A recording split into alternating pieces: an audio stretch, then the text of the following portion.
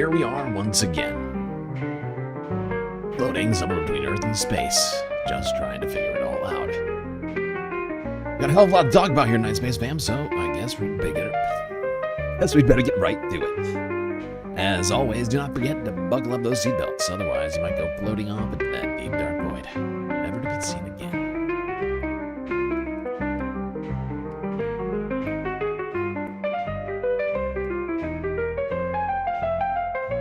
Well, Space Fans, beautiful to see you here on this May Day, May 1st, Friday, 2026. We only got one thing to talk about tonight. It's going to be May Day. May Day protests all around the world. But first, some shout-outs. Mozart, PB Lou, and Young Chris, 123 in the YouTube chat. Jetman, Douglas Worth. Echios, also here. Arvin Trevino, Pitchfork Dragon. Big Jerry. Perfect Cell, Fishbone.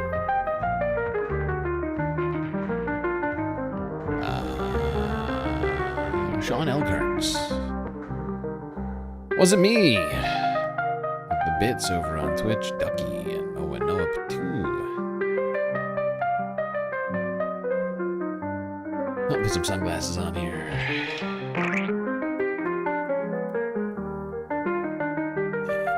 Tinfoil hat.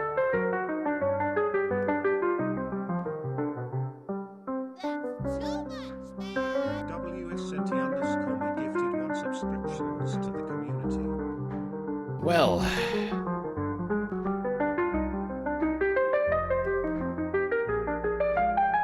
today is the 140th anniversary of May Day.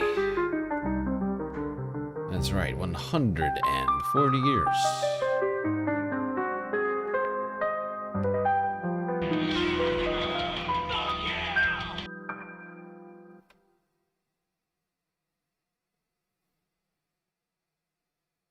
Let's start this puppy off here.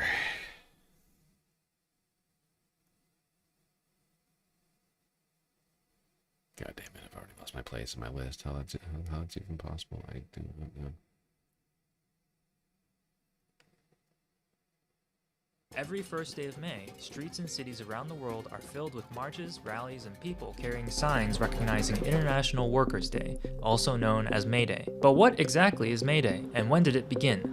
The roots of the holiday can be traced back to over a century ago to 1886, when the Knights of Labor, the largest workers' union in the US, called for a nationwide strike starting on May 1st. The goal? To secure an 8-hour workday, especially for factory workers. This had been a long-standing demand for workers who often worked 10, 12, even 14 hours a day on the job. 4 days into the strike, a group of workers called for a rally in Haymarket Square, on Chicago's west side. By around 10 o'clock that evening, a line of policemen was approaching what was left of the gathering.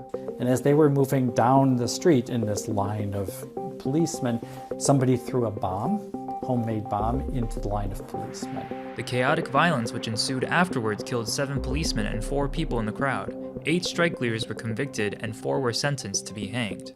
And it was 2 years after that event that then the kind of international socialist movement, which was a very, very important movement in the late 19th century across the industrial world, declared May Day as a day of worker solidarity and action in memory of what had happened in the Haymarket crisis in Chicago. With labor and immigrant rights historically intertwined, the focus of modern May Day rallies have an added element. Let's do it! Let's transform the country! In the United States today, Megastar with the biddies over on Twitch. Hype Train, a rare treasure hype train. Oh my. Wow. At level 2, participants save 35% on 5 or more gift subs. Ooh, very fancy. Very fancy, everybody. We're very close to 79% of the way through that train. A rare treasure train. The excitement is palpable.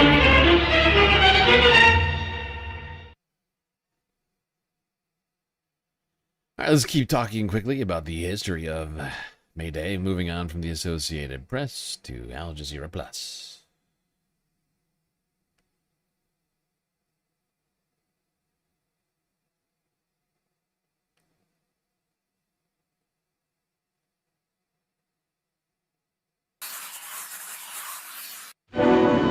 For millions of workers around the world, the 1st of May is their day. In the late 19th century, American labor unions were fed up. Fed up with being overworked, in dangerous conditions, and with little pay. So in 1884, the Federation of Organized Trades and Labor Unions met in Chicago and had one major demand: an 8-hour workday. And on May 1st, 1886, over 300,000 American workers went on strike. 3 days later, thousands of strikers met in Haymarket Square, where a riot broke out between cops and workers. A bomb was thrown into the crowd, killing several people. It was called the Haymarket Massacre. And today, May 1st is known as International Workers' Day. While every country's workers have a different history behind May Day, they all commemorate those who have and continue to give their lives for workers' justice.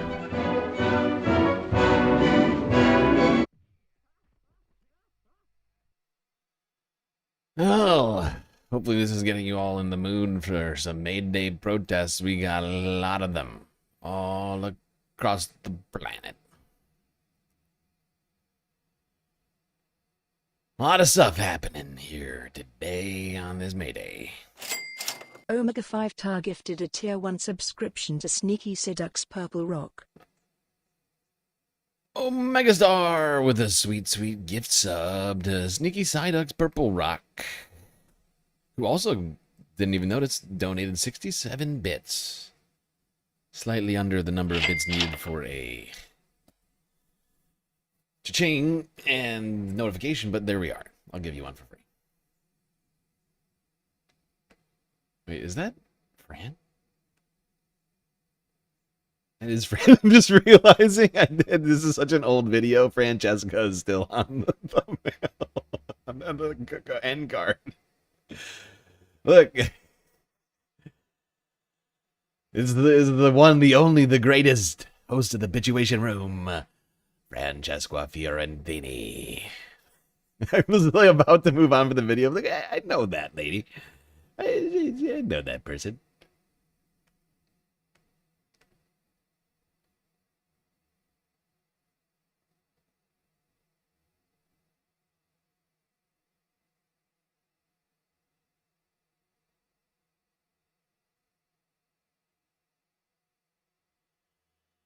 Six, 7. Ah, good point, Ducky. 6, 7. Well, we just completed the level 1 hype train. We're now at level 2, thanks to that last gifted sub from Omega. Which means all gift subs, five or more gift subs are 35% off. It's a steal.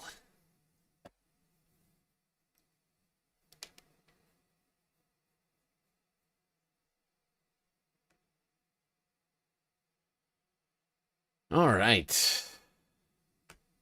To MS now. Oh, wait, one more. Sorry.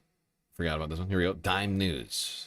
Last historical retrospective on WSNT gifted 5 subscriptions to the community.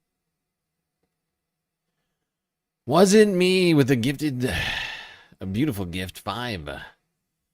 Galactic sub to the community. Vlad, Amir, James from Kazoo. Pastrana on Rye. Pastrana on Rye, okay. Azrael Guru. And what the fuck, Donnie? Incredibly generous.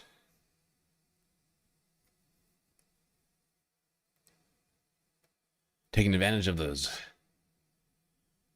discounted subs. Immediately, if not sooner.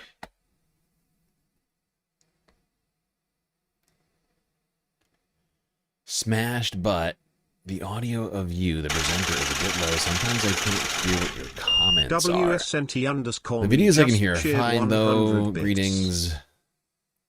Thank you, Babia. Appreciate that. Yeah, I'm just noticing that I'm talking sort of to the side of my microphone, and it requires me to talk directly into it. Okay.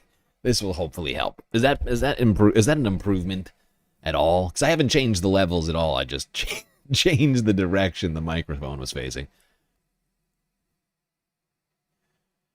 Being a little lax with my posture.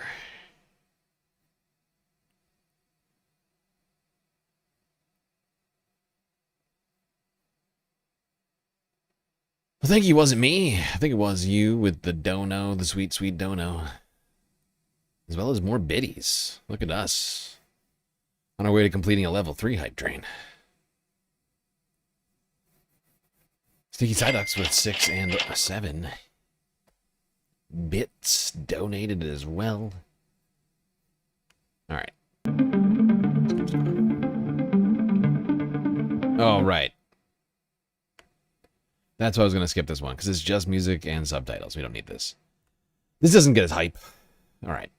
MS Now up next. MS Now from 7 hours ago. Nationwide May Day rallies. I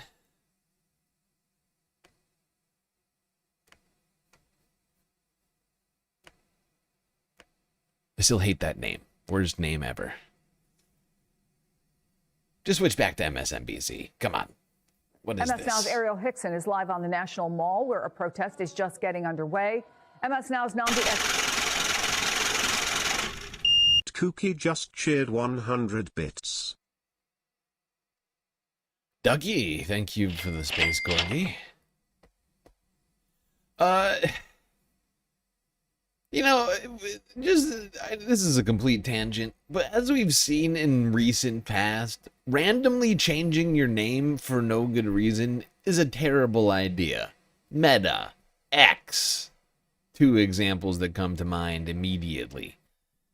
And just go back to MSNBC, pretend you never did it, and we'll all forget about this horrible decision, MSNBC. Anwu is covering May Day events in Minneapolis. Also with us, Eddie Glaude, professor at Princeton and an MS Now contributor and political analyst. Ariel, from the Washington Monument, an event that is the centerpiece of today's action. Tell us what you're seeing and hearing. Where's my... Well, Chris, you can see and hear a really energized crowd right behind me, just steps from the White House. This, as the president is getting ready to depart for Florida. I don't know if you can hear some of the helicopters as well, clearing the airspace for that to happen. This, as thousands are gathering here today to get the attention of President Trump to key issues when it comes for immigration, economic issues, federal rights for workers, as well as environmental issues across the country. It's all part of May Day's Strong, a nationwide effort calling for no school, no work, no shopping across the country, all to create a real economic blackout that is happening right now. Now, I spoke to a number of really passionate individuals who say they're quite concerned about what's happening overseas and how that's having quite an impact on the economy here today when it comes to inflation and gas prices. Take a listen. Why are you here today? To be a part of our community, to hold our governments accountable for, to voice our concerns, what's going on not only in our country but other countries, how what we do affects everybody. You have families that aren't able to eat. We aren't able to put gas in our car to drop off our kids and pick them up from school. We have to figure out we should pay the light bill or put gas in the car. It's disheartening rather, but it's embarrassing. Now, in about 10 minutes, this crowd is about to gather together and march immediately, right past the White House. sooner. At some point, there's going to be a concert where union leaders are expected to address the crowd, get them energized. At this point, here in Washington, D.C., it's especially significant that this crowd is gathering because this area has the highest rate of unemployment in the country. According to the Department of Labor, that unemployment rate is at 6.7%. There's a number of former federal workers in the crowd who say that today is extremely important for the Trump administration to pay attention to for the future. This, of course, is one of thousands of events that are happening across the country, calling for justice, calling for a number of different groups to come together and really focus on the rights of just so many people. Thank you so much for that. Keep us posted how things are going there. Namdi, you're at an event in Minneapolis. Tell us about the mood and what you're hearing. Yeah, you know, we're at an event that really speaks to the intent behind May Day, which of course started amid efforts by workers to advocate for better working conditions. That's what we're seeing happen right now behind me. You can see these are all local 17 hotel workers. They're union workers that are currently striking as they try to push their employer to give them about a $2 to $3 wage increase. They tell me the goal is just to get a basic living wage. They tell me that the struggle has been real. People I've spoken to have pointed out that this is a largely immigrant, largely lower income workforce, one that I will remind you is still recovering from the surge of immigration agents we saw in Minneapolis, and that surge disrupted business. You know, I just spoke.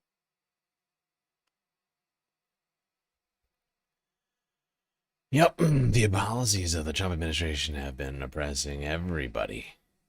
Pretty much. Workers, businesses.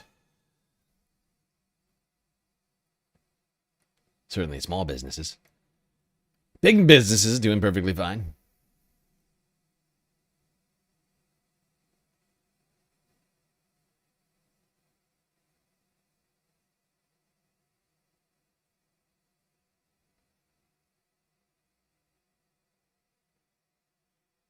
All right.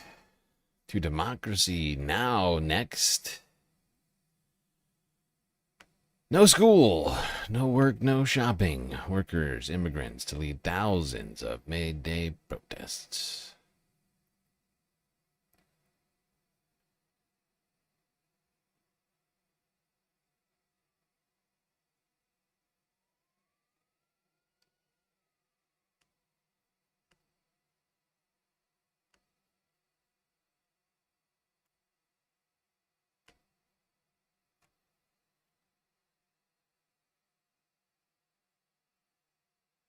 This is Democracy Now!, democracynow.org. I'm Amy Goodman in Boston. Juan Gonzalez is in Chicago. Workers around the world are rallying today to mark May Day, International Workers' Day. In the Philippines, thousands of activists rallied earlier today in Manila, calling for higher wages and an end to the U.S. and Israeli war on Iran. At first, you might think there's no connection. But as we saw when the war in the Middle East broke out, crude oil and gasoline prices shoot up. There's a domino effect. Prices increase across the board. Gasoline prices rose by more than 100%, leaving our jeepney driver colleagues with very little income. Many of them no longer want to go out and drive because they can't earn enough. In Argentina, thousands of workers rallied in Buenos Aires Thursday ahead of May Day to condemn the economic and labor policies of Argentina's far-right president, Javier Milei. Unfortunately, today in Argentina, the economic situation and the economic plan being carried out by Javier Milei's government are seriously affecting the situation of all workers, which deteriorates more year after year. People are very angry, very dissatisfied, and they will make that demand felt by taking to the streets of Buenos Aires and the rest of the cities across all Argentine provinces.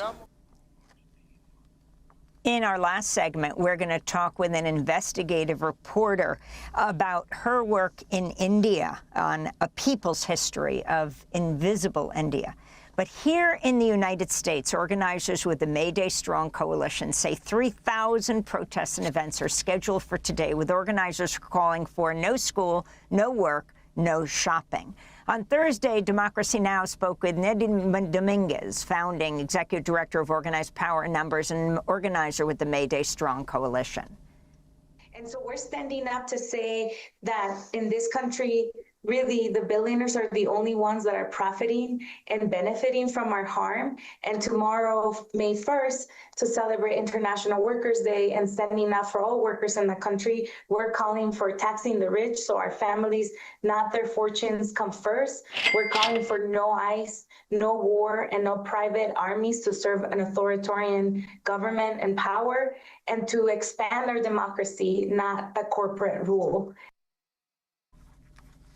We're joined now by two guests. In Los Angeles, Pedro Trujillo, the organizing director at the Coalition for Humane Immigrant Rights and the coordinator of the LA May Day Coalition. And in Chicago, where Juan is also, Stacey Davis Gates, president of the Chicago Teachers Union, president of the Illinois Federation of Teachers. We're going to begin with Pedro in the streets of Los Angeles. If you can talk about the organizing that's going on in Los Angeles. Last July, immigration agents in SWAT gear and armored vehicles descended on MacArthur Park, where the largest planned rally is happening today. Can you talk about the scale of ICE activity now and the particularly targeting of workers as we discuss this on International Workers' Day? Good morning, all. And we were just a few hours away from our major demonstration here in MacArthur Park. And as you said, we are standing on the ground that was utilized as a space to intimidate the community just over 6 months ago, close to a year ago, here at MacArthur Park, where Bovino and company descended on MacArthur Park while kids were out here in the park playing. And we have not seen the scale or operations that we were seeing in the summertime and up until the end of last year, but they're still operating in our communities on the day-to-day basis. We're still hearing stories of family separation, of cruelty, and a lot of cruelty in the detention center still. And so that's why we're bringing our group together. That's why we see such a strong coalition coming together, over 120 organizations and unions here in Los Angeles endorsing this march. We haven't seen this level of support, of engagement in a very long time. So I'm really hopeful that we are able to advance our demands, which is that we want no wars. We want education, healthcare funded instead of wars. We want citizenship for all, and we want that people's dignity and that their lives are actually valued, right? That they're not taken as ways of making money off of people's bodies and their lives. Yeah, I'd like to bring into the conversation Stacey Davis Gates, president of the Illinois Federation of Teachers and of the Chicago Teachers Union. You're speaking here from Chicago, the birthplace of May Day. Back in May 1st, 1886, thousands of workers in Chicago protested and went on strike demanding an 8-hour day. Could you talk about the efforts of your union to get the public schools to basically shut down so that students and parents and teachers could participate in May Day protests? Thank you for that. Listen, in Chicago, our union is ran by high school history teachers. And so we thought it was necessary to wrap ourselves in the history of this great city and its interconnectedness to the workers' rights movement. 4 years after the Haymarket Affair, our union was born. In order to make this holiday mean something to the families of this city, you have to speak to the young people and their parents. And so we were able to negotiate an agreement, a memorandum of understanding with the Chicago Public Schools to engage all of our children in teaching the truth about May Day and creating academic freedom for all of us to understand where our empowerment comes from. It comes from community. How do we practice it? With solidarity. And these are the most patriotic and American lessons that we can learn, especially on the 250th anniversary of this American story. America, fuck yeah! All right. Let's keep this May Day going. God, I'm so out of it today. I woke up so late. Oh, I barely managed to get together for a stream. I have been really struggling to get to sleep lately. Like, really struggling. Just been lying in bed for hours, unable to fall asleep. It's not a usual thing for me to do. I'm, at least, there was a time where I felt like I had no problems getting to sleep, but lately it's been very difficult.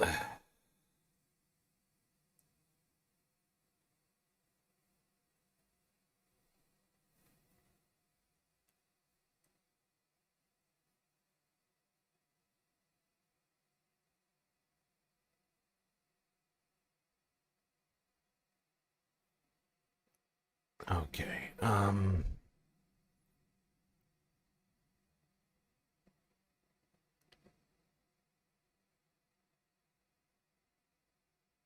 All right, let's start going through the clips now. All the live streams that we got.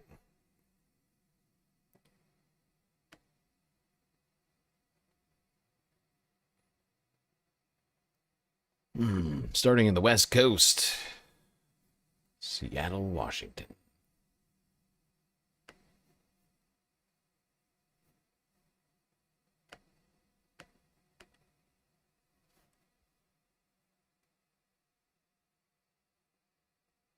Today, thousands gathered in Seattle for May Day. The history dates back 140 years as a fight for American workers' rights.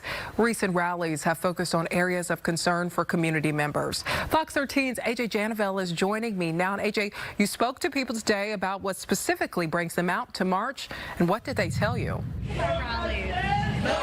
Sabir, it's interesting because there's several rallies throughout the entire area. We were in one neighborhood of the city earlier. Now we're down in the Pioneer Square area where another rally has started. Now, while this all started decades ago as an effort for workers' rights, the people who are rallying say that goes hand in hand with a lot of the issues that communities are seeing today. Things like the federal administration as well as ICE.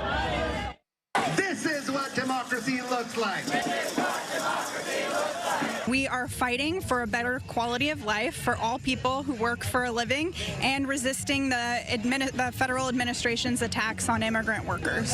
Thousands making their voices heard, concerned and unhappy with the current state of the world. We need to end all funding to ICE and abolish the agency. I think workers need to be paid more fairly for the labor that they do. I think we need to end the billionaire class. And I think that overall we're not going in a very good direction right now. While they rally together now, people say the efforts need to extend past the excitement of the day. This is when the movement comes out, right? And obviously, you know, whenever any kind of struggle or mobilization comes forth, protests are an extremely important first step to be able to start building towards the kinds of organization that is needed. Of course, protesting is not enough, right? For many of these people, that means making sure the right folks are in office, who will represent their goals. And while there are many voices at Friday's rally, they say they need to be united to bring change. Poder lograr salir adelante. If we fight together, we're stronger. We have to be strong and together fight as a one. Now, there are rallies throughout the areas I mentioned, including in Tacoma, Olympia, and Linwood. This rally here behind me is expected to march. They're here in regards to FIFA World Cup, making sure that the immigrant workers who are a part of Lumen Field will be protected. Sabir? Okay, workers in Seattle protesting here on May Day. Now we're going to travel down the coast to Oregon, where more rallies were taking place today.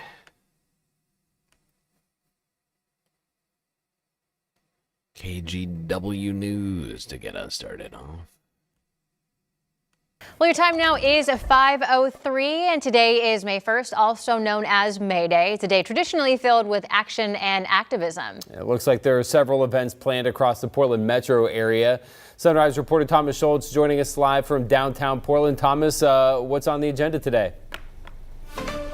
Yeah, guys, well, look, there are events all over the place, like you mentioned, Matthew. Here in Portland, there's going to be one at noon at Southwest Park in Jefferson. That's where we are right now, pushing for workers' rights, and also this year pushing back against the Trump administration. Down in Salem, they're also going to have one that'll kick off at 11 this morning right outside the state capitol. Thousands of people are expected to be in attendance at these events across Oregon.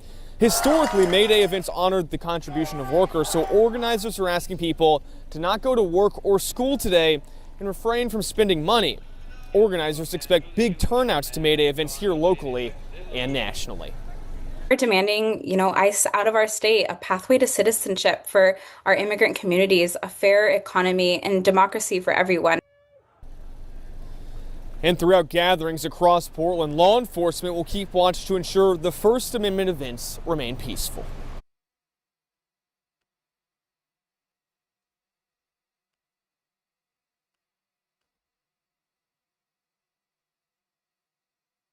You bought it before the nicotine vape ban? Do you live in a place where nicotine vapes are banned? Nobody can explain to me why it's beneficial to society to ban nicotine vapes. Like, I haven't heard a single decent argument. While tobacco products, pouches, dip, rolling tobacco, cigarettes, cigars, those remain legal. Nicotine vapes are somehow worse for society? Somebody explain that one to me. They can't do it. It's a nonsense fucking regulation. It's on behalf of the tobacco companies. It's the kids. You can't just say the kids. I know that's what they say, but it's a nonsense argument. You can't just say the kids. Why is that? Why aren't we making the exact same argument for tobacco? See, like it's dumb. You can't just arbitrarily bring up children. But that's what they do. I mean, it's ridiculous. It's ridiculous. Like, explain to me why everybody should have to change their behavior because kids exist.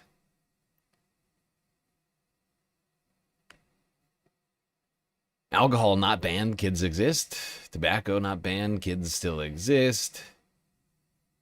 Guns not banned, kids still exist. All sorts of stuff we don't ban, kids continue to exist. And yet, things like nicotine vapes attacked. It's because of profits. It's because of the profits of the fucking tobacco companies. That's why. Because they can't control the vapes.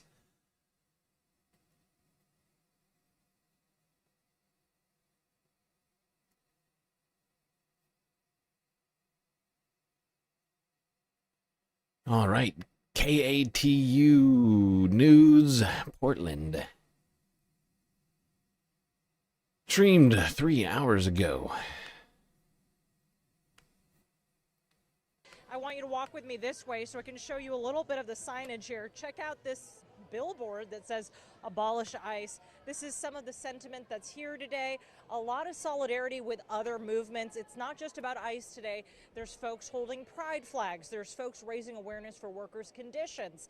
Like I said, solidarity is the word tonight. Now let's walk over this way because I want to look at these folks over here. They're about to march. You can see several flags being held up, and I want to give you a look, and I'm trying to read what they say for you. The main sign says, defend migrants from Oregon to our homeland. It looks like it's the International Migrants Alliance that's holding this. If I'm going quiet, it's because I want you to listen to some of the chants.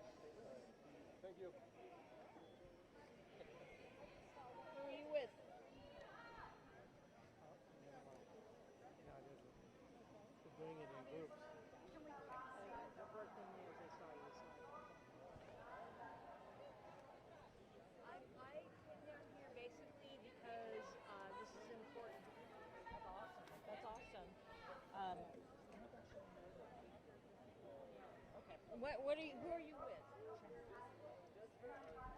Alrighty, I am back on camera and I'm here with somebody who's come out for May Day. Sunny.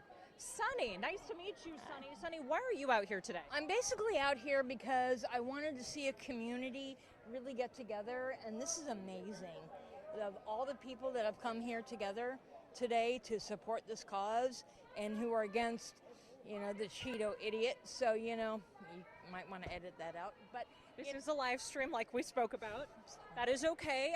Tell me what cause you're here for.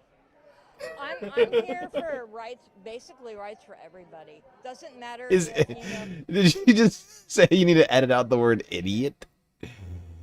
Is idiot a swear word all of a sudden?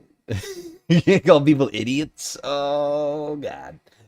Oh, poor KATU News. They heard the word idiot. No! If you don't have a green card or you're not, we all. Okay, the volume is so low for this video, I can't do it. I can't do it. It's terrible. I don't know why they can't get a decent microphone. But the levels are so bad. You literally can't hear anything. Alrighty, if you turn around this way with me, looks like hundreds, if not thousands of folks are about to march off of Southwest Main. So we're walking with them. It looks like the Portland Association of Teachers is leading this march. You can see they're holding signs. One sign reads, "If you think wanting schools fully funded is greedy, you should meet a billionaire." That's one of the signs held by a protester who's standing with Portland Association of Teachers. They are leading this march right now.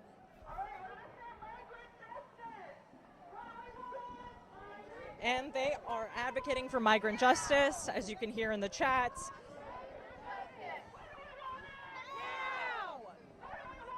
Migrant justice! Now! Migrant justice! Now! Migrant justice! Now! Migrant justice! Oh. As you can see, protesters are walking in the middle of the street. We already saw some road closures happening.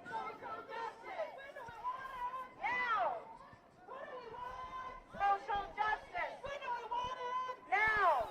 All right, looks like they've stopped. Social justice! When do we want it? Now! What do we want? Social justice! When do we want it? Now! What do we want? Social justice! When do we want it? Now!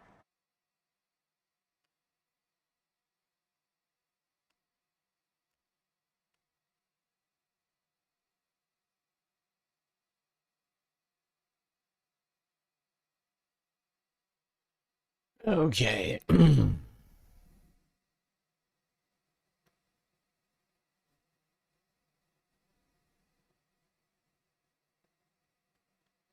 going to keep moving our way down the West Coast from Portland down to LA, where a massive May Day rally moved through downtown Los Angeles.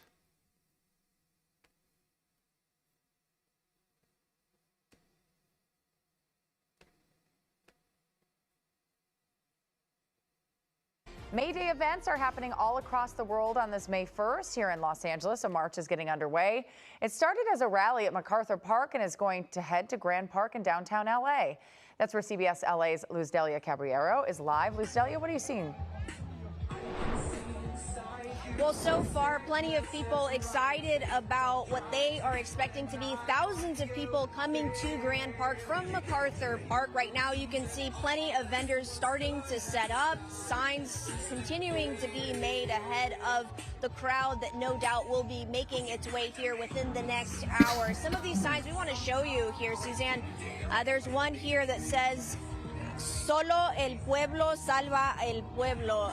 Essentially what that means is the community, the people, will be the ones to save the people. And that is the unifying message that we've heard time and time again from the people who are here awaiting the thousands of people that should be coming back to MacArthur Park. We want to go ahead and show you some of the aerials right now. People are kind of standing around and waiting, following some speeches at MacArthur Park to make their way over to Grand Park. It is going to be about a 3-mile trek in and around neighborhoods traditionally that have lots of immigrant roots, and that's also a message that has been echoed here and that we expect to continue to be echoed is immigration reform. They definitely want some sort of immigration reform, and along with workers' rights, that is going to be a message that is going to be hammered in today. So that is going to be expected. As far as how long this will last, only time will tell, but organizers here say that they want to continue to get their message across, and they will anxiously and excitedly wait for the crowd to make their way from MacArthur Park right here to... I'm glad I'm not the only one who finds the music, whatever this DJ is mashing up in the background, to be off-putting. This is one of the strangest mashups I've ever heard. It's like this really ambient, like, spa music with... What is the name of that fucking band? God damn it, I almost called them Three Doors Down. Oh, God, it's just a terrible System of a Down, that's what it is.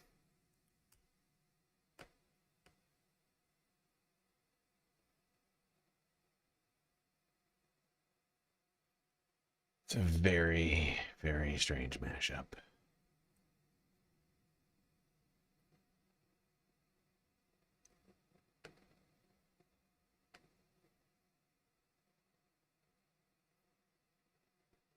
All right, we're staying in LA for now. Right now, thousands have taken to the streets for that massive May Day rally in March. Let's get right to Eyewitness News.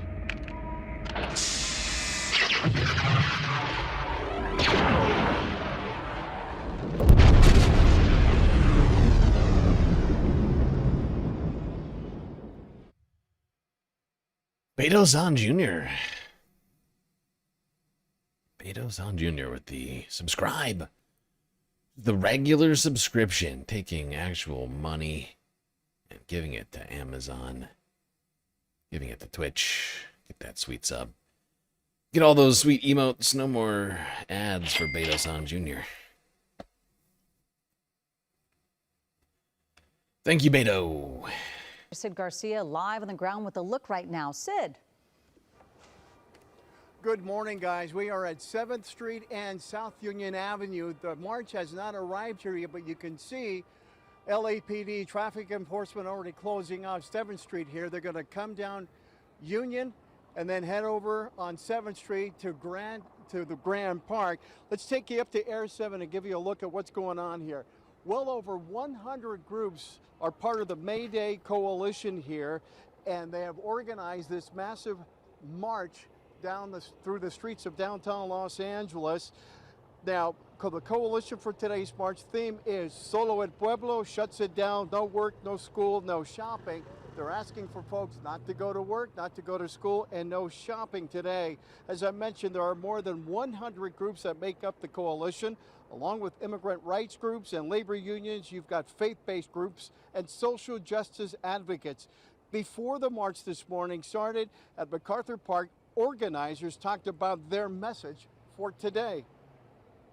We, the people, are the power that will ensure that our elected representatives respond to our needs, our vision for a better life, good paying jobs, affordable housing, and ICE and Border Patrol out of our communities, ICE out of LA. This is International Workers' Day, and we're fighting for more dignity, more fairness, more opportunity, and a real chance for working families to thrive. Because under this administration, too many working people are being pushed to the brink. The rising cost of living is stretching families thin, while policies continue to target and divide communities, especially in our immigrant communities. Organizers of today's march and the LAPD are asking that this be a very peaceful march and rally. We're at 7th and Union. The march getting started, you can see from Air 7 from MacArthur Park. They'll eventually make their way down to Grand Park, across the street from LA City Hall for another rally down there as well. In the years past, we covered this. They've always been peaceful, but you may recall 19 years ago in 2007, the May Day Melee. I was covering it that day and I got a rubber bullet to the calf. But since then, it's been mostly peaceful, and the folks just want to get, the organizers just want to get their message out there, protecting the rights of immigrants as well as workers. We'll have more for you in later editions of Eyewitness News this afternoon. Yes, indeed.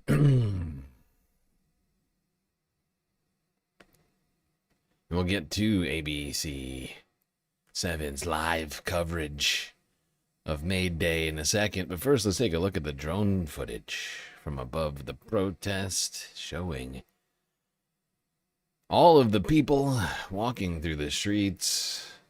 God, it looks beautiful in LA right now.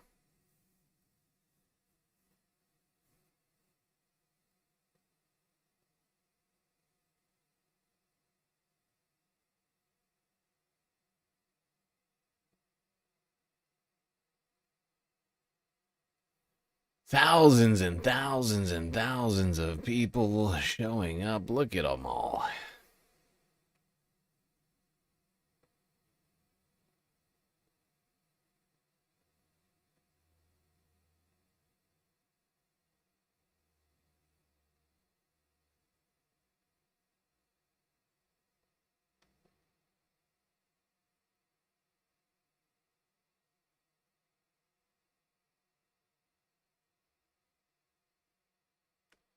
Okay.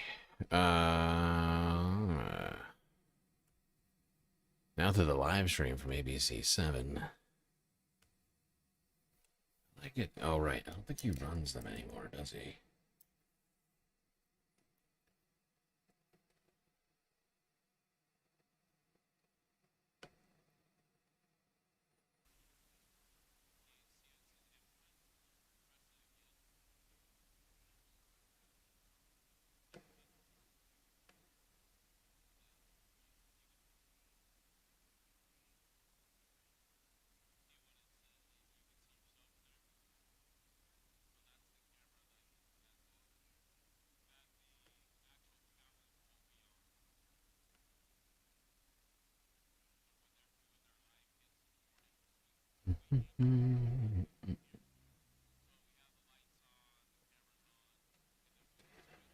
So there's no sound for this live stream, but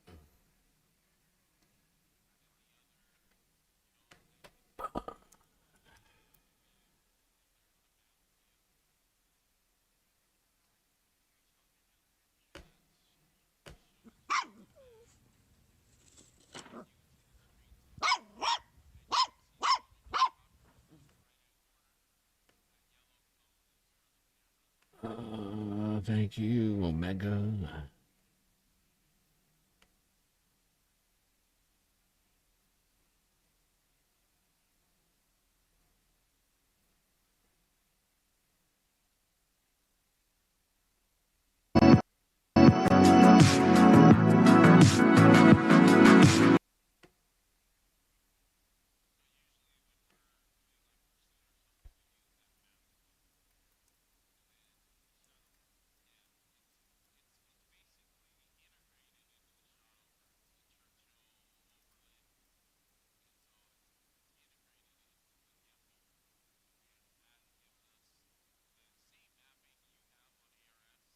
Oh, wait a second.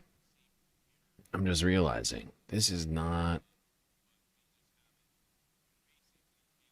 This is. I think this is in a different city. I think this is in Philadelphia, isn't it? Okay. Yeah. Looks like it is.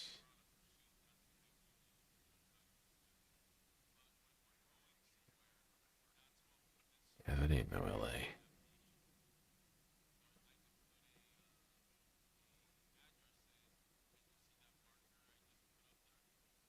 Well, I thought I had a live stream from on the ground here for LA, but I was tricked. Someone said that Hassan did a live stream at a rally. I assumed it was a live stream in LA, but apparently not. Looks like it was in Philly. So we'll get to that later. From LA, I did this in the wrong order. Whatever. Let's go to the Bay Area. Happening today, the 1st of May means May Day events around the world supporting international workers. And in the Bay Area, it also usually means protests and rallies. Today in the Bay's Bob Riddell live for us this morning. And Bob, talk to us about this. So will the focus be any different this year? There could be a greater focus on the rights of immigrants. You hope I don't take offense to that. You hope I don't take offense to what? I don't take offense. I don't know what you're talking about. I do not know what you're referring to. So I'm assuming I don't. In light of the aggressive tactics by ICE agents in recent months. This is video of May Day protests and rallies from last year, and we expect lots of large demonstrations today throughout the entire Bay Area in support of those workers and others. May Day, which is also known as International Workers' Day, is recognized worldwide. This country has been marking this day for over a century in recognition of the unions who were fighting for better workplace conditions back in the late 1800s. San Francisco will be the site of one of the largest May Day rallies, which will be at 2 o'clock today at the Civic Center Plaza across the bay. In Oakland, there will be a rally in Marsh and Fruitvale, again, also at 2. And here in the South Bay, people in San Jose, they're going to march to City Hall for a rally. Again, it also starts at 2 o'clock. In East San Jose, students from several high schools plan to walk out of class late in the morning, early in the afternoon to meet at Story and King for an eventual march downtown to City Hall to show their solidarity with immigrant workers, especially, again, those who have been targeted recently by ICE. Reporting live, Bob Riddell, Today in the Bay.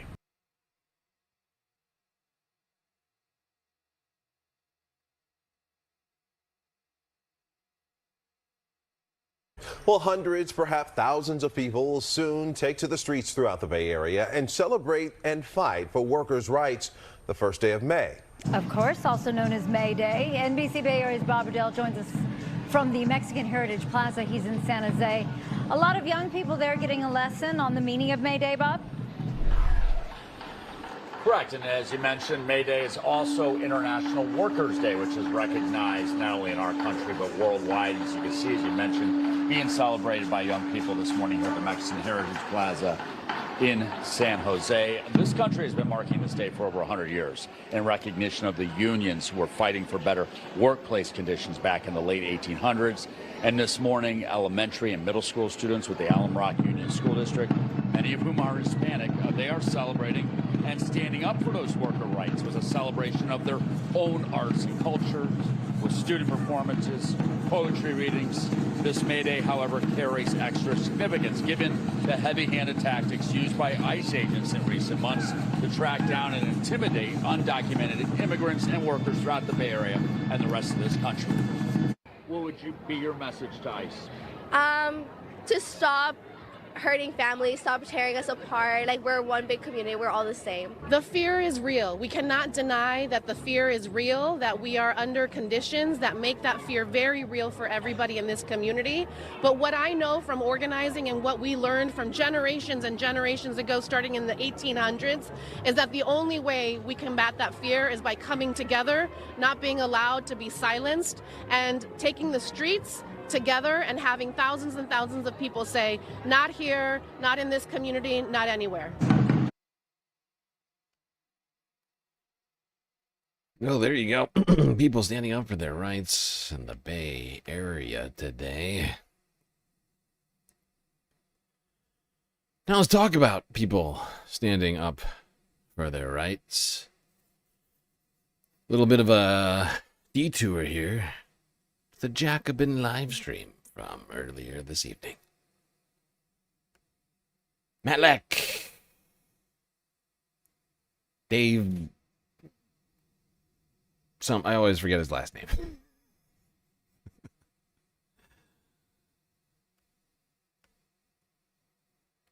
Gruskin? Something like that.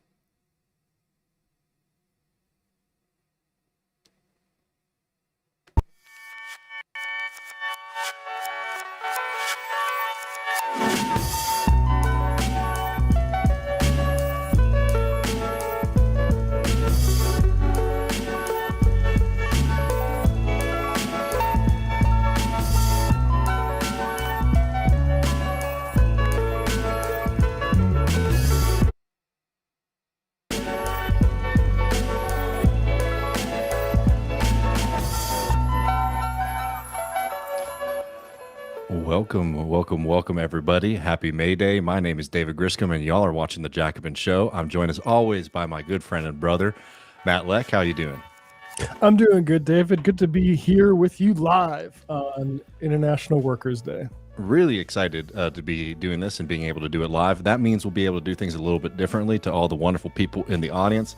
This is your day on The Jacobin Show and all over the world, so we're going to be really excited to be able to take your questions. We are doing a May Day special here at Jacobin. There are links for y'all to be able to get really incredible deal on Jacobin Magazine, both digital and the print version. You can get it for $1 in digital and $10 for print subscriptions. We have this link. Let's see if we can put it up for everybody real quick. If you use the code Mayday2026X, you'll be able to get that. You can also find direct links on social media. We're going to be joined by many wonderful guests from Jacobin and from all across the great country. Really looking forward to having these conversations and being able to celebrate with all of y'all. Before we get into bringing on some of our guests today, I did want to take a second and kind of remind everybody about what this day is and why it's so important. May Day is our day. May Day is the day of the working class, and I figured it would be a great way to start by looking at some words from one of the great American socialist leaders, Eugene Debs. This is a speech that Eugene Debs gave when he was in prison. Let me get started off here. Eugene Debs. On this May Day, let us stand upright and be counted. We need to be united. We need to get together. We need to feel the common touch. The world will always be against us if we are not for ourselves. You who produce everything, you who really create, you who are conserving civilization, how can you endure to think that you are the bottom class, the lower order? When you go for a job to the master class, you work upon conditions which they prescribe. You depend upon them for the tools, you work for their benefit. But now, look into the eyes of your brother and see the new light that is shining there. We have endured. We have been oppressed. We have suffered. Now let us unite and stand together against capitalism. Let us unite industrially. Let us establish the service qualification for industry. What they call, quote, the dictatorship of the proletariat simply means no work, no vote. Unless one serves society, he cannot enjoy the protection and comfort of society. Let us working men establish the absolute rule that since labor creates all wealth, all good things of right belong to those whose labor has produced them. The doors of the prison may clang shut upon our bodies, but they cannot imprison our souls. A few of us may fall, a few of us may die, but the great movement goes gloriously on. It cannot be long now before it shall triumph. Our emancipation, the emancipation from the power of the ruling class, cannot long now be delayed. On, comrades, with renewed resolution, with courage, mounting ever higher. We are right, and the right will win. Really wonderful words there from Eugene Debs, somebody whose work I have taken tremendous guidance from throughout my life, and somebody who I'm thinking about celebrating in addition to all the comrades who have come before us and all the people in the fights today. Just a quick programming note, we're going to be taking questions from the chat throughout. We're going to have a lot of guests, so get those questions in. We'll try to get to as many as we can as we bring in multiple guests throughout the program. We're going to be joined in just a little bit by Micah Utrecht, the editor of Jacobin. But before that, I think we have a very special guest from the Philadelphia. Okay, well, if you want to know what else they talked about on Jacobin, you're going to have to go watch it on their channel. But I just figured we would pop that in here for a little fun. Just going to skip ahead here a little bit.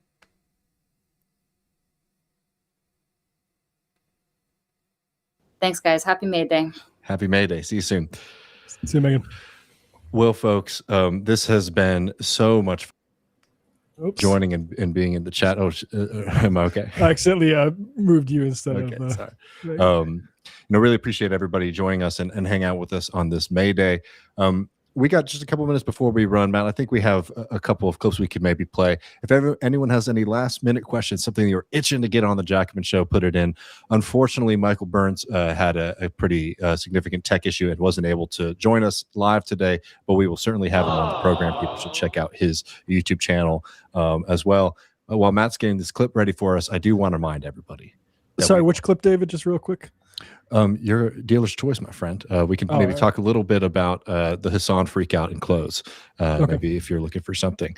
But we are running this incredible deal here at Jacobin. Our May Day special, $1 digital subscriptions, $10 print subscriptions. You get that by using code Mayday 2026X.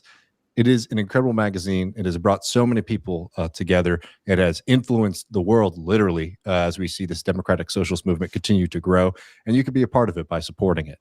You not only get all the new stuff that's coming out, but you get access to the incredible archives. I was actually just flipping through one of the older editions on the kind of radical potential of the Civil War, something that I think we could all use a little bit of a revival of. But before we go, and unless anybody has any questions,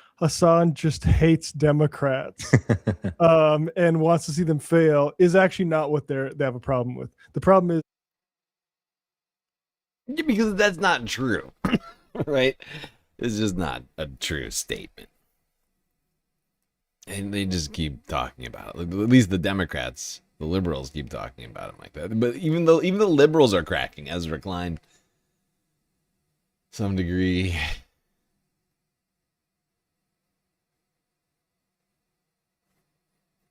Well,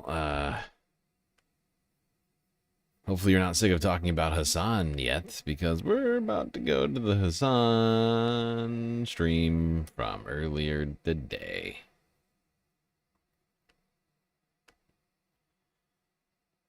He was hanging out with Cory Booker, I think in Philadelphia. Although I don't know for sure. I guess I could go back further. I just don't know how much time, I have here. Okay, maybe... Yeah, when he gets in the cab. Is that Carolyn Kwan? I think it is. Yeah, definitely. Unfortunately lost their seat to Wesley Bell in the last election for basically doing the right thing. Corianica Bush, born July 21st, 1976, is an American politician, nurse, pastor, and Black Lives Matter activist who served as the U.S. representative for Missouri's 1st congressional district from 2021 to 2025. The district includes all of the city of St. Louis and most of northern St. Louis County. Cory Bush is a... Actually, you know what? I take it back. This is out of order. I'm doing this out of order. I have more Philly stuff, don't I? I do, and that's not up until after these ones. Oh, God. I'm getting way ahead of myself. I'm sorry, everybody. This debated you on the Hassan tent. Oh, it's very mean of me. Sorry, Space Fams.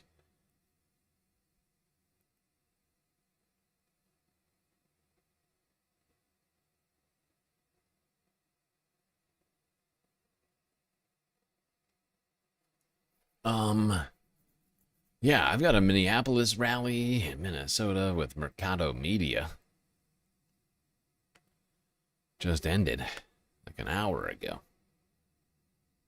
That's where we should be right now. Instead, we are here in Philly. Makes no sense.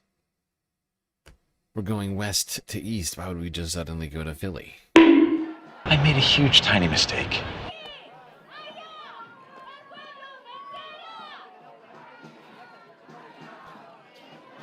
God, it looks cold in Minneapolis still.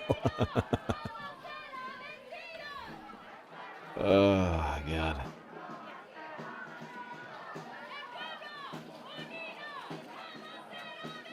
Did I say Cory Booker? What? Did I say Cory Booker? No. That doesn't make sense.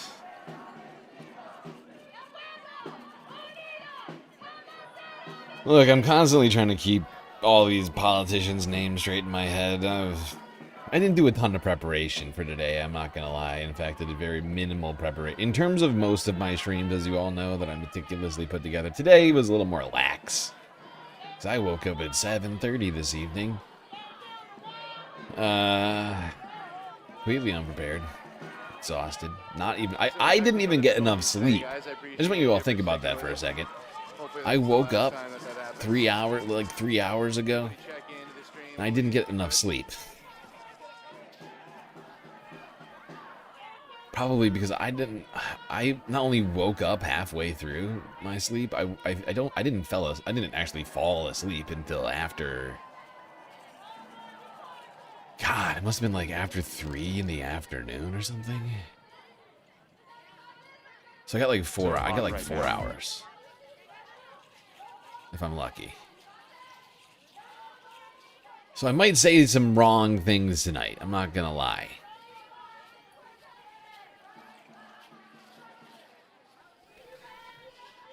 It will be, of course, completely unintentional.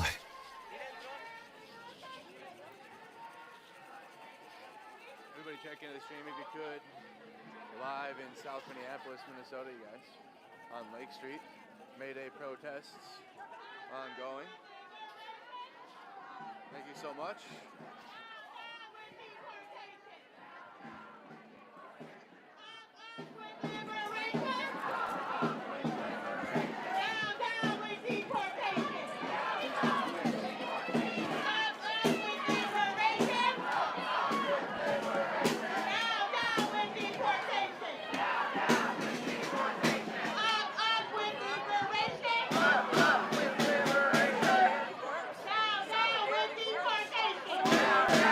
All right, how about now? Can you guys hear now?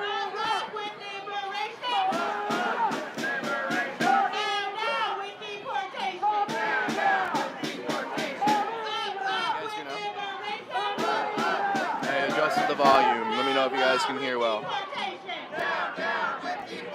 How about now? Yeah, it's getting better. It's also a lot of people out here, guys. The whole Lake Street's going to be full.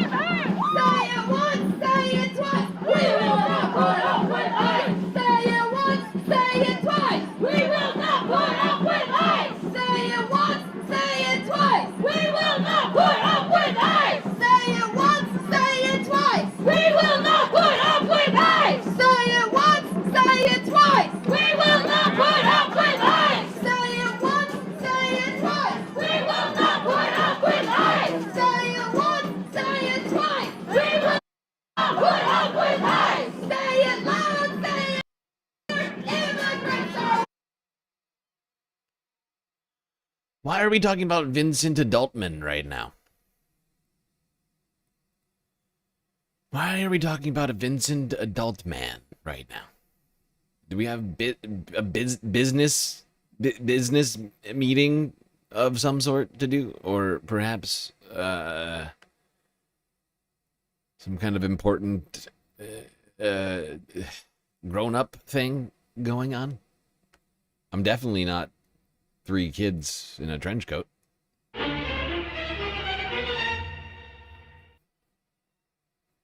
You're hurting the kids. Come here, say it loud, say it clear. Immigrants are welcome here. Say it loud, say it clear. Immigrants are welcome here. Say it loud, say it clear. Immigrants are welcome here. Say it loud, say it clear.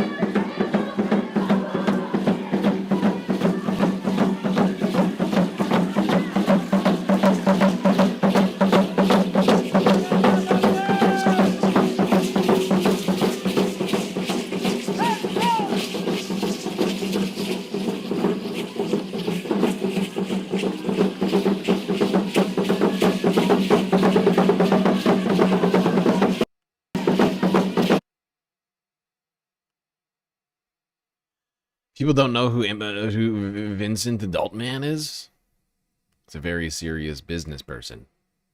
Who's definitely not 3 kids in a trench coat. Other grown-up. Ugh. Oh, cheer up, dummy. Your book is a huge success. Everybody loves you. You just won a Golden Globe. If you can't be happy tonight, maybe you'll never be happy again. I'm sorry, they're supposed to be encouraging because it's super bleak. Vincent Adultman, how are things at the old 9 to 5? Good. I went to the stock market today. I did a business. I did a business. You're a little baby.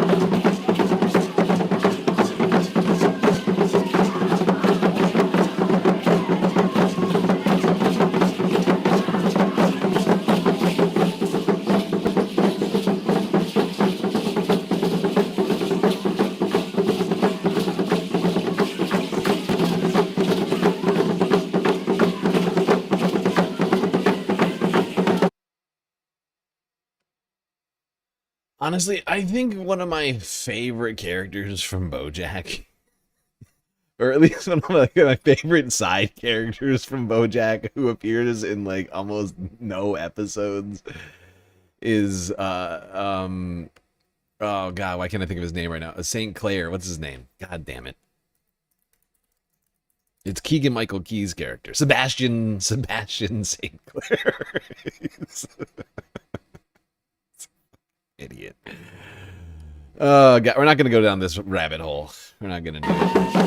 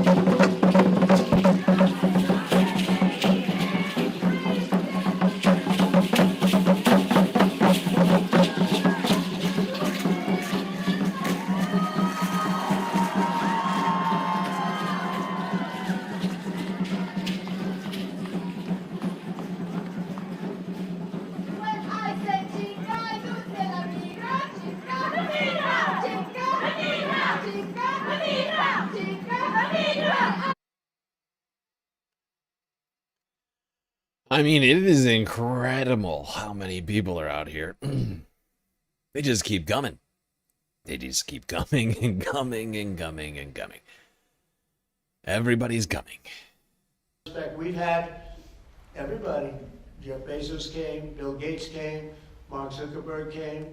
Many of them came numerous times. The bankers have all come. Everybody's coming. I haven't had anybody say anything bad about him.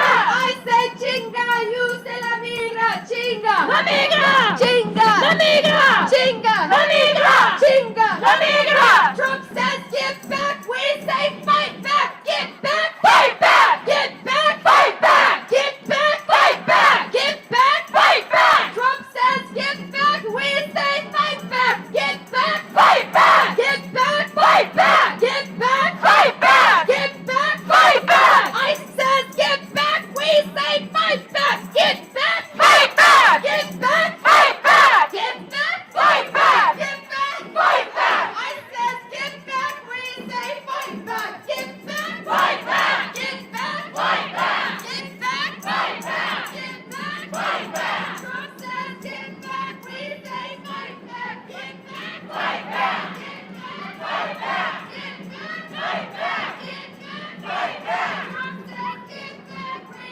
say fight back. Get back, fight back. Down with the Epstein About guns. Jeffrey Epstein. This guy's been talked about for years.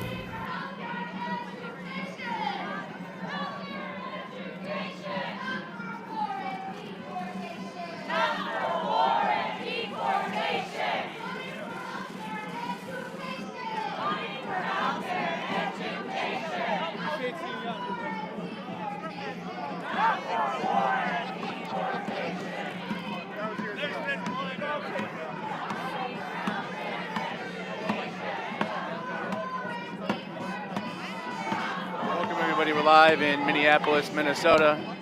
It's May Day, we're having a May Day protest today.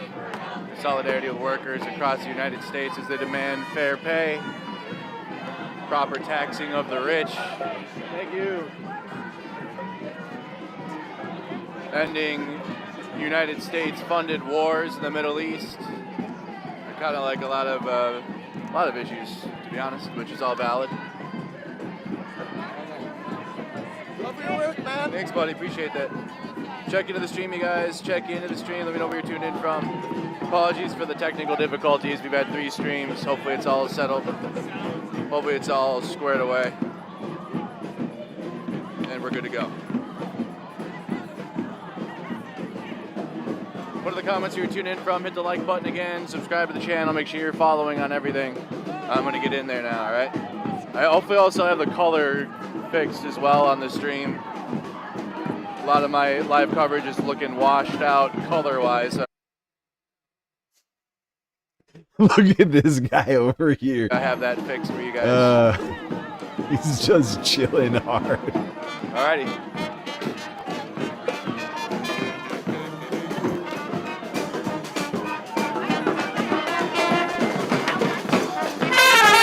Marching band time, okay.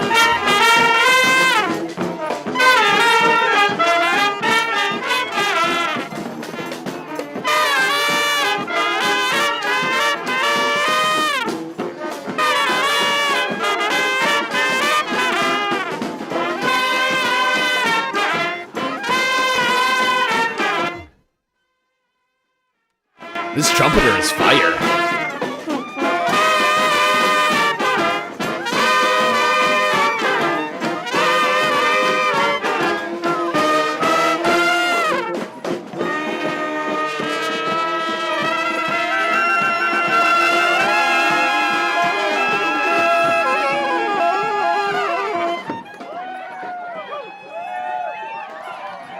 Yeah, those what do you call them? Flamons or something? Those are some nice flamons right there from the trumpeter. Very impressive stuff. Very nice accents coming there from the brass section.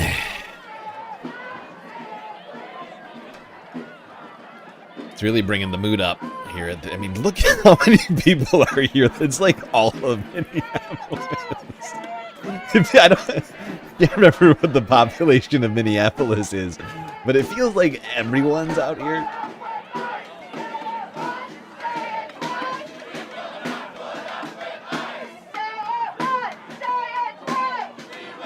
Support independent media, you guys. We're live on the ground all winter out here. We're not live on the ground all year out here, guys.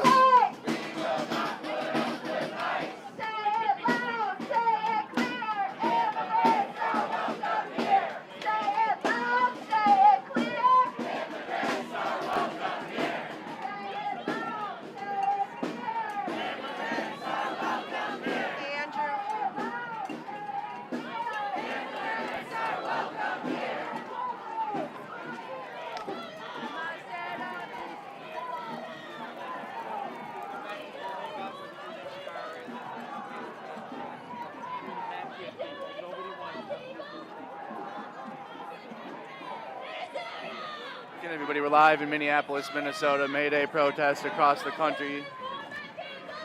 Protests across the country. Been having live coverage in Chicago, in Los Angeles, in New York City. This is Minneapolis, Minnesota. From what I can see, one of the bigger May Day protests of the day so far.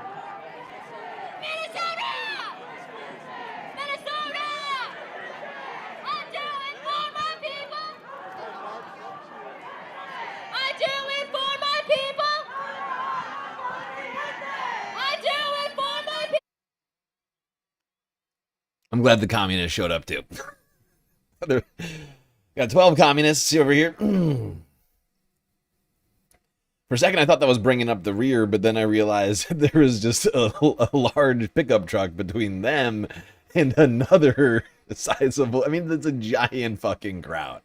How long has they been? All right, 15 minutes. We've been watching this for 15 freaking minutes. Speaking of, thank you, Mercado Media, Status Quo News. Everybody go subscribe. Go subscribe. Come on. Come on. You could be watching these things live over there. That's on YouTube. That's on YouTube.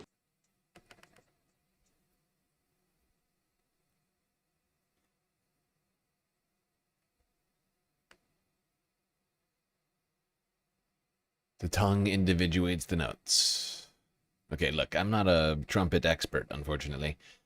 I always wanted to play trumpet, but it's one of the musical instruments I mean, I've picked up a trumpet. I can make notes happen out of it a little bit, but I can't.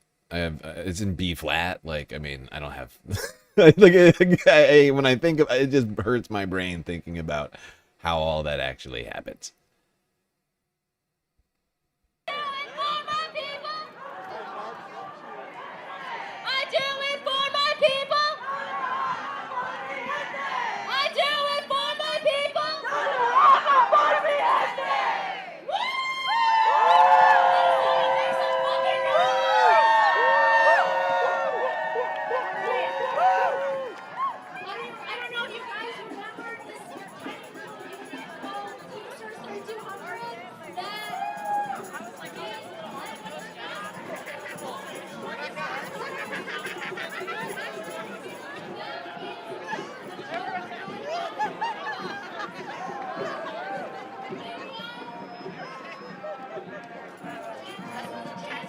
On the picket lines, and so I want to do this chant in honor of them, okay?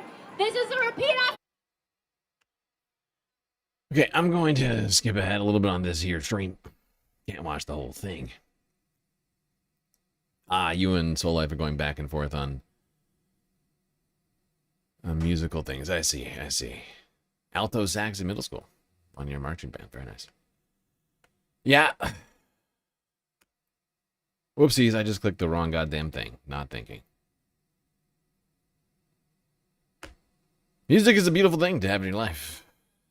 You know, and you guys don't have to, but best to start young. I feel it's hard for people to pick up instruments later in life. I've noticed that people want to. I'm not saying it's not possible. I've seen people do it. I see more people pick up instruments and then drop them later in life than I do see people like, it's way more frequent that I see people pick it up and drop it like 6 months later, a year later. Guitar's picking up dust instead of people picking it up later in life and actually succeeding in becoming a good good guitarist or whatever they're trying. It's usually guitar. I'm not gonna lie. It's usually guitar.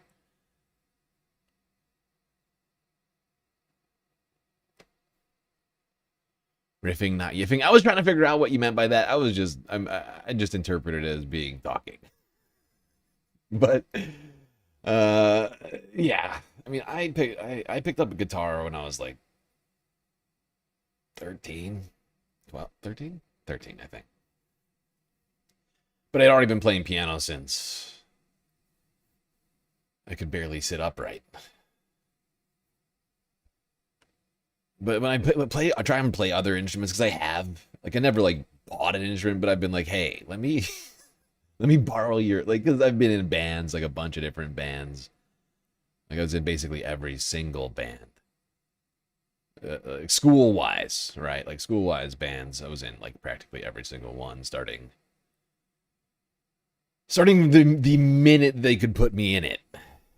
And then, you know, a whole litany of other bands, but it's always, you know, to play like keyboard or something usually, or piano.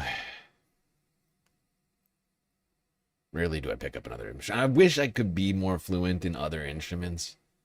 Like, yeah, like I said, I could like kind of play guitar. Can make notes happen on a trumpet, but I certainly couldn't read music. But everything else is just, it might as well be Arabic to me. I don't speak it. Play for you. What are you, the fucking Phantom of the Opera? Play for me, my Lord of Music.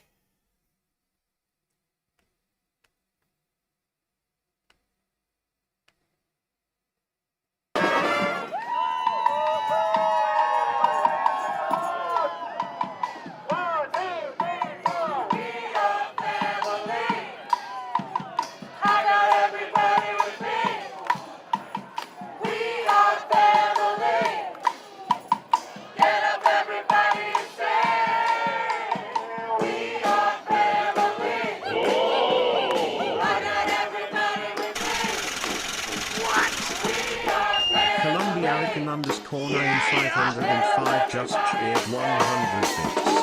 Play for us. The great GSL provide us a concert.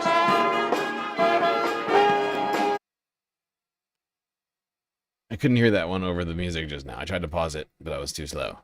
Play for us, the great GSL. Provide us a concert. Yeah. That is funny. You're a funny guy. You make it sound like I like I have the ability to do such a thing right now. You think I got time to be practicing? Like, just ask yourself. I spend 5 days a week, 12 hours a day or more, working on this goddamn stream, managing the Discord, working on the election stuff.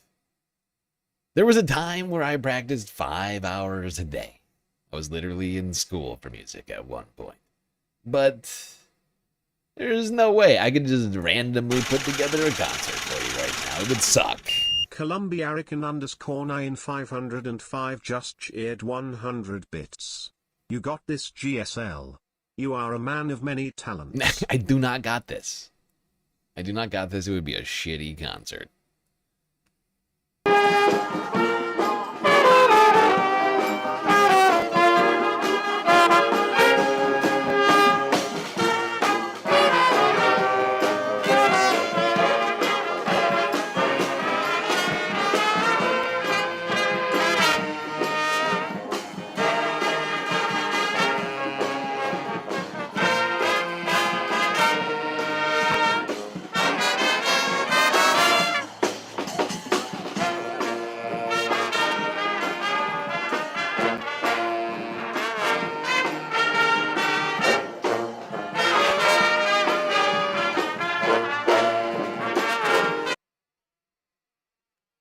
It's still in there somewhere. Yeah, I mean, I still play randomly. I absolutely can. I can play the music. I used to be, you know, receive money for playing music at one time, you know? But for me, I mean, I'm kind of a perfectionist. And so, you know, like, I wouldn't just really, like, especially for the stream. right? Like, sure, if there was a piano in a bar, in a coffee shop, what have you, sure. But that's different. That's a different situation. That's an impromptu situation with zero expectations.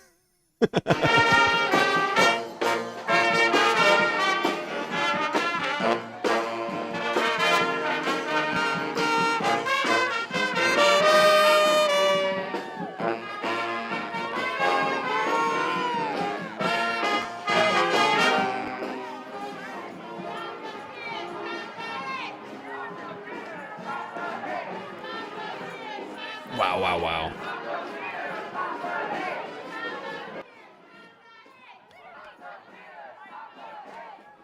Self-doubting Streamlord equals worst, most annoying form. Wow, Christopher Tablante. Hurtful. Hurtful. That's fair, though. That's fair. You're entitled to your opinion. Probably true.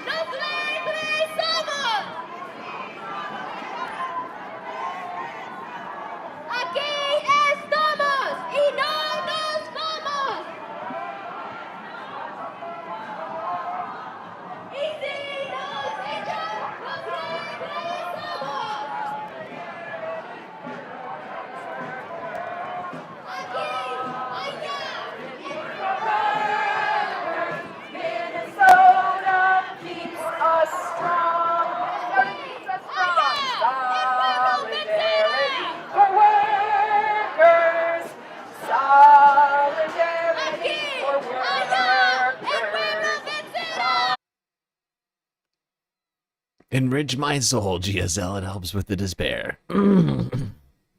Thank you, NR. This enriches my soul. This helps with the despair. The streams like this especially. These slightly chiller streams where I don't have like an 8-hour show put together ahead of time that I don't have like some concept of a plan, like some real, like, like the regular streams are quite a lot of effort. People may not realize that for me, but a lot of production. This is enriching my soul big time right now, just so everybody knows. Just so everybody understands. Big time enrichment happening right now.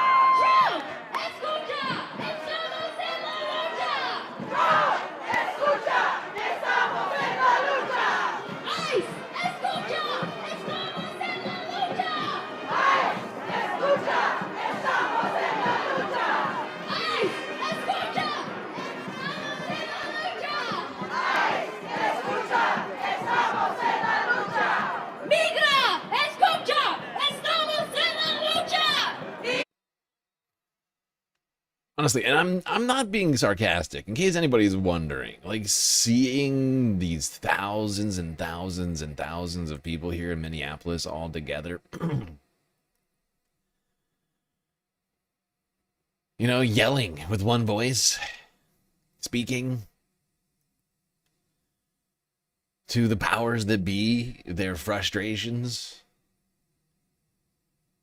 It is, in fact, cathartic for me. Like I know that it's not legislation. I know it doesn't change the laws. But these simple acts of solidarity are actually meaningful to me. Having you all here with me to do it, also meaningful. I'm not being, I'm not kidding when I say that this is genuinely enriching experience for me. It's true.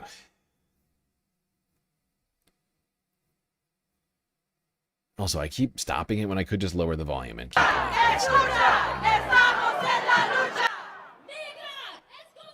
I'm just on autopilot. I'm just used to pausing shit all the time.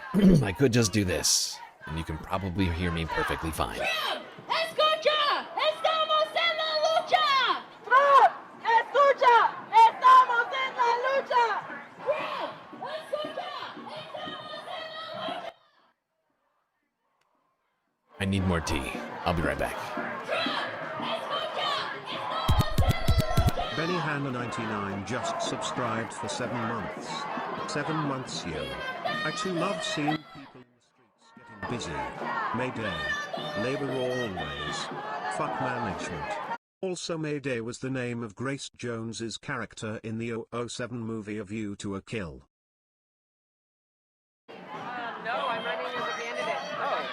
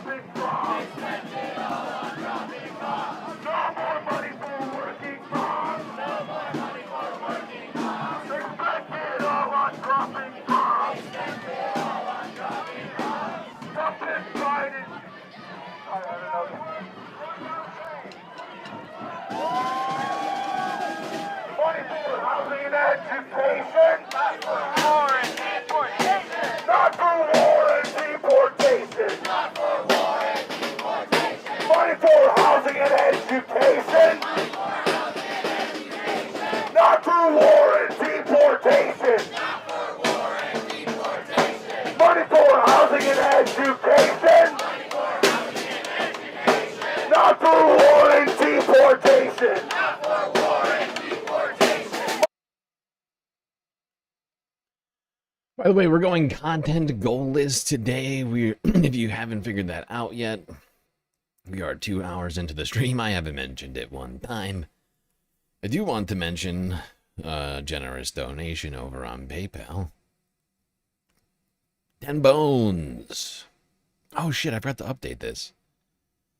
Ugh. I forgot to update multiple things about this. Oh, good and bad news. Somebody very generously donated $150 on PayPal last night. I don't know if they want it to be made known for that donation. It was done after the stream was over. They told me directly about it, but I don't know if they want to be anonymous or not, so I'm going to remain on the airing on the safe side and just say thank you to you. You know who you are.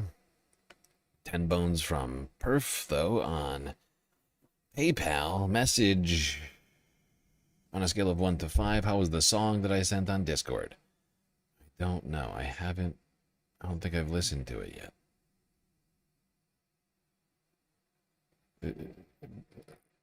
You tell me, Sam, if you want me to listen to a song, at me specifically on the song or something like that. Hopefully nobody abuses that. All right. Stick it to the cleaning bots. Am I sticking it to the cleaning bots? Do we want confetti? Is that the thing? We need confetti. So we need a goal. I mean, we can do a confetti goal. I can add up what some arbitrary, like we can do a normal size goal for confetti for today, starting the stream. We're probably halfway through we're probably maybe more than halfway through a goal. We already had a level 2 hype train on Twitch today. We're probably nearing confetti. And if you want some sort of arbitrary goal to shoot for so that we can have confetti, I'm down for it. But just know, everybody, that we're going to get all of the Mayday stuff that I've got for us tonight. That's all going to be all we talk about. It's all, but But just because today's no work, no shopping, no, why can't I think of the other one right now? My brain just broke. Wait, what just happened to my soundboard? Why did my soundboard just cut out? What the shit?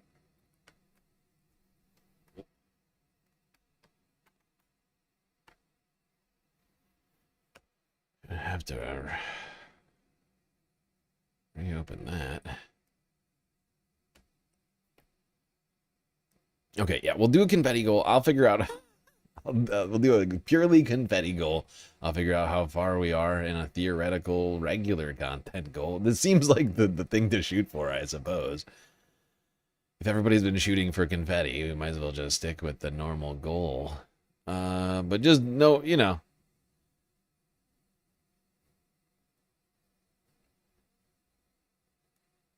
But, you know, since it's May Day, I'm trying to be in solidarity here. No work, no. Now I'm just forgetting more of them as I go. My brain is so fried today. I just should have gotten sleep. I should have gotten more sleep. I think people know what I'm saying. I think people understand the premise of what I'm trying to say right now.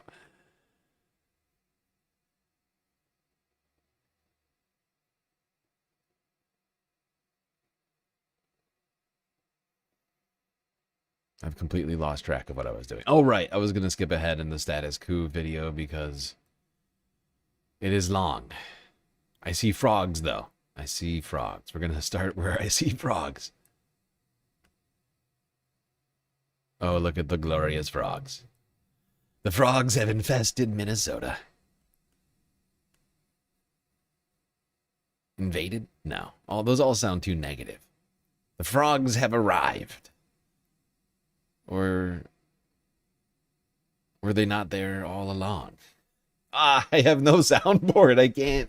What the pick? Come on. Load. I don't know why you've decided to crash on me. It's very unusual.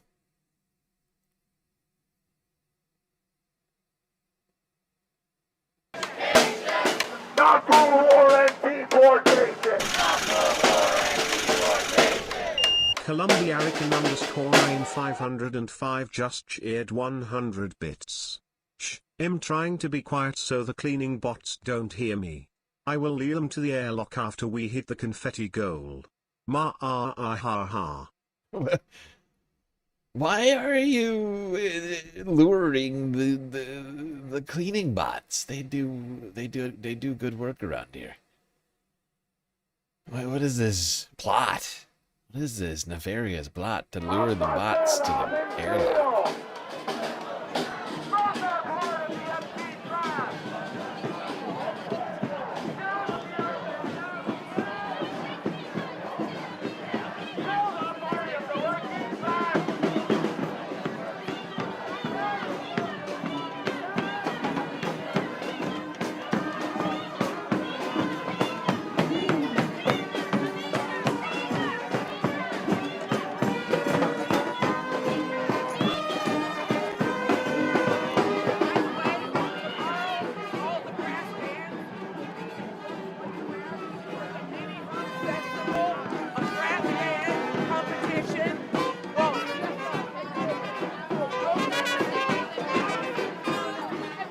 Ooh, look at that. Listen to the harmonies.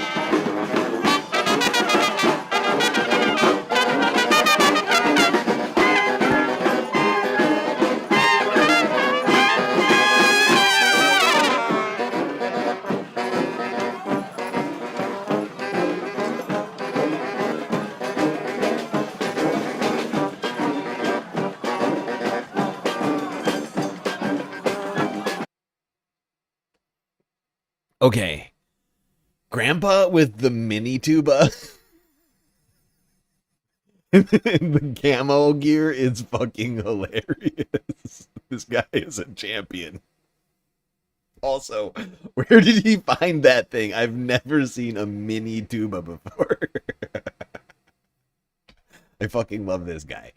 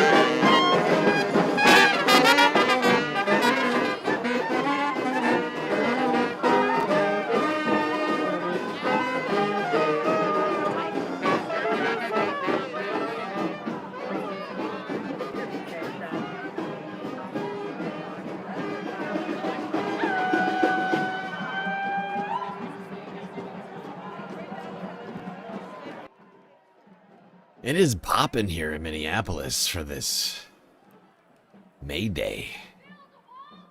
Truly incredible showing.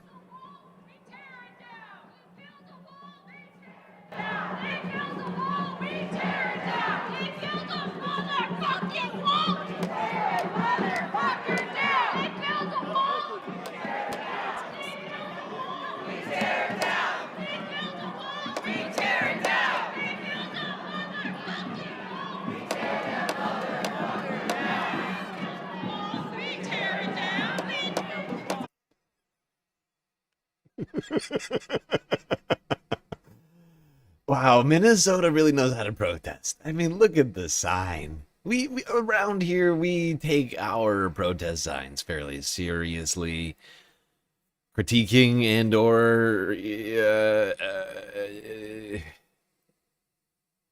that's really not the word I'm looking for, though. But like, we talk about the pros and cons of signs out here all the time. We're always watching protests.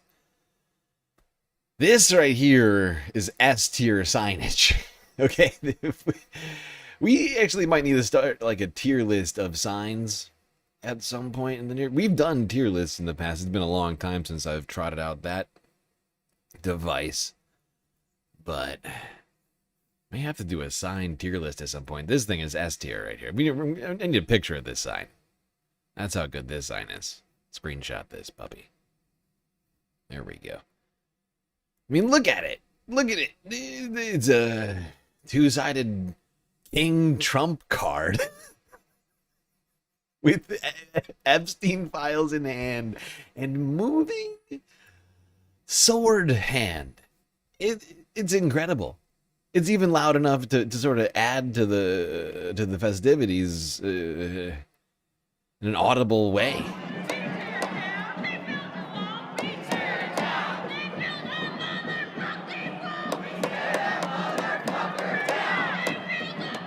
Look at it go! It gets better. The more I watch it, the better it gets. This is top tier signage right here. That is a really functional sword arm. You have to give it to whomever is holding. You can't. We have no idea. The bearer of this sign could be literally anyone, and maybe no one. Schrodinger's sign holder. Okay, we have no idea who's holding this sign, but this is a very well made sign. I mean, such functionality in design, form, truly incredible. Tear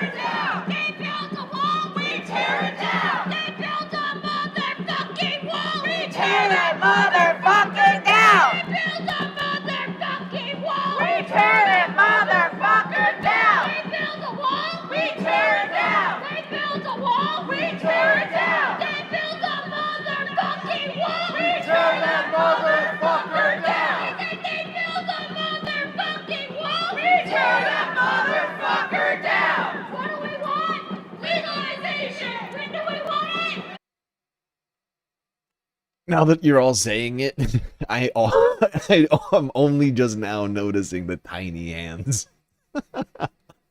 It's the perfect sign. Everybody's saying it. Everybody's gonna say, they're coming to me, sir. This guy and or girl and or non-binary pal who made this sign is perhaps the best sign maker of all time. People, grown men with tears in their eyes, big tough guys. Big, handsome, tough guys. Crying like little girls.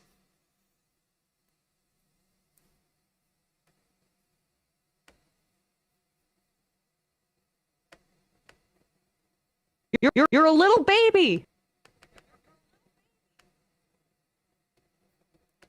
What do we want? Legalization! When do we want it? Now! What do we want? Legalization! When do we want it? Now! What do we want? Legalization! When do we want it? Now! What do we want? Legalization! When do we want it? Now! What do we want? Legalization! When do we want it? Now! What?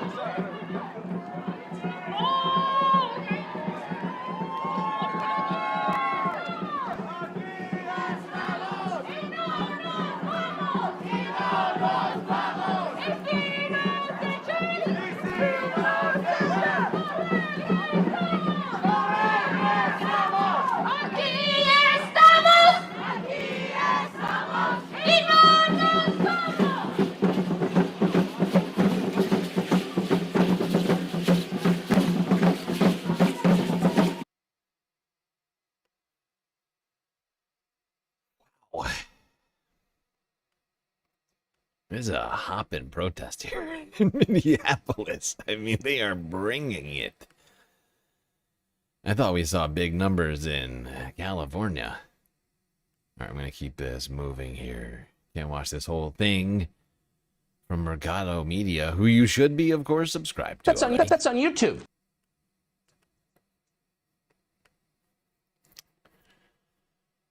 What else are you going to get live? Protest coverage. That's how I get my protest coverage. Them, Status Quo, and the very small handful of people who actually do live protest coverage. Mostly local media. And all that's getting bought up by Sinclair and these other type of conglomerates.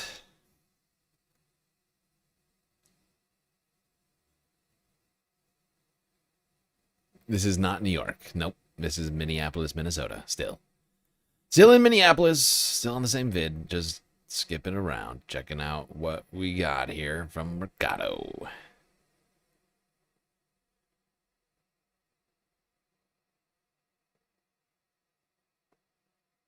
Quite the display of protestation here.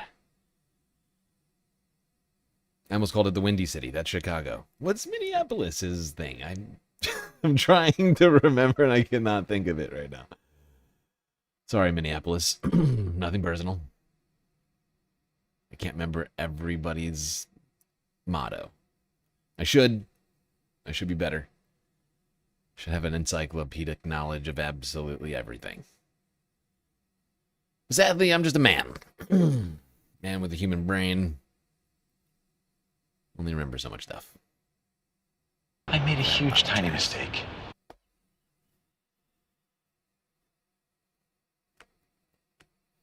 Back to the protests.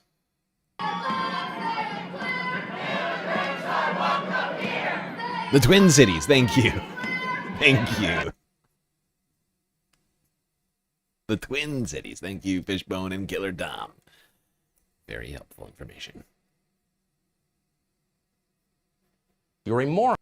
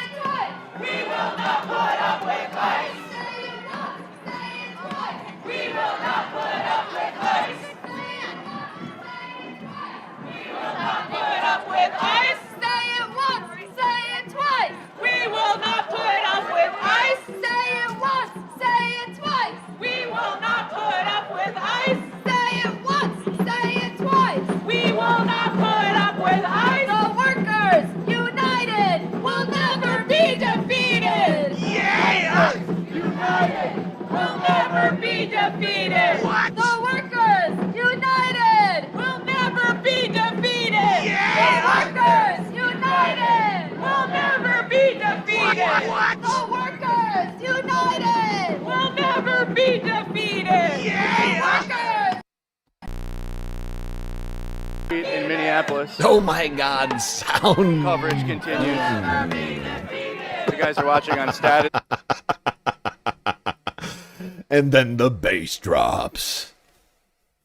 That was wild. I was over here jamming out with sound shots, and then that fucking it just blew my brain. You guys are not done with Minnesota. I'm going to make sure Jordan puts Minnesota on the stream. I'll keep lobbying for more Minnesota coverage, you guys. We got a governor race this year too. I have a feeling it's all gonna come on back. It's all going to come on back.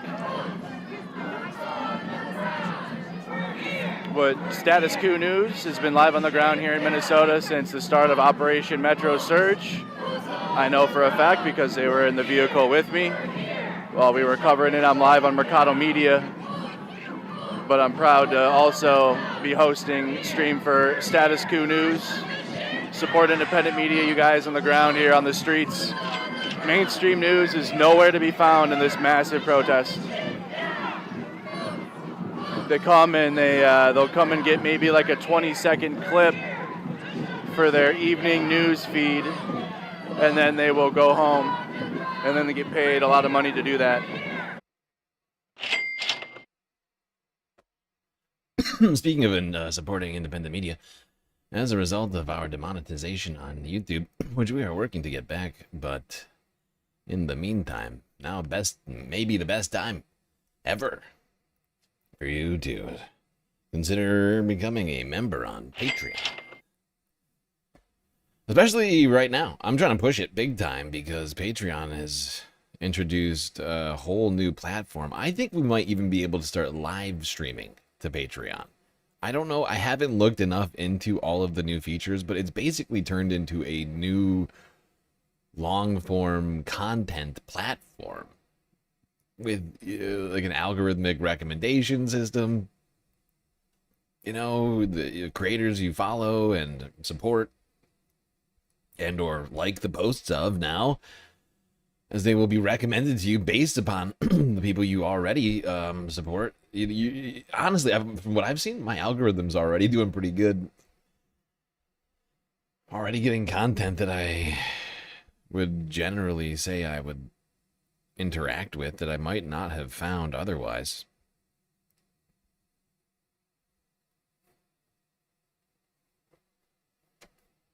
Yeah, we're near 2,000 on YouTube too, which is very frustrating to me that we are 9 subscribers away on YouTube from getting to 2,000,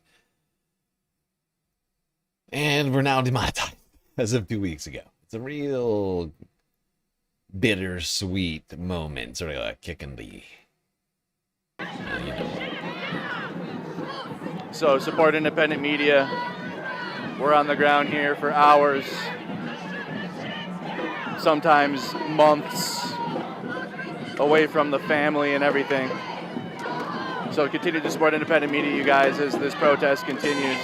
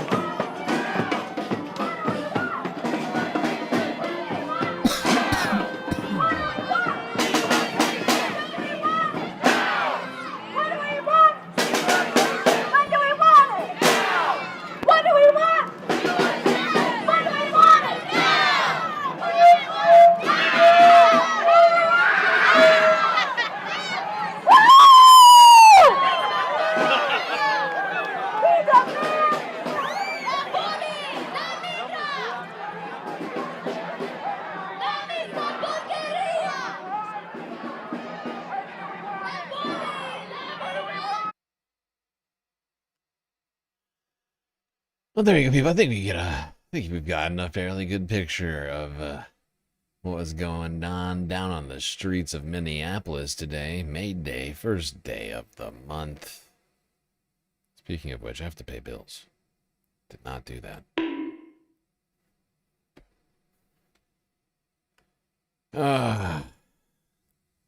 Thanks to all of you. At least have enough to keep the lights on here today.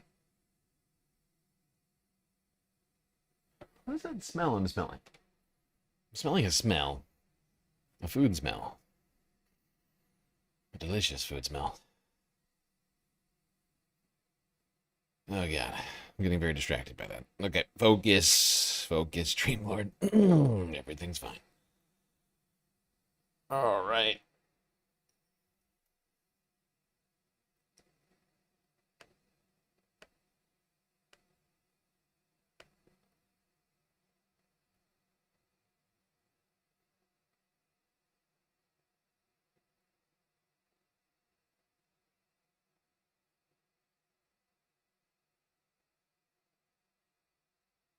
You're talking about how heavy a tuba is? I think a tuba is like 20 pounds. Maybe a little bit more.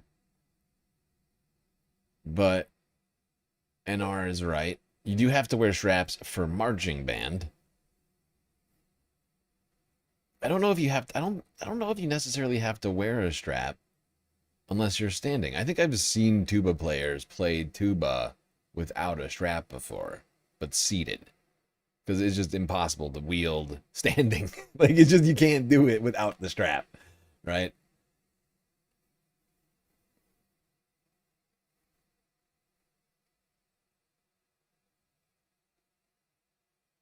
Three stream streak for lowercase. Okay. Gotta start somewhere. There's some people rocking some absolutely massive streaks out there right now. I think I saw a 150 stream streak earlier. Can't remember who it was. I think it was either like Manda or Hermit. Some of you have been accruing incredibly long streaks on Twitch. Very impressive stuff. Galactic dedication unseen.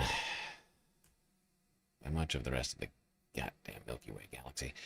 I think... God. Yeah. Now seems like a good enough time for us to take a quick break. No, do I have any more from Minneapolis? No. Yeah, we'll take a break here before we move on to Chicago.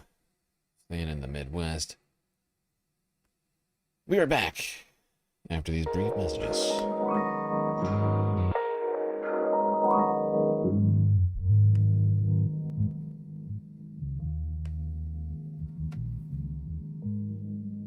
All right, everybody. I hope you've been enjoying the show so far. If you haven't already, hit the follow button on Twitch and the subscribe button on YouTube. While you're at it, do consider contributing to the Galactic News Network, as we are completely funded by individuals like you. A lot of great ways out there for you to show your support, although less than normal. No more super chats or super stickers, unfortunately demonetized on YouTube, but we still have Twitch, bits, power-up subs, gifted subs, prime subs, Cash App, and PayPal if you prefer. You want to go directly to funding the stream rather than the bottom line of Amazon.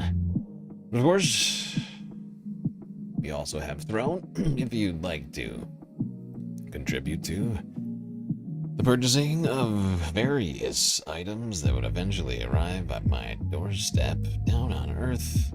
Things like drinks and snacks and a new bed frame that we're currently crowdfunding.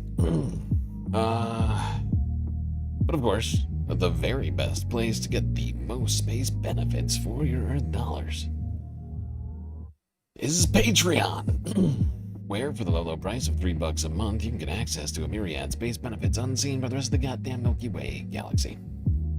Things like an avatar on one of the break screens. Shout out at the end of the show.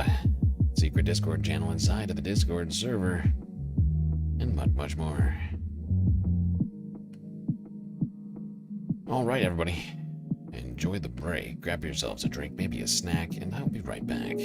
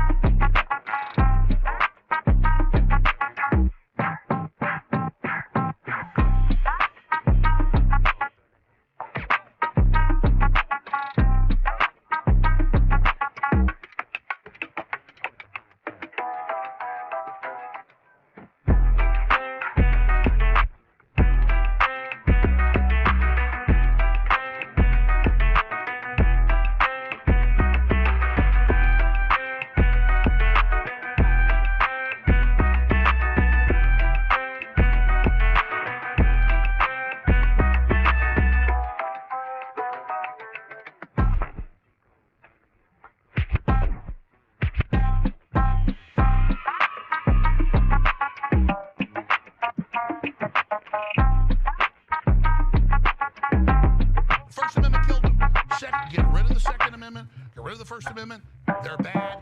They killed the kids too.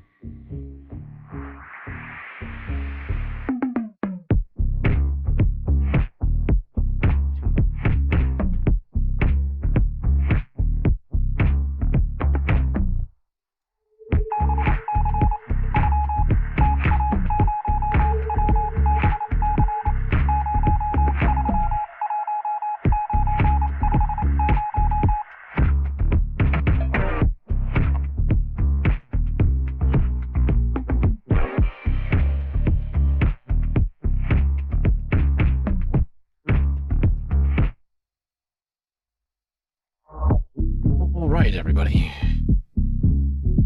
The break is over, and the stream is about to begin once again.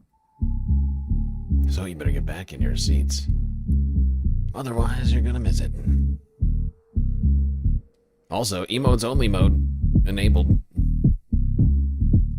on Twitch. Rid of the Second Amendment.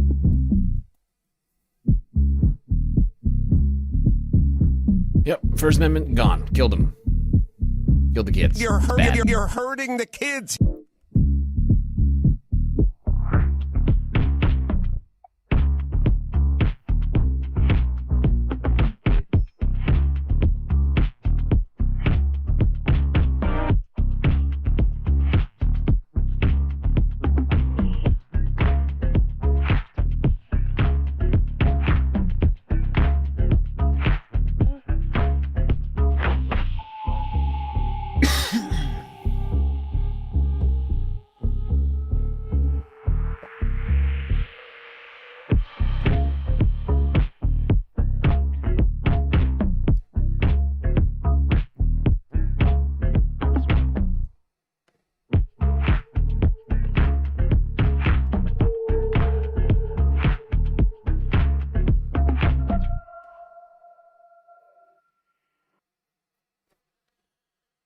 All right. I'm gonna turn off emotes only mode, I think.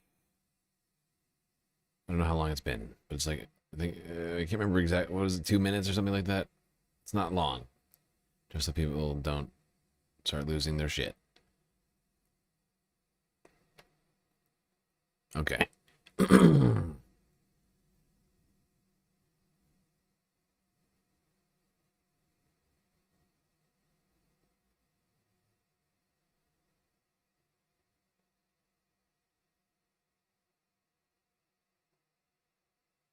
All right, let's stay in the Midwest. You're moving from Minneapolis down to Chicago. Start us off with that is ABC 7 Chicago. 13 hours ago.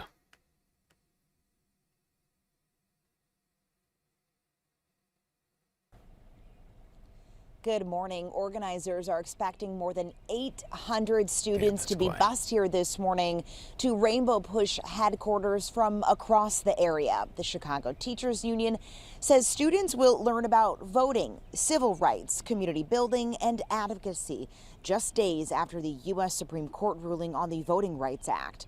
Stacey Davis Gates is scheduled to speak to the students as part of a panel.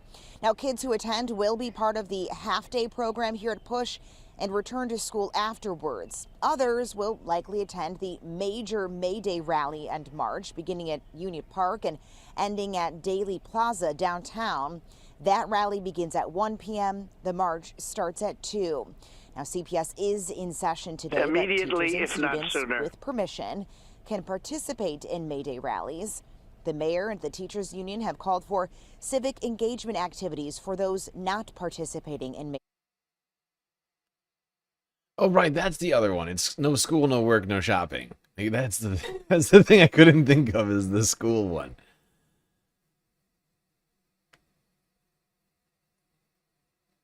My brain just like farted that information out and then back in again. All right, status quo news up next. On the May Day protests in Chicago, live on the ground. All right, hello everyone. This is JT Siskowski for Status Quo in partnership with the Midas Touch Network. JT. Here on the ground in Union Park in Chicago, Illinois for the May Day rally and march. That's making me so sad. We don't have our badges anymore. We don't have memberships. We don't have our emotes, which we worked so hard for. Do you remember all the work we put in trying to get the emotes? All the memberships people started? Do you remember that? Now it's all gone. All gone. In downtown Chicago, for those of you who are not familiar with the origination of May Day, it is born out of the Haymarket affair that took place here in Chicago, not too far from where I'm standing, less than a mile that way, right behind the camera where you are. There was, in the 1800s, demonstrations led by workers for an 8-hour workday. And those demonstrations ended when someone, it's unclear to this day who, threw a bomb that went off, and that prompted a shootout where police gunned down workers in the street fighting for that 8-hour workday. We enjoy an 8-hour workday, a 40-hour work week now because of the efforts of the people involved in the Haymarket affair and other organizers besides that. And the people out here in Chicago are out here to honor that legacy and to fight for new rights for working people today. And that's some of the interviews that I'm going to be doing, some of the Okay, JT, thanks for getting us started off here. I'm just going to start looking through the footage now. I haven't actually looked through any of this yet. I'm just trying to soak it all in. I mean, there would have been no way for me to prepare for this, right? Just so everyone understands on this one. When I dedicated myself to the May Day stream, I was like, yeah, this is one of those things I can't really prepare for. Because I've got, between everything here, just on the May Day stuff, all of the streams from all the local media, independent media, clips, I got like 12 hours of footage. So by the time, like, and some of these streams just ended like an hour ago, right? So I would have had to be still like basically up until an hour ago or so, still watching these streams. 12 hours worth of them. It's just impossible.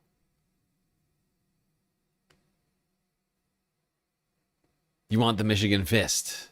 Ah, God. You know what I want the Michigan Fist sound shot. I need the Michigan Fist sound shot. It's so stupid. What's wrong with Cory Booker exactly? He get dropped on his head or something?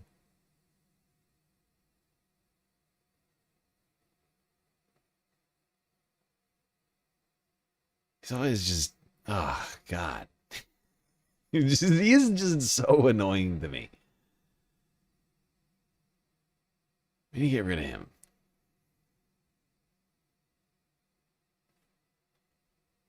Isn't he up for election this year? I keep forgetting, because I haven't been working on New Jersey's elections at all. I've been working on the earlier primaries. Ohio, Indiana, Nebraska, some of those ones. I think Wisconsin too. Wisconsin? I can't remember which one. I'm sorry. I'm like multitasking. I should stop that. I'm trying to figure out if Cory is up for election right now while simultaneously switching to a different spot in the stream Did I even succeed? Oh. Well. And those who desire to work deserve to have a wage that allows them to have a... Pardon me. Pardon me, excuse me. Hey, you hear me again? Yes. We're switching around a bit, but we don't get it right. That's some serious speed pack going on over They're there. trying to mess up our flow, but we ain't having it. Not at all. Ultimately, you all, we're here today to fight for a simple lesson my grandmother taught me. My grandmother who fought slumlords in North Kentwood, Oakland in the 1950s. What she taught me was that those who work and those who desire to work deserve to have a wage that allows them to have a decent roof over their heads, medicine to heal their bodies, and safe working conditions. Yes, we're the backbone of this city, but each vertebra must be steeped and fortified in solidarity and mutual respect for each other. So, as we struggle for safe and affordable housing, as we protect our neighbors, as we struggle for equitable education, safe working conditions, the right to organize at work, full employment, and the ability to vote without the threat of violence, we must stand united. Yeah! Right. Sounds like that's what we're here to do today. So I'm going to now introduce Jorge Mojica, lead organizer with... Now, there's a bunch of different speakers here, but I'm actually, for whatever reason, more interested in what the people were doing after the speeches.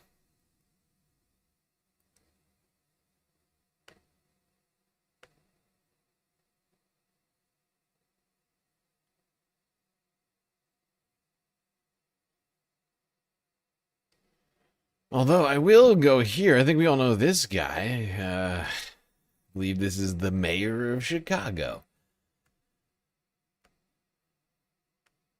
Noticed him immediately. Immediately is not so. Whoa, what's up, Chicago?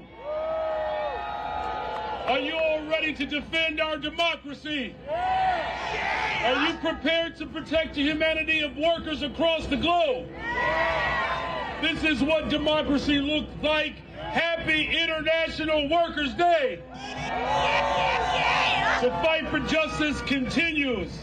Over 140 years ago, there were some brave working people that stood firm, fighting for dignity, fighting for respect, fighting to make sure that the values of working people are front and center.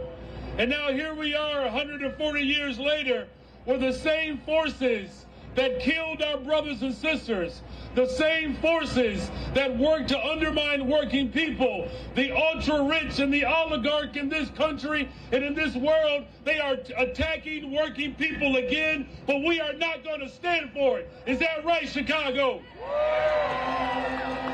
But I'm going to tell you what, here's what we're going to stand for. We're going to make sure that the working people of this city have all of the benefits that they deserve. Whether you are a tip worker, that's right.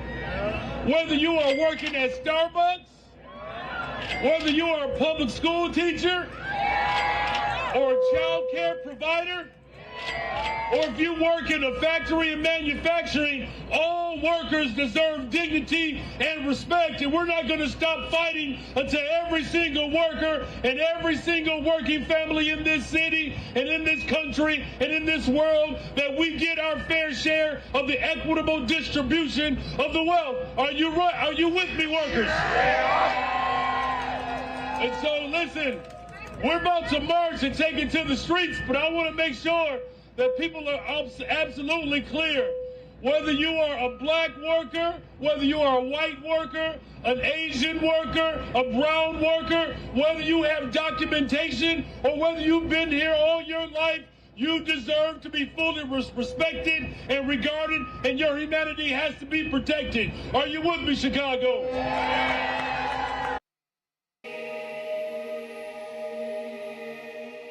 There's Brandon Johnson, mayor of Chicago, speaking to protesters on May Day.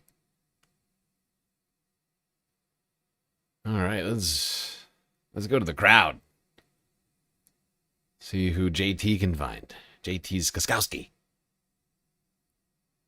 Who's JT gonna find first? Now I'm moving with the crowd here over towards the scene of the march. And I needed to get out of there because we were standing right next to the speakers, and I'm sure my ears are going to be ringing for the next couple of days because those speakers were loud. Show me what democracy looks like. This is what democracy looks like. Show me what democracy looks like. This is what democracy looks like. We have the power. We have the power. We have the power. And as I make my way over to the scene of the march here, now would be a good time to remind you that we're on the ground, not just here in Chicago today, but we're going to be on the ground twice in New York City. We were already live there once, and we're going to be live there again after I am done here around 4 o'clock Eastern, and then there's a chance also that we might be live in Minneapolis at 5 o'clock Eastern as well. So we try to be in a lot of places here at Status Quo and report on the ground for a lot of different things. And if you've been a fan of us for, I mean, you don't even have to have been a fan of us for very long to have seen us on the ground. I mean, just hell, over the last year when we've been on the ground in New York, D.C., L.A., Alligator, Alcatraz, here in all the places, it's true. Over the course of a year, and we're only able to do it with the support Don't tread on me of our flag. members. Ah, yes. Well, it's not an official Gadsden flag, I don't think. I've never seen that one before. Usually it's the coiled snake yellow flag. Don't tread on me. Never seen the snake on the striped flag. JT's struggling to find people to talk to over here. Oh, here we go. You know, we got it's an clear interview. that affordability is... Wait. What's your name? Sharon. Sharon? Shapiro, yes. Yeah. Let me put this microphone on you, Sharon, and let me get in front of you, and I'll walk backwards as we talk. Okay. if you can fit. Hey, we get this on. You good? Hopefully that's on there. All right. Let's, if we don't mind switching spots a little bit. Sure. Oh, it's tight in here. All right. Can I get you to say your name one more time? Sure. It's Sharon Shapiro. That's S-H-E-R-O-N. Last name Shapiro. S-H-A-P-I-R-O. All right, Sharon. So why don't you start by walking me through your sign here? So this was just handed to me, but I am a staunch supporter of one fair wage. Who are the people directly behind us? You know, it's clear that affordability is a major issue. And for years, corporations have gotten away with paying next to nothing, and that includes tipped tipped employees, I'm sorry. I personally have worked in restaurants where management has had you tip out the bartenders and also bussers. And so sometimes even the wages that you receive on top of the sub-minimum wage are not your own. So, you know, we're out here for many reasons on May Day, being pro-union, being, you know, former NOLSW, United Auto Workers, being a current CTU member, and also being support of fair living wage. So, I mean, wages is the issue. Yeah, the fact is the tipped wage is a product of the Great Depression, essentially. Like, oh, I better go beg that robber baron over there in the corner for money because I can't pay you more. You know? And we just kept that around and continued to pay restaurant workers sub-minimum wage to this very day. Basically, I think almost every single state has a significantly lower minimum wage for tipped workers. It's like $3 or $4 or something ridiculous. You're addressing the most here, and that your sign addresses is that, and you're referencing a lot of issues that could get you in the street. But is it wages that? What I'm trying to connect people to is one, the history, since we're in Chicago, the impetus for International Workers' Day, the Haymarket Affair. They're fighting for work days. Is wages the modern work issue? Like, what are the modern concerns for workers? It's health care. It's, you know, everything that should be socialized that isn't. It's everything that makes life unaffordable. And it's solidarity. So when we're talking about the international workers' struggle, you know, it's not just about American workers. It's about everyone in the world and how we're connected and how we can help support each other so that we're not competing for scraps. I just listened to Delia Ramirez on the stage talk about how she introduced a bill fighting for $25 an hour. Yes. Is that enough? It's a start. It's definitely a start. But it's a start. It's a beginning. You know, it's not an end point. But Delia most definitely has the correct idea. We need to at least start there. There are states, fortunately not our own, but Indiana, where the state wage mirrors the federal wage, and that is absolutely egregious. Nobody can afford to live on that. How would you like to see elected Democrats fight for this vision for a worker-centered movement here in the United States? What steps should elected Democrats be taking right now? Well, the elected Democrats need to stop taking corporate money. They need to stop taking APAC money. When they're not selling us out is when they'll finally, you know, get on board with working people. Until then, they're going to vote against our interests.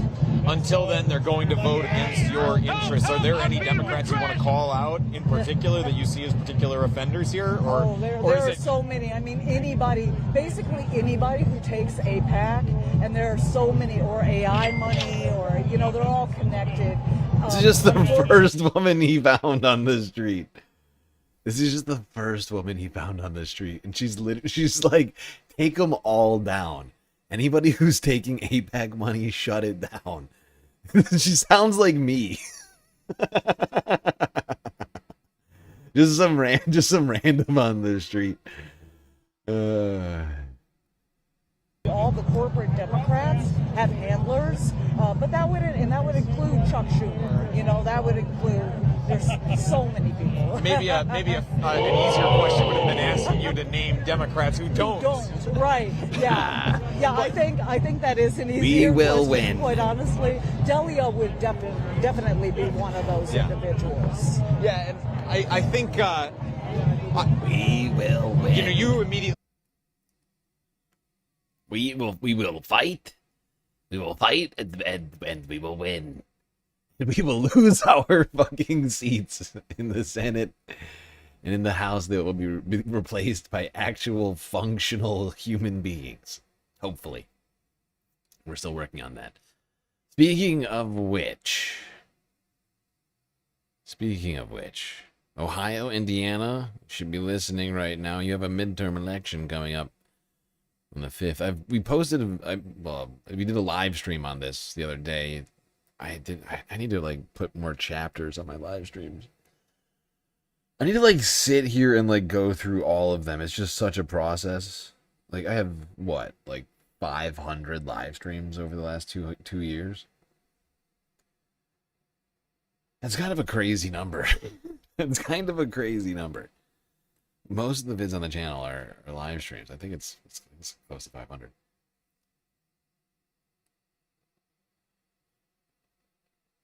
Going through and chaptering each one of them, like timestamping them based upon topic, it's a task. Also, I hate listening to myself.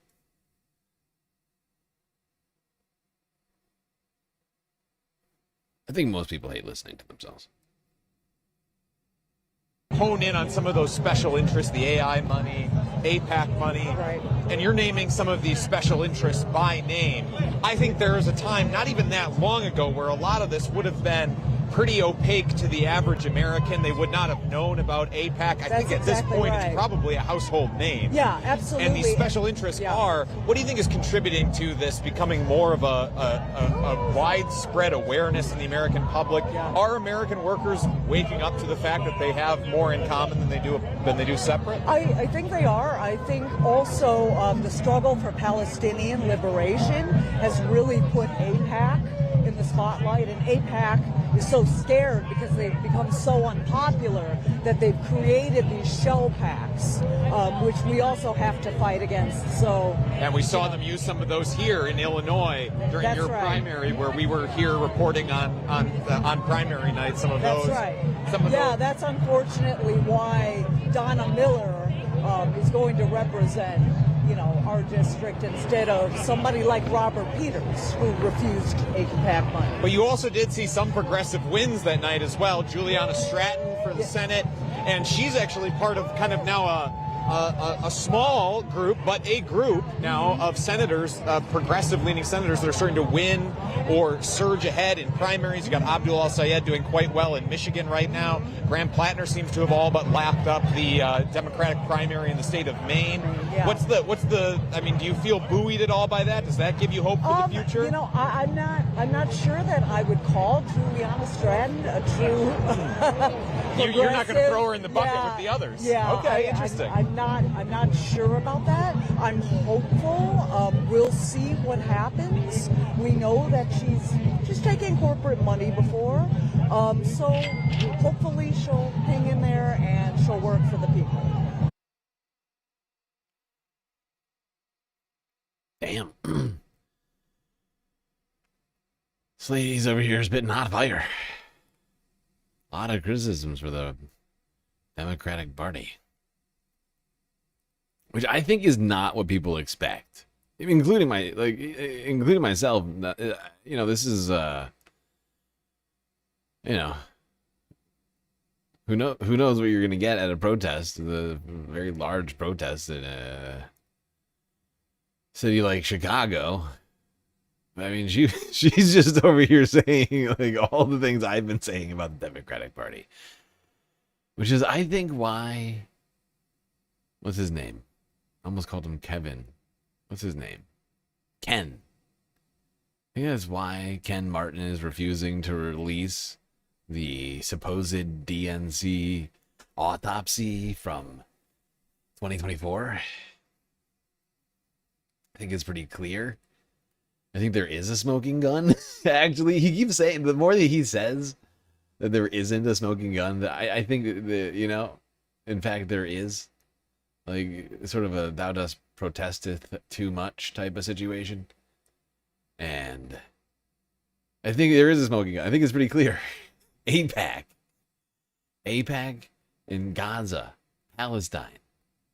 Support for Israel, sending billions of dollars to a country doing a genocide, rather than just using it to fix our healthcare system or any of the other broken things in the United States. And people are so pissed off that they're just ready to end it. I fucking love it. This is what I've been saying. This is why we need to embrace the primaries with as much gusto as we possibly can muster. Okay? Like, you need it in your calendar when your primary is. You got to know right now who you're voting for your congressperson. If there's a Secretary of State race, Attorney General's race, Congress, not Congress, Governor, Senate, right? All of these things. Senate and Congress are probably the most important, but Governor too. Governors, those are the top three. But really, I mean, you want to know all of those candidates. There aren't races for each. There is one Senate race in each state, I think. But not a governor's race in each state. That one's staggered. But everybody's seats in the House are up right now. Right? We all understand that. Every single seat in the House is up. And we're just in the primaries right now. The general's not for 6 months. Well, not quite, but you know what I'm saying. And we could be putting candidates in the general right now with not that much effort. Primary is much smaller voting pool, tends to be, but which means, right, like an outsized amount of votes in a particular direction could drastically sway things. Which is why I hate the fact that we're not talking more about it.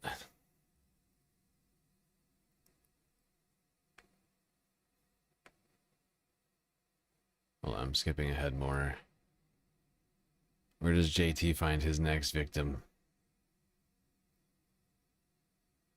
The protests are huge here in... Oh, nice. Nice. Okay. Okay.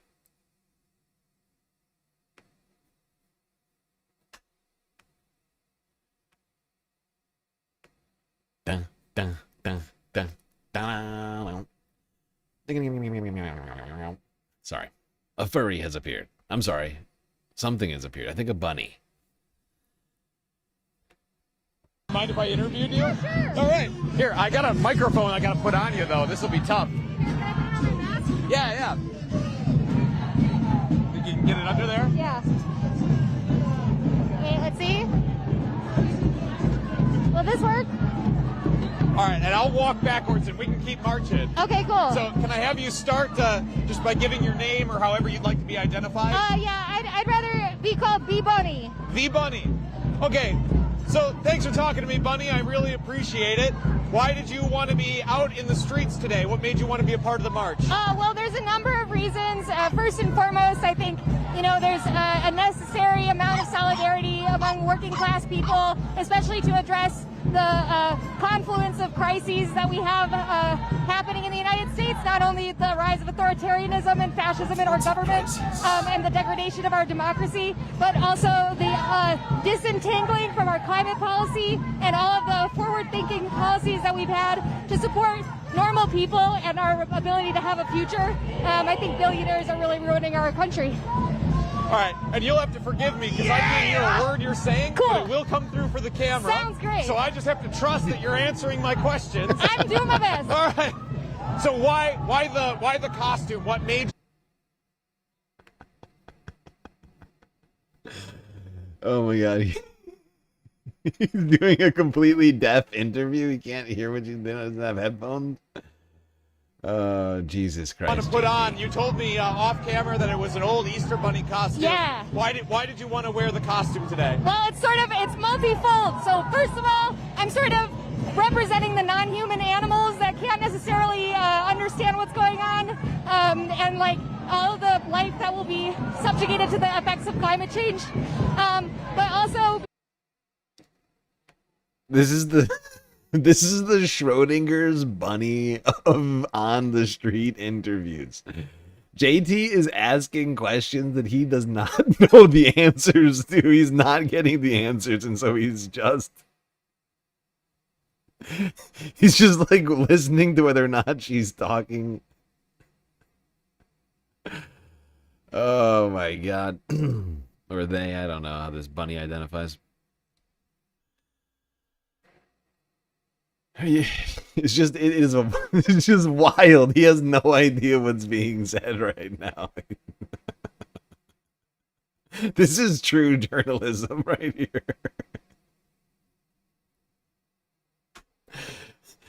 Wow. You just take the microphone and talk. like I know the rise of AI and the pervasive mass surveillance that's happening all across the country, but also in Chicagoland. I felt it was important to obscure my identity. That's also why I gave you a false name. But so there's several considerations. Plus, I figure like white bunny, white as snow, innocence, and especially in light of all of the horrible stuff that's been going on, and in honor of all the protesters in Portland. That's why I got my froggy up top as well, with the flag in distress. Because I really think it's a matter of life or death for our 250-year-old democracy. I don't see the frog. JT, show us the frog, you son of a bitch. How rude. I'm sorry, that was rude. I can tell you're giving great answers, so I can't wait to watch this back and actually hear what you're saying later. I can tell you're giving coming great across with my camera answers, in my he office. says. But I've been asked.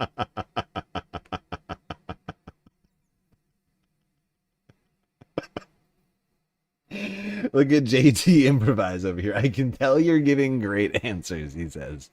Dude can't hear a word that they're saying. Yep. It's true. Somehow he is right about that. Even though he claims to not be able to hear this bass. Everybody here in the bunny crowd, or my speak. goal is to ask everybody here in the crowd that I talk to, you know, we're walking to the scene of the Haymarket incident. Yes. That really is the origination for International Workers' Day. Absolutely. Across the world. Yeah. And they, at the time, they were fighting for work days, for 8-hour work days. Right. What do you feel like are the main issues facing workers today that necessitates workers being in the streets like this? Okay, so I think one, I mean, we have ICE coming into workplaces and abducting people off the streets. So that's first and foremost. Secondarily, we just generally have disempowerment of workers across the board. Corporations have been getting away with murder. I think in the truest sense of the word, but I think that it's a time that like we start actually capitalizing on the fact that we have wonderful technology and resources to be able to allow people to have less work to do, have a more fruitful life, you know, invest in care that right now is. Yeah, and unfortunately, that's not the future that all the AI oligarchs, you know, including Donald Trump, because he's one of the oligarchs that's ushering this age in for us right now. That is not the world that they envision, right? They want to increase the productivity of businesses and capitalists, right? And eliminate workers without actually creating a system that would account for that, like on a human level. The only concern they have is of a capital accumulation and dominance in this particular field, this technology, is because they see it in terms of money and national security. They don't think of it as a way to benefit society. They think of it as ways to benefit themselves and benefit the war machine. That's basically it. That's the unfortunate reality. No matter all the utopian visions that some people talk about, none of these people are trying to usher in an age where there is a social safety net that exists that is adequate to deal with a world with less work. They're trying to make it like basically like mandatory. Like I was sure that they were going to start gulags at some point, right? Like, 'cause, like it's insane. Like the sort of things that they're doing to force people back to work, right? I mean, Republicans were claiming that all the cuts they were making to Medicaid and SNAP and all the other benefits programs, it was to incentivize people to work. They're obsessed with people working, while they are simultaneously ushering in an age of less work, forcing scarcity in the jobs market, essentially, for humans. It was just automatically create suffering. Cost rather than a benefit to our society. People don't have the time to take care of their loved ones. Instead, they have to pay for that service to be done by somebody else. So I think it's we need a reorganization, we need a recalibration of what our actual values are, and we need people in the street to commune, share ideas, and actually find our way forward. So I think it's important for everybody to stand up, not only for the people who are being disappeared, but also for the people who disappear from our statistics and the stories that we actually hear in the media right now, which again is capital controlled. So. Right now we're living through a time where costs for workers is going through the roof. It has been for years. It was inflation during the Biden years. Now Trump is basically imposing his own inflation on the country right now. And playing market games. Through things like the war in Iran being the most obvious example. But what are some areas in your life where you're seeing those rising costs that is either impacting you directly or maybe your fellow workers or your family? I mean, like the first one that comes to mind is clearly gas. I mean, like I think the whole fib about how this situation was going to make us more energy independent was a farce. I mean, it's clear that the trajectory needs to be shifted towards renewables. But I think in terms of like cost of living stuff in general, I mean, both of my parents and my grandparents are having issues with paying medical debt. My sister is still paying off her master's degree and her student loans. I'm still paying off my student loans. I probably will never own a house because of the way that I grew up and my financial situation. And it's not like a matter of defeatism. It's just that is the situation. I don't have the time to be able to wait out the interest rates and such. Plus, you know, we're also seeing the devaluation of the dollar and him playing games with truth social announcements that impact our global markets. So I think it's a matter of like cost of living generally going up in a way that's egregious and untenable. And we're only just seeing the beginning. Like, we're going to continue to see the dissolution of our agricultural systems and dysregulation that comes with the climate crisis as it unfolds. So, yeah, I forgot the question. I'm so sorry. I lost your question. I was just asking, where in your life are you seeing costs going up? Oh, yeah. Okay. Okay, now I just want to make something clear. Because I hear people talk about the devaluation of the dollar a lot. I don't know where it comes from entirely. It's sort of a what do you call it? It's not really a misnomer, but I think it's a misunderstanding of inflation. I think people see inflation and they assume it's as a result of the devaluation of the dollar. But if you look over the long-term trends, right, the dollar is higher than it was 10 years ago, right? And then higher than it was 6 years ago, higher than it was here in 2018, right? It fluctuates. And yeah, was it higher back during Biden's term? Yes. But we were also seeing massive inflation, so we didn't really, we didn't notice it, right? It was also much higher back here, right? Jan 6th, 2025. We still had serious inflation problems. But now we still have serious inflation problems, and we've had a slight devaluation of the dollar, like a little over, what, 15% in the last 4 years, I guess. But it's not massive over a long-term outlook, right? We've seen much bigger swings in the dollar over much shorter periods of time in history. And we're really still on a long-term uptrend over much of the decade. Really much of the 21st century.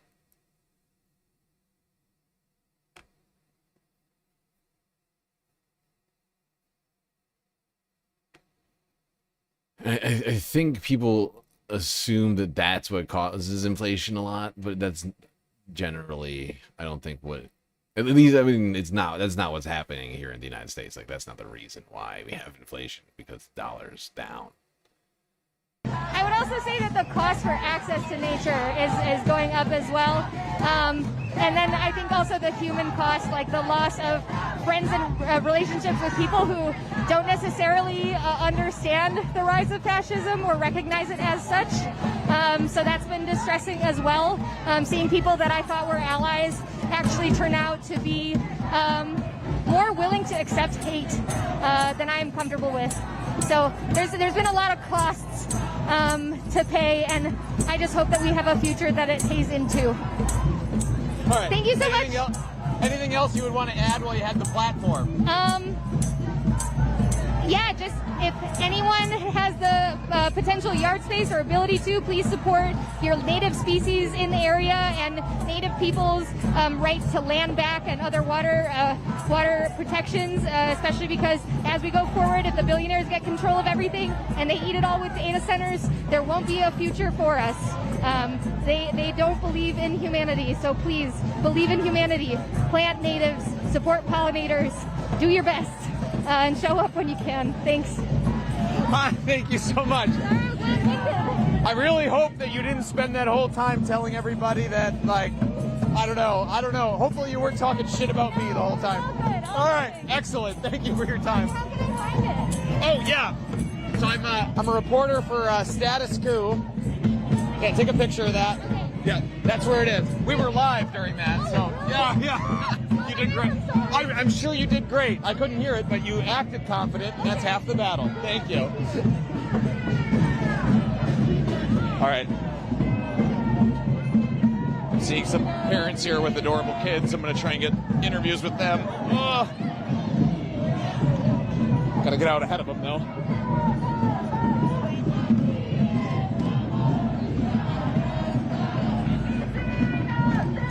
Pardon me, sir. Yeah. I'm a reporter. I'm out here interviewing people about why they wanted to be part of the march. Would you mind if I ask you a few questions? Sure. All right, I got to put a microphone on you. If you can find a spot. Yep. You've got a perfect spot right there. Oh, perfect. All right. Can I have you just start by like saying he's your got name it. or however you'd like to be Yeah, identified? Sure, Mark. Ah. Wow. All right, Mark. So, what made you want to be here in the streets today? So many reasons, but there's a lot going on, and it feels a lot better. You see how many people are kind of aligned in the power we have collectively. Yeah, and you're doing the same march that everybody else is doing, but you're carrying some extra weight on your back. I think both literally and probably as a heavy-handed metaphor here. You're a parent, I assume, here. So right now we're seeing a lot of rising costs in the United States. Workers are being burdened with things like rising gas. What are some ways that you and your family are? Can you imagine if you said no? What a question to ask. You're a parent, right? Dude's literally carrying a small child on his back. Nah, I just found this one just on the street. With rising prices right now. Yeah, I mean, it's everything, right? It's literally everything. It's the cost of childcare. It's our struggling schools. We're sending money to a lot of places overseas, to lots of ICE services that we don't need. They're actually hurting our communities when it could be doing so much good for families and everyone. I mean, you call out ICE hurting communities. I mean, you would have seen it up close here in Chicago last fall. Can you talk about how it may have disrupted your day-to-day life, or how it impacted you when it was literally that close? Yeah, absolutely. So, live on the north side, but it was all over the city, right, and the suburbs. Like, it seemed to not matter. There was in Irving Park, very, very close to where we live, a Halloween parade for kids was affected by tear gas. It was just the insanity, just breaking of these norms that we thought were going to keep us safe, and we see that's not the case, so we're keeping each other safe. Why was it important for you to bring your kid along for the march today? We do a lot of these kinds of things. His mom is very, very active in organizing, and so we're here. A big part of it is supporting her and her comrades. Well, there you go, people. We're not going to watch this whole thing. Thanks to Status Goo for the sweet live stream down in Chicago. Streets filled with people. A lot of fantastic takes from random people walking around. A bunny. Even a bunny.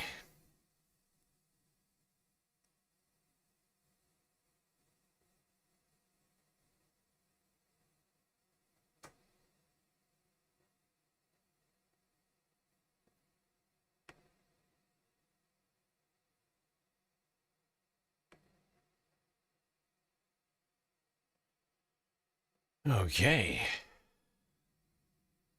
Not going to go too far.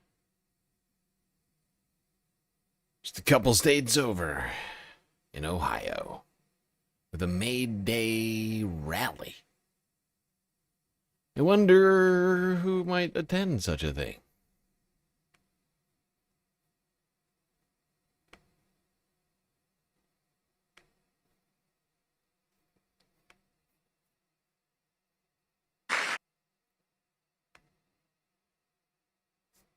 Hold on. Please hold.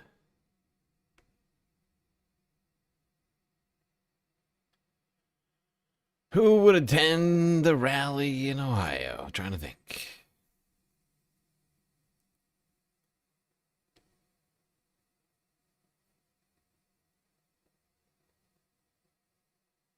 Maybe the senator from Vermont, Bernard Sanders.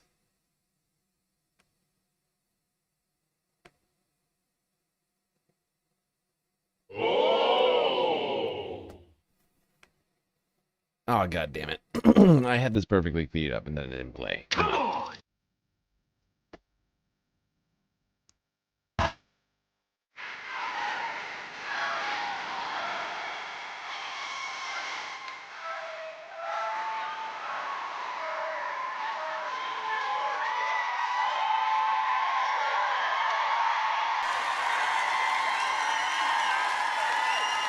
Thank you, Parma.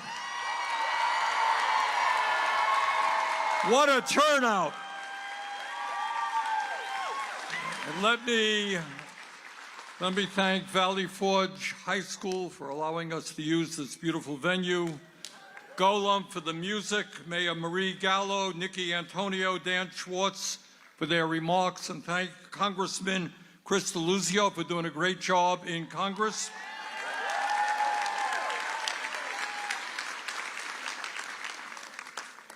We all know why we are here, and we are here this evening to make sure that Brian Poindexter wins the primary election on Tuesday.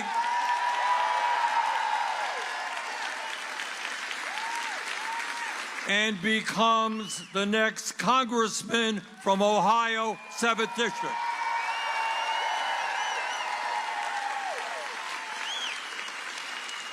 Before I get into my remarks, I want to pick up on a point that Brian made, talking about his own background. So let me say a word about my background and tell you why what Brian was saying is so very important. He knows where he is, he knows where he came from, and he knows where he wants to be. And I had a very similar experience. I grew up in a family where my dad came to this country at the age of 17 from Poland to flee poverty, anti-Semitism, never had a nickel in his pocket when he came here. He worked hard his whole life, never made any money. We lived in a 3.5-room, rent-controlled apartment in Brooklyn, New York. And what has always stayed with me is the struggles that my family had, my mom and my dad had. They were good parents, but always the economic struggle of not having enough money and the stress that that brought on our family. That's something that is in my gut. I couldn't forget it if I wanted to. And it's a reality that exists today all over this country. And the bottom line is that Brian understands that. And when he gets to Washington, he will remember where he came from, the people that he has worked with. And at a time when we face so many problems, he's going to be there fighting for the people of Ohio and America. So I very much hope that we can elect him.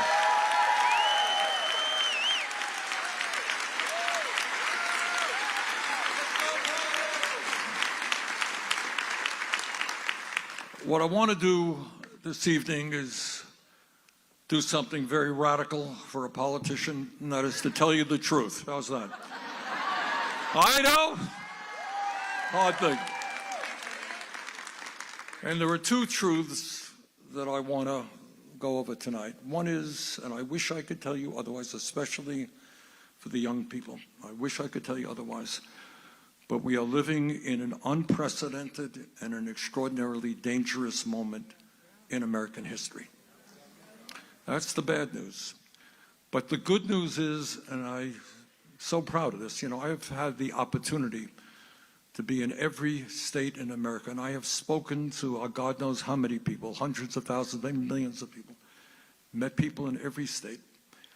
We are a good people. We have good values.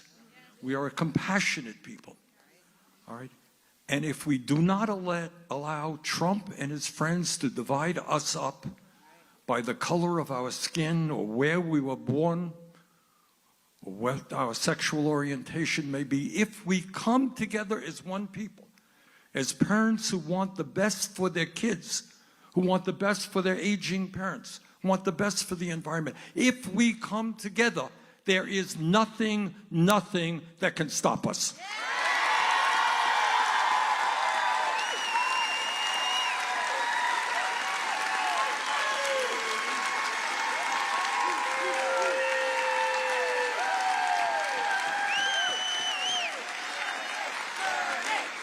No, no, no, no. It is not Bernie. It is you. I'll do my job. We all have to do our jobs. So let me start off by telling you a little bit about what you're not going to see on TV or hear very. I really think he's trying to quash any ideas that he's going to run again. Which I think it's fair. He's one of the oldest members of the Senate. You know, he's up there. Oh, it's 80. What, 86 now or something like that. He's very, you know, he's. I feel like to some degree we ask too much of Bernie. I love Bernie, but we need 100 Bernies in the Senate. You know. And he's been going at this for so long. We can't ask him to go do anything other than what he's doing right now. You know, he's not running again. I don't expect him to run again. We need a better candidate. Like, I love Bernie, but I think we need a young candidate to usher us into a new age. Is he 84? 84. Yeah. Like, don't get me wrong. If he was running, I'd vote for him, but I don't think it, like, I think he's right. Yeah, like, it can't be about him. Like, he's on his way out. I mean, the guy deserves a few years of retirement, you know?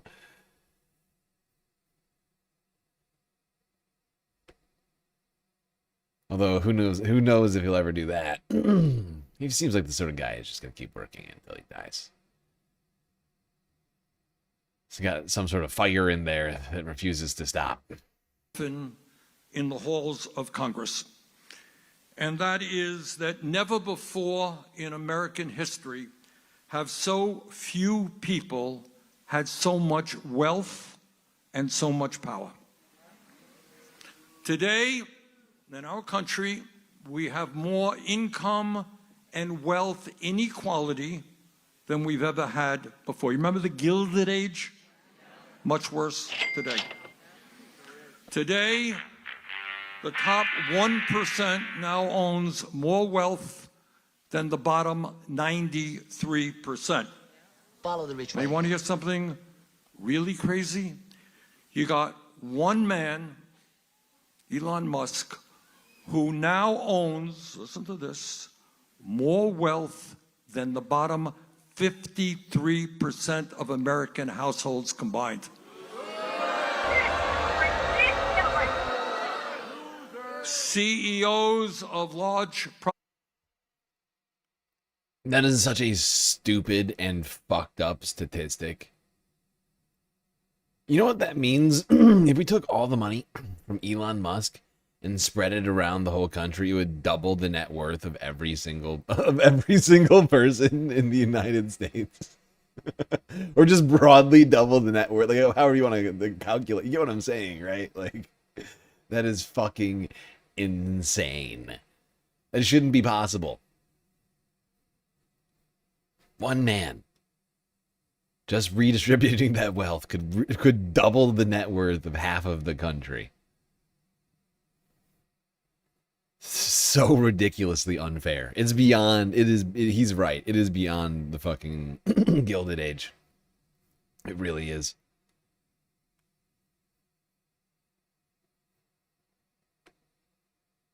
Profitable corporations now earn 350 times more than the average worker. People on top have never, ever had it so good. Last year alone, after receiving the largest tax break in history, fewer than 1,000 billionaires in America became $1.5 trillion richer. There aren't too many billionaires in this room, I gather. Over the past 6 years, billionaires in America... I'm thinking about it. That sounds like a great plan. That sounds like a great plan. We should strip Elon Musk of all of his money, as well as a bunch of these other guys, and just redistribute it, because it's been ill-gotten. And they're terrible human beings. And we could just improve society broadly. Just by taking away all of Elon's shit, half of the country could have their net worth double overnight, and the public could own Twitter and Tesla. We could have a publicly owned social media platform and electric car company. Oh, and SpaceX, too. I almost forgot. Ooh, and the satellites. Wow, so much stuff we could have. So many nice things. Must be nice. Have more than doubled their wealth. And listen to this. According to the Rand Corporation, not exactly a socialist operation, over the last 50 years, there has been a $79 trillion redistribution of wealth from the bottom 90% to the top 1%.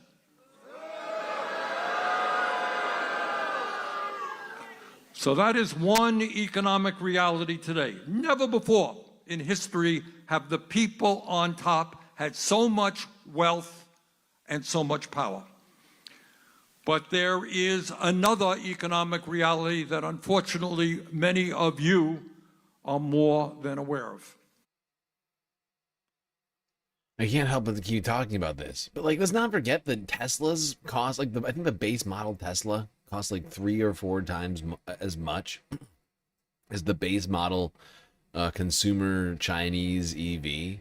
And if rather than building electric cars solely for profit, instead of doing it for the greater good of society, we could actually probably make EVs for a ridiculously affordable price and still be at least paying for the cost of producing the vehicles and paying the people to make them.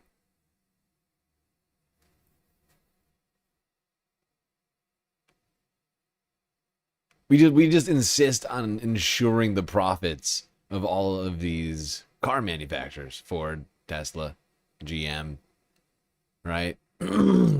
Like these guys profit to the tunes of billions of dollars every year, although Tesla's completely plummeting right now thanks to Elon.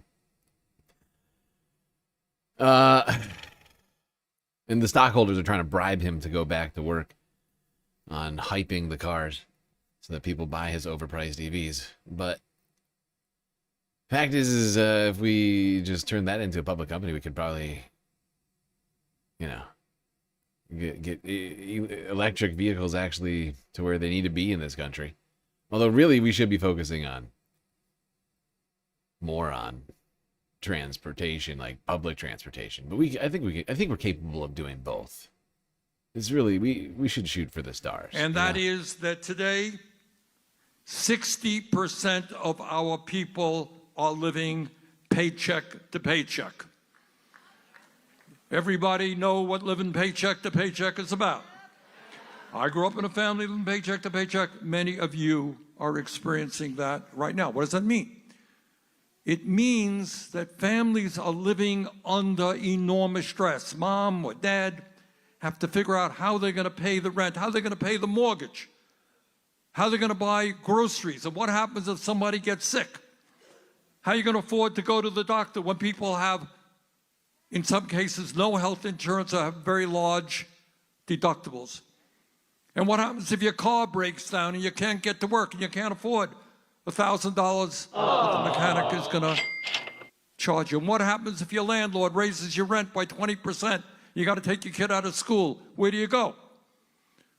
And all over America, that is what people are dealing with every single day in the richest country on earth. Millions of our people are desperately struggling just to pay for the basic necessities of life, while the people on top literally do not know what to do with their money. How many bloody yachts do you need? Come on.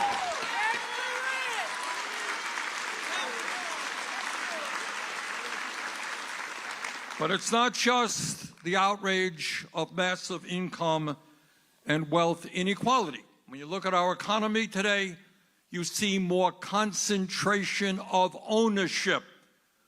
While profits on Wall Street and corporate America soar, a handful of giant corporations dominate sector after sector: agriculture, transportation, energy, financial services, you name it. And when you have that kind of concentration of ownership, you got monopolies, you got price fixing, and we end up paying much higher prices than we should.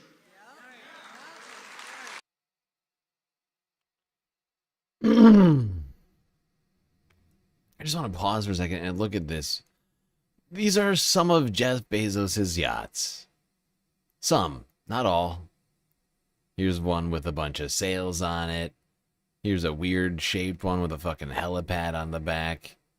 You can't really see it. A weird shaped one with a helipad on the back over here. You got this gilded monstrosity over here. I mean, it's out of control. He does not need all of those toys.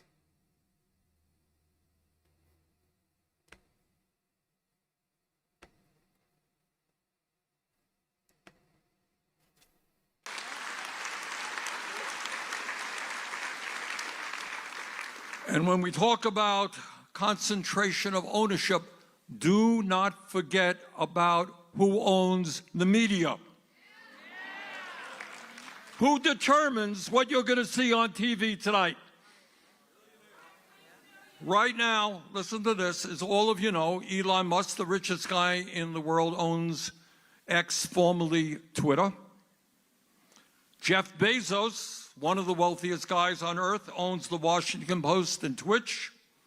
Mark Zuckerberg, one of the richest guys on earth, owns Meta, which includes Facebook, Instagram, WhatsApp, Messenger, and Threads.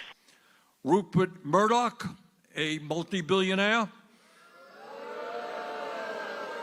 You have heard of Rupert Murdoch.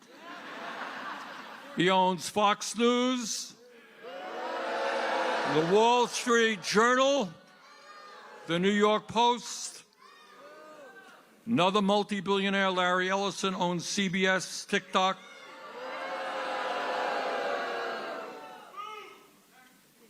But it's not just income and wealth inequality.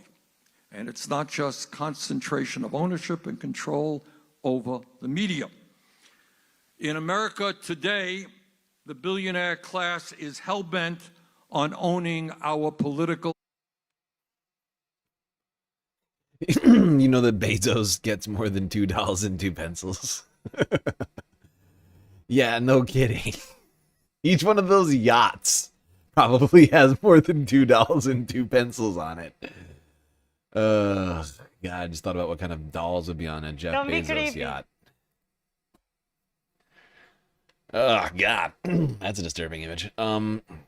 Yeah, each one of those yachts clearly has more than 2 pencils on it. I can almost guarantee it.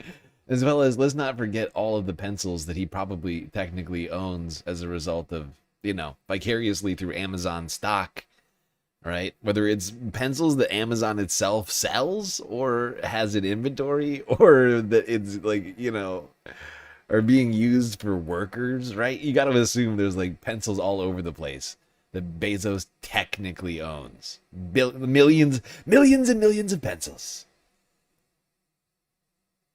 You only need $2, 1 pencil as well. Unless you're Jeff Bezos. Then you get 6 yachts, 3 islands, and more wealth than some massive portion of America.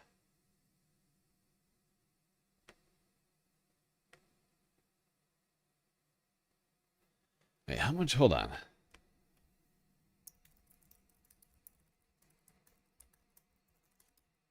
$197 billion. 283 billion.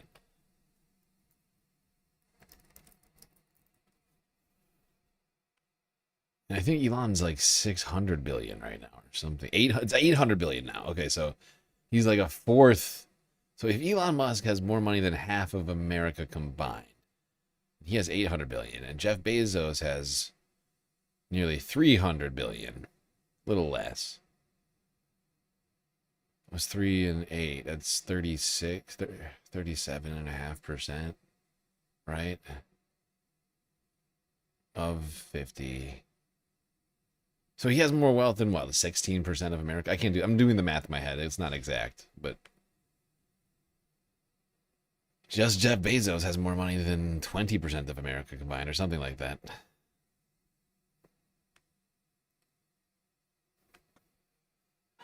Should check that math. You know, I come from a very small rural state.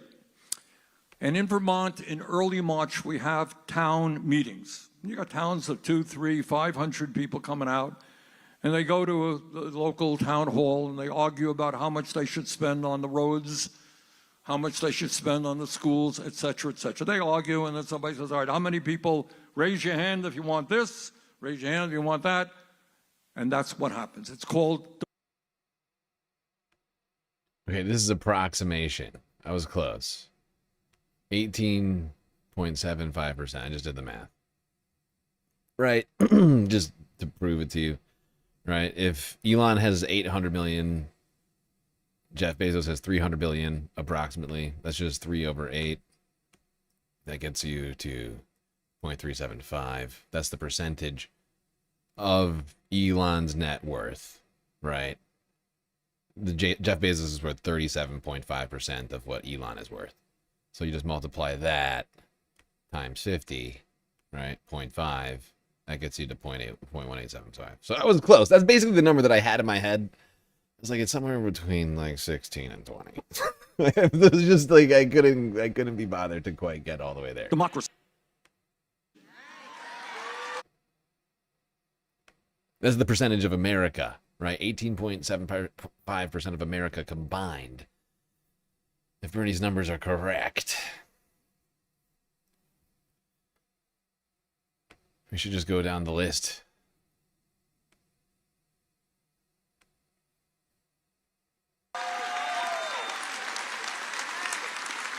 It's a radical idea that everybody has one vote. But that is not where we are today in our corrupt political system. As a result of the disastrous Citizens United Supreme Court decision, billionaires are legally able to spend as much as they want on political campaigns through their so-called super PACs.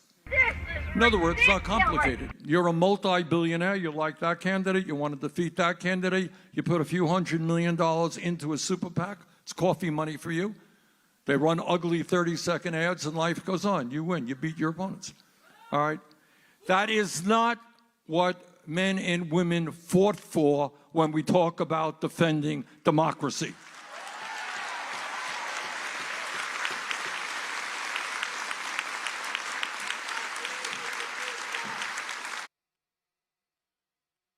Yeah, and I would like to point out that nothing that Elon's been up to lately was making him... Excuse me. Oh my god. He's not like physically doing anything to make all of this money, right? The only reason Elon has increased his wealth as much as he has recently, because let's not forget, like his net worth had plummeted at one point, is that Tesla stock price is rocketing back up near all-time highs right now. So he's living the dream. You know, Tesla's a $1.4 trillion company. He owns some massive portion of that. And then, of course, he has all these other fucking assets lying around all over the place that are just making money while he does nothing. Like everybody else is like doing all the work while he tweets. While he tweets and hangs out with the president and like dances awkwardly on stage at CPAC with fucking Javier Milei. How is that making money for Tesla or Twitter? It's not. It's not. Everybody else is doing the work. He's just literally just doing nothing. Then we have our president.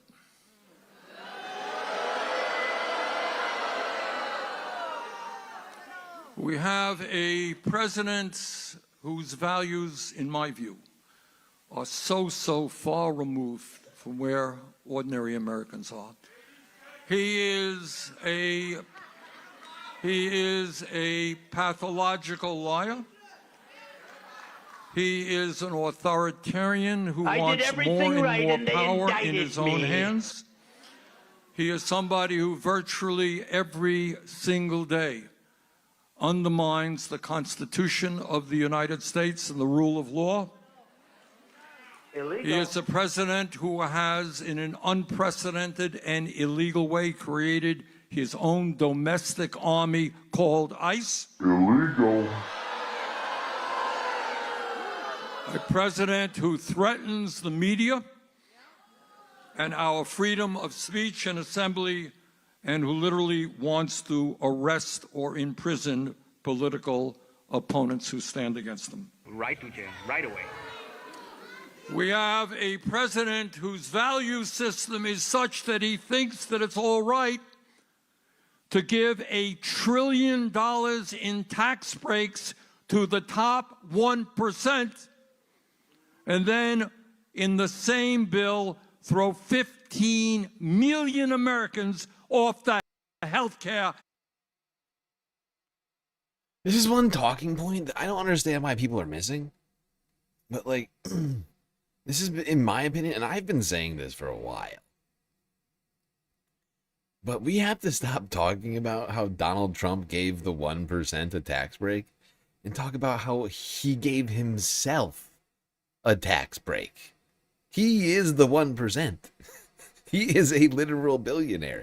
He has more money than some, like, large, like, fractional percentage of the United States. Perhaps not as much as Elon, right? You know, but it's just like, it's just, oh my God, it's incredible. Like, he is the 1%. It's such a missed opportunity.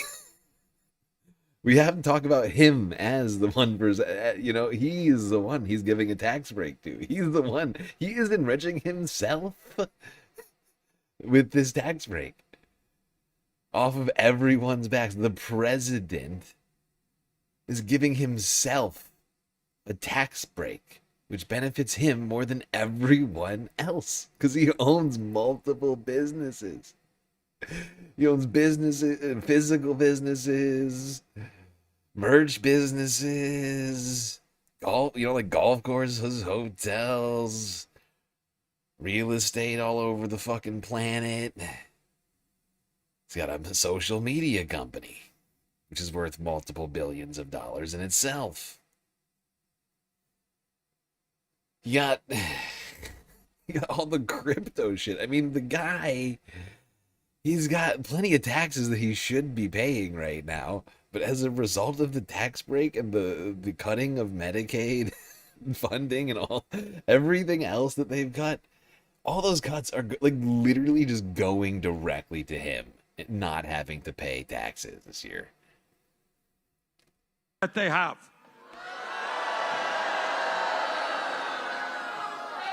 And then we have a president who several months ago, like, you know, in the middle, like, you know, he's claiming that 500 mil from the Epstein ballroom as like a tip, right? He's like, no tax on tips. I got a beautiful $500 million tip from a very good friend for the Epstein ballroom. No tax. Meanwhile, I'm still getting hit for taxes. This is why I can't actually get the money together to pay for it right now. Very disturbing. Of the night started an unprovoked and illegal and unconstitutional war. A war which has not only led to the deaths of 13 members of our military, but thousands of civilians in Iran, in Lebanon, and elsewhere. And that is why, as soon as possible, we must end this illegal and unconstitutional war. Illegal.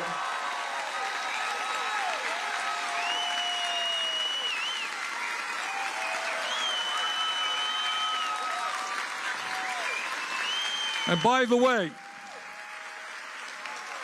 way, this is increasingly becoming a bipartisan issue.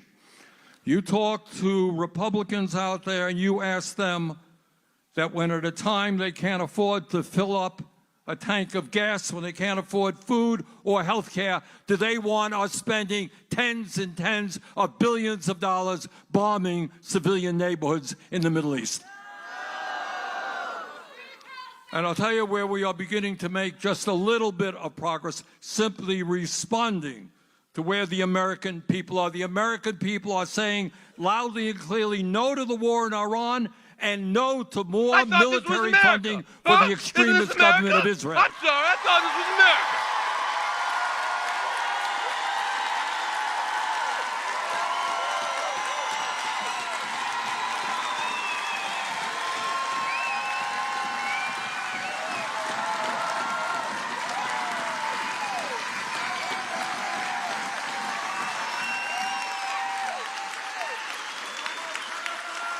When we began. So I got some very raucous applause there. Ending of the war and the funding of the illegal government of Israel.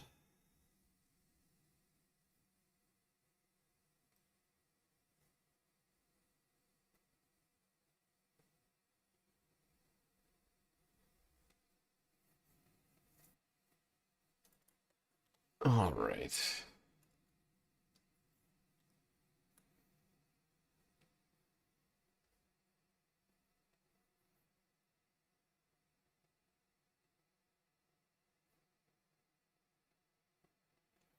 Let's keep this moving.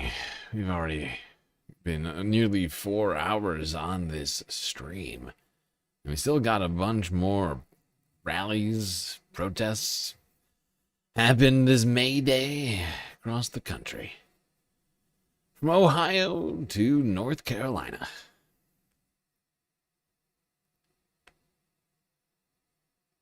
North Carolina. Actually, wait.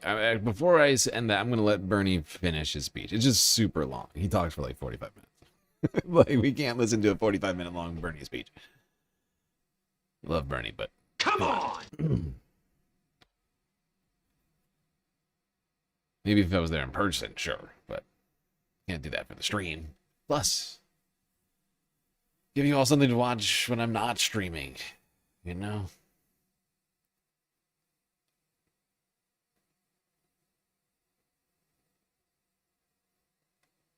Speed it up a little bit. I guess I could do that.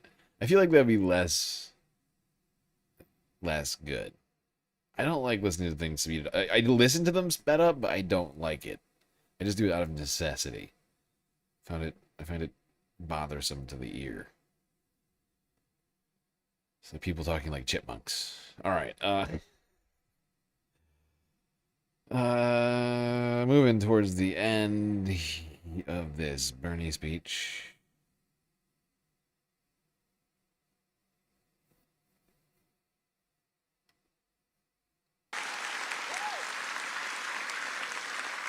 And you know what? It is not a radical idea to say that in a competitive global economy, all of our kids, regardless of their income, should have the right to get a higher education, either college, trade schools, without going deeply into debt. Immediately, if not sooner. Now, when I say these things, the establishment people, right wing, I get attacked for being a far left commie. Crazy person. Imagine allowing our kids to get a higher education without going deeply in debt. Well, it's so radical, it's unthinkable. Well, to my mind, I disagree just slightly. I'll tell you what I think is radical. I think it is radical to give $1 trillion in tax breaks to the 1%. I think it is radical to throw children off of SNAP programs, which... You're hurting the kids. I think it's radical to cut funding for education and housing and other basic needs. This is ridiculous.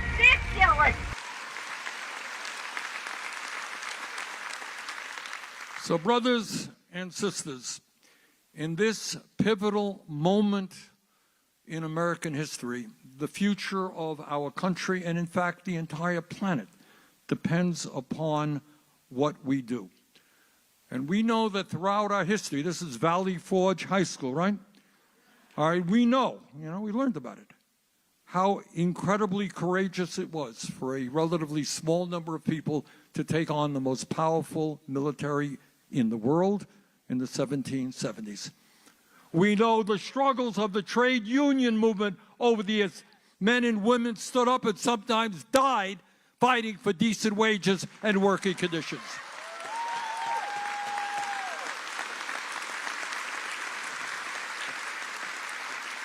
We know the struggles of the suffragettes fighting to make sure that women in America were not treated as second-class citizens. We know about the struggles of the abolitionists and the civil rights movement to end racism in this country.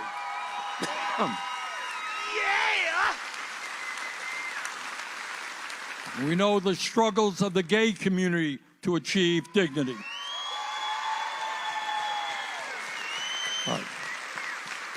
And every moment, one thing I'd like to point out is that, unfortunately, we cannot legislate away racism. And it's got to be about radical acceptance and solidarity to some degree. In terms of how do I put it? Right? Like, I feel like sometimes we think that we can do that. Like, we can certainly legislate it to like what do you call it? Like punish people for doing things that are anti-LGBTQ. But it doesn't remove those people who are apt to do such things from society. And that creates something else, including a better economy that creates more opportunity for people to engage in less toxic behavior. But also like other things like in our communities that we just don't have right now that we need to work on. I don't know why I'm going off on this right now. Not a big deal.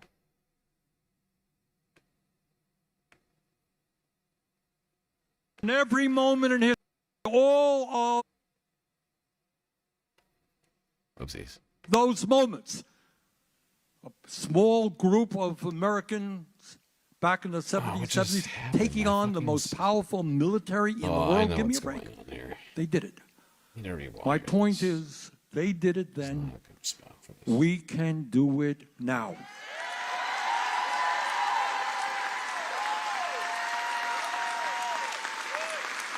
So, brothers and sisters, we got a lot of work in front of us. Let's elect Brian Poindexter for Congress. Let's change this country. Thank you very much.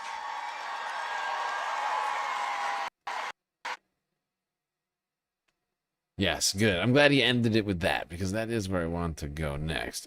Shit. I have to reload my fucking soundboard again, because I connected another USB device to my computer, but I ran out of USB slots, so I had to whip out my USB, God, I can't think of it, switch. It's like a multi USB input, like you can turn on and off the USBs so you don't drain all the power. But I think the way I've set this up, I think I keep stepping on the cord and it just keeps turning it off. Like unplugging my soundboard. Yeah, I need to do something about that. I need to move this. It's a problem. Can't be having that. Okay. That better? Yeah, I don't think I'm gonna be kicking that. Okay, good.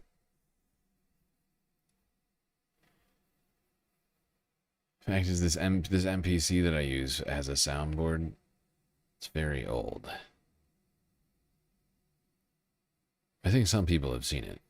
I've like posted a picture of it, I think, at one point. Can't remember if I did.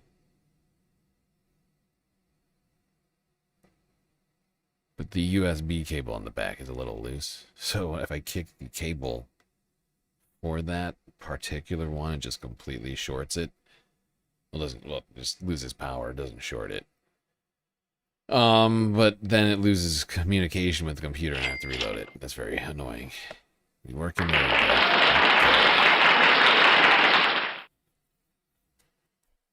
And we're good. Great success.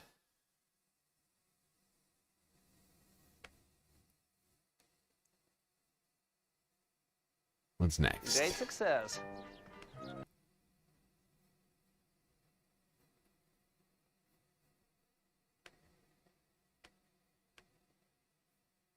Oh, right. That's what I was going to do. Did I open this yet? Where is it? Ah. Okay. Just a reminder, everybody. If you haven't already, look into your elections in your local state. Bernie was just in Ohio. And you got some fairly decent candidates you could vote for in Ohio. I don't have one for each district, unfortunately. I have much more complete list for Indiana right now. But these are the people in Ohio. These are the people in Indiana that I've been saying are the best candidates. Not perfect. No one's perfect. But the best candidates, I think, in the races here in the House, as you can see. You can also get access to this spreadsheet through the Discord under the elections channel. The Discord keeps becoming more and more active, which is a beautiful thing to see. For the Space Fams community to continue. People on Vertical did not see the list. That's very rude. How rude. Don't worry, Vertical people. There's a list somewhere else. One of our other live streams entitled Ohio and Indiana Live Primaries or whatever. And you'll find that list there. I thank them in full. I do need to repost it in multiple ways, though. That's on me. And complete it. Make sure it's fully complete. Look, I am way behind, and having lost $700 did not help productivity-wise. We are heading into May, and I feel less prepared than I was last week.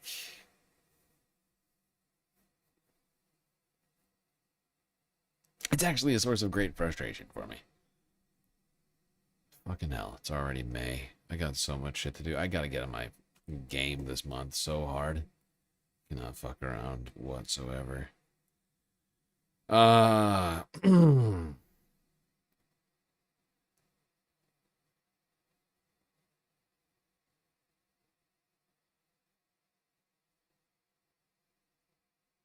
I lost my place. But we're just doing Bernie, Ohio, to next up Philadelphia. Wait. Actually, yeah. Yeah, let's do Philadelphia next. Why not? Trying to think. Actually, no, this is wrong order. It makes more sense to go this way. We're going to go to the south first, and then go up.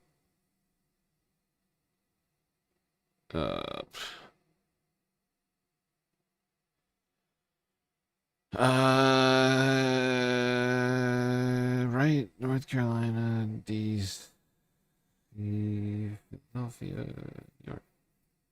Is that right? My brain's broken right now. My brain is broken, is that right? I think that's right. I should know that better. That was pathetic. Yeah, I think that's right. I'm like trying to imagine the map in my head right now. Yeah, it's below Virginia. All right, okay. North Carolina first. Starting in the south. Live stream WFMY News 2 local channel, it looks like, from 13 hours ago. He's going to come here, and then Chris is going to come here. Stay right here. God, I am getting more and more hungry as the night goes on. Time is it? It's actually not that late right now.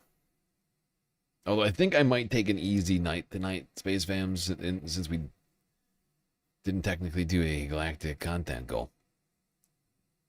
Speaking of that, I don't think we ever completed the Galactic confetti goal either. I also never figured out how much that was, did I? So it's basically what I'm saying. I think I'm saying it's my fault. Who donated today? Let's just go through these.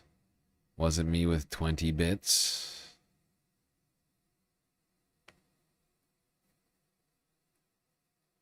Noah for the resub on Prime. Was it me with the gifted community sub? That gets us to... It's like 20% already. 200 bits from Omega Star. Which triggered a treasure train. 67 more bits from Sneaky Psyduck's Purple Rock. Omega Star with the gifted sub. Treasure train unlocked. 5 community subs at a 35% discount. That gets us... we are actually... Is there more? Is there more here? Ducky 100. Wasn't me 100. Sneaky Psyduck 6 and 7. 6, 7. Columbia Rican. Bits. 200 bits. Benihana with a resub. Actually, I think we completed a goal and I just never noticed it. That feels like... I'm just counting here. That sounds like one of these here.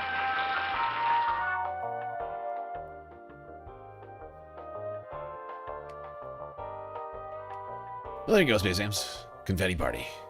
Brought to you by Space Fams like you. Just for the hell of it. It means nothing, and yet, to some, it means so very much.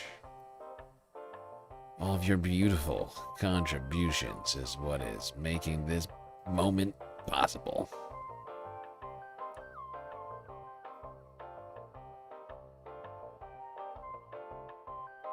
Less on lessness. How long you figure you're going to continue to come in here and talk about Jesus?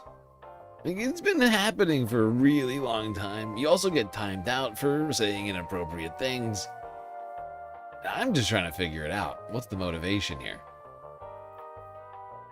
There's a few people such as yourself who have stuck around to some degree and continue to vaguely troll. It's confusing.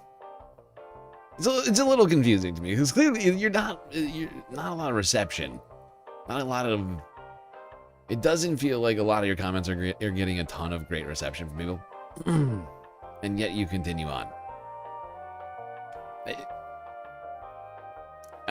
Hey, like you do you. I'm just seeking answers in life right now, as a, considering,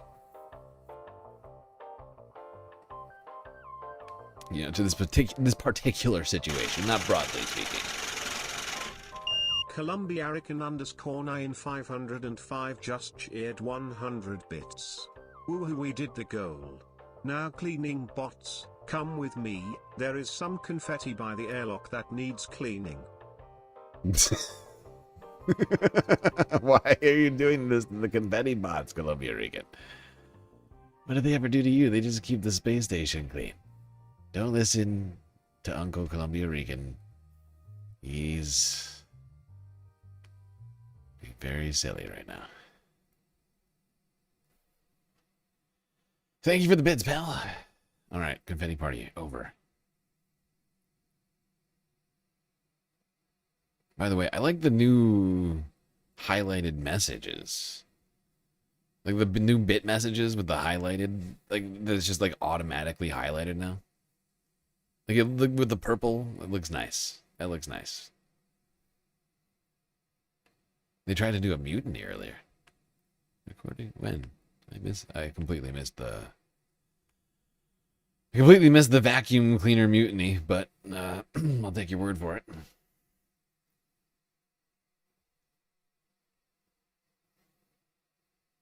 All right, North Carolina, WFMY News 2, 13 hours ago.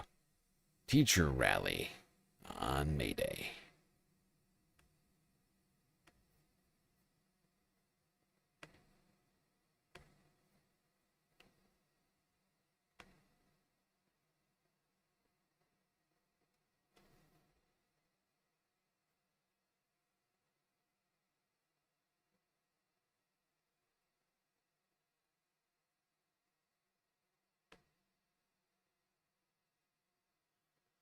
Why, John Q. Public? What is going on over here?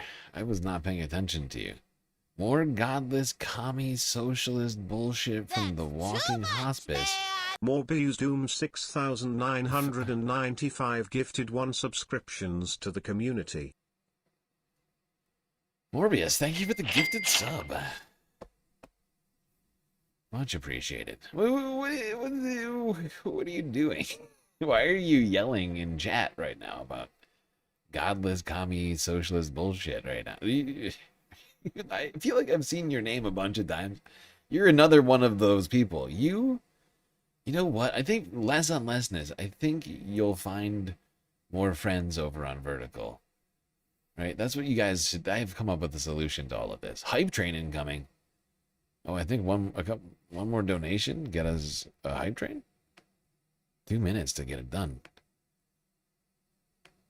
Okay. Thank you, Morbius. Whipping Q? Whipping? I don't know how you pronounce that. Receiving that gifted sub.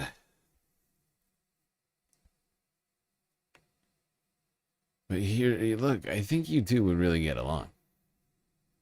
You're talking about godless commies?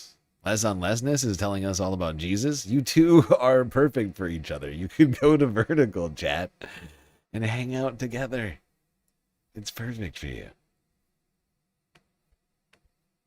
I love this idea for you guys. Oh, snap. What just happened?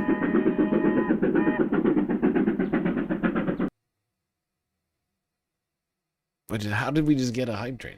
Somebody just like secretly donate? How did we just get a what? There was no notification for anything else.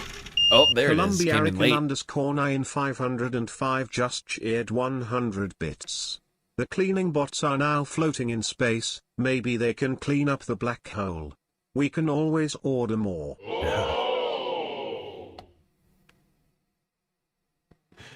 Thank you for the clarification. And the bits, Columbia Regan. Wait, hold on. I went too far. Teachers We're rally. going to get it no Here matter if we have to march every single day. We want this. Asheboro City Schools is operating remotely today. Rockingham County already had this day off. Right now we have live team coverage stretching from here in the studio all the way to Raleigh. WFMY News 2's Ben Briscoe, Kevin Kennedy, and Manning Franks are all there covering the rally as it is unfolding. So let's start right there in the state capitol with WFMY News 2's Ben Briscoe. Now, I would just like to point something out. You know, funds are limited around here, so we can't just go running around buying cleaning bots all the time. You know, I'm just thinking about the scenario more and more. I'm just thinking, can we really sacrifice cleaning bots to the black hole? I don't think so. Actually, I think that's an inefficiency that we can avoid. You know? I think that's, you know, an expense that we can definitely just cut out completely by just leaving the bots where they are. You know, they really didn't ever do anything to anybody. When you think about it, they've been very helpful to us. We don't even pay them. It's basically robot slavery.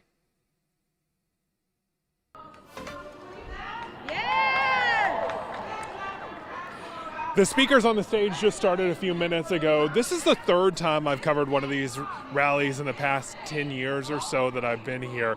And I will tell you that the crowd is just as enthusiastic this time. It is growing by the moment. There are still teachers coming in, including this group right over here from Alamance County. Marie actually took the train here this morning. Why'd you want to come out? So it's really important that we get this funding for our students. In our district alone, we're missing 50 critical exceptional children's positions. This includes OTs, speech language pathologists, teachers, psychologists, interventionists, and these kids from our gen ed friends need some of these services that they're just not provided in our district because the funding simply isn't there. So we're here today to really get that funding for those kiddos because they deserve it. They deserve a well-funded public education. How have you seen kids suffer because of those positions not being there? So in our classroom alone, we share a speech language pathologist across our whole school. Around 50 to 60 kids. That's an insane amount of kids to try and speech language, critical communication. Kids who have critical communication needs those services. She is stretched so thin. Yep. I have a close friend who's a teacher. This is the same situation all across the country. We need better funding in our schools, a better system to deal with all of this. I blame Bill Gates. But it's not just Bill Gates' fault. Republicans, of course, have been defunding education, dismantling the Department of Education, and everything else that, you know, all the things that teachers need, they're just making it worse. Right? But really, like, there was already problems. Teachers were already stretched thin, have continued to be stretched thin, continue to be underpaid, underfunded, and then expected to turn our children into little geniuses. It's a lot. It's a lot to ask. It's impacted our kids. We only get to see her once a week. We should be seeing her way more than that. But because of where she is stretched, she's not just at our school. She's at several other schools. And we just need more people in the door. We need to get that funding so we can get these kids these services. They're suffering without them. Could you imagine not being able to communicate and not knowing how and just not having the service provided to you? That is a crazy thing. We have to be doing more for these kids. They're literally our future. We're not going to make it as a country if we aren't teaching these kids the right things right now. What is the message that you hope the people back in that building, that's the General Assembly building back there, what do you want them to take away from this out here? That we're here and we're not giving up. We're going to get this funding. We're going to get it no matter if we have to march every single day. We want this for our students. We want this for our schools. We are here and we're ready to fight for it. Speaking of funding, one of the things that you guys are asking for is a 25% raise for all educators across the board in the state. Why is that needed? Because a lot of our teachers are working 2 jobs right now. Some of our teachers are going home and doing Instacart or Uber. We're not able to provide for our regular day lives. And Teachers should not have to Instacart, okay? Teachers should be able to afford to Instacart. Teachers should be getting paid more. The teachers do more work. Every single teacher that you see here does more work on a daily basis than Elon Musk. Elon Musk sits around tweeting, and these people try and manage your unruly children with no money. And the lack of funding in the schools, unable to pay just the bare minimum.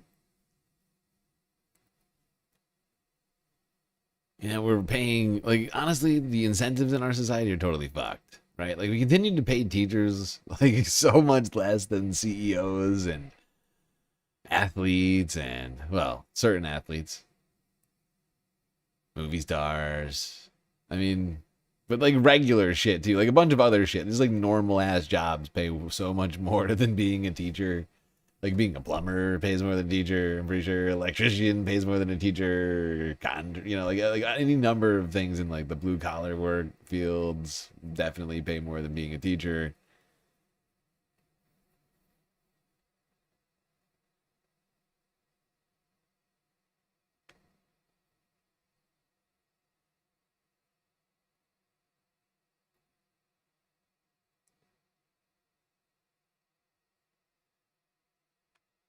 Meanwhile, people like Elon Musk, Elon Musk himself owns more wealth, capital. He's accumulated more wealth than the bottom half of the entire country. This is a ridiculous and unsustainable system, people. That cannot continue. All right, I'm just going to skip ahead a little bit in this broadcast. From what appears to be a local CBS channel, I guess. It looks like it's CBS. Although local CBS is whatever. Hit and miss. It's not your national regime-approved media. Although you do get national regime-approved media stories sometimes. Stuff like this is usually fairly good and necessary that gap is so to do wide this now job. we can't hide it anymore. We know that our students deserve more. And we know the gap between what they deserve and what they actually receive is showing up in ways that we can't ignore. I see it in my students, you probably see it in yours too, when they're navigating anxiety and trauma without enough mental health supports in their schools. I see it in classrooms that have been without consistent teachers, where learning is disrupted and relationships are broken because the teacher had to make a choice, right? They had to make the choice to leave and go elsewhere so that they could make a livable wage. And as I reflect, I think to myself, what did it cost the student to go weeks or even months without a permanent teacher? What did it cost a child to sit in a classroom carrying burdens without access to mental health support? These are not just inconveniences. These are barriers. And over time, those barriers become setbacks that impact achievement, opportunity, and long-term outcomes. But let me be clear, this is not just a Guilford County issue. What we are experiencing here is a reflection of what is happening in underfunded classrooms across North Carolina.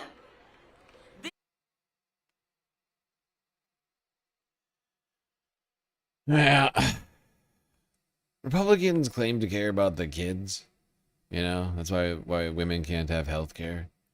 But then once it comes time to teaching them and funding, teaching them, paying teachers a fair wage, giving schools enough funding for supplies. Like, I've heard like horror stories of, you know, teachers having to buy their own fucking supplies for school, you know, like literally like markers and crayons and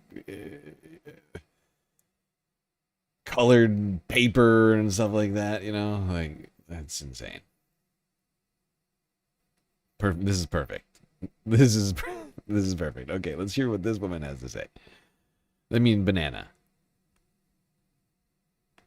$58,000, $58,750 to be specific. Wait, hold on. Go back. Further back. And teacher pay. They also say that next year, the average teacher pay in North Carolina is actually going down. It's decreasing to $59,000. One of the teachers out here who's concerned about all this is Annie. Annie, your costume automatically caught our eye. What is this about? This pay scale is bananas. They have proposed that well, first off, we haven't passed a budget in 3 years, I think. So this is what we're currently being paid as with a bachelor's degree, but it's an incredible hat. I love that hat. Or I don't even know what to call it. It's like a hat mask. It's a hask. It's somewhere between it doesn't cover the face, although it slightly droops over it as a result of the peel. It's almost like a banana clava, if you will. You are not funny. Can't help myself. Yay. So this is what we're currently being paid as with a bachelor's degree, but at 0 years of experience, they're suggesting that we get paid $53,000 a year, which is great. That's way more than what I made when I started 21 years ago. But at 25 years of experience, they're suggesting that we only get paid $58,000, $58,750 to be specific. And that's just ridiculous. What other industry have you ever heard of that 25 years of experience only gets you $5,000 of a pay raise? That's just insane. Okay, I can't I can't move on from this due to the banana clava until I watch this clip. By the way, we're going to be saying the word banana clava a lot here. It's going to get worn out, but that's what happens when you come up with greatness. Where is it? Where is it? Where is it? Is it here? Yes. Okay. Yeah. Okay.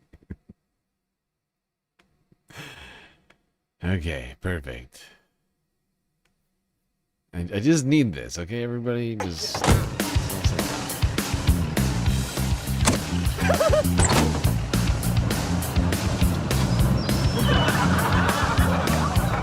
And for the second time since he became president, Job heard the sweet... Look, listen, there's never going to be a better time for me to watch this clip. Sound of laughter. They're laughing with me, Michael! They're laughing with me! They're laughing with me! Okay, that's all I want. That's all I wanted. I am, in fact, laughing with this banana person. I think this is a fantastic head garment. One is valuing the veteran teachers. I'm glad that we're trying to get new teachers in, but no one's ever going to stay. And we bring a lot of value as veteran teachers to the schools.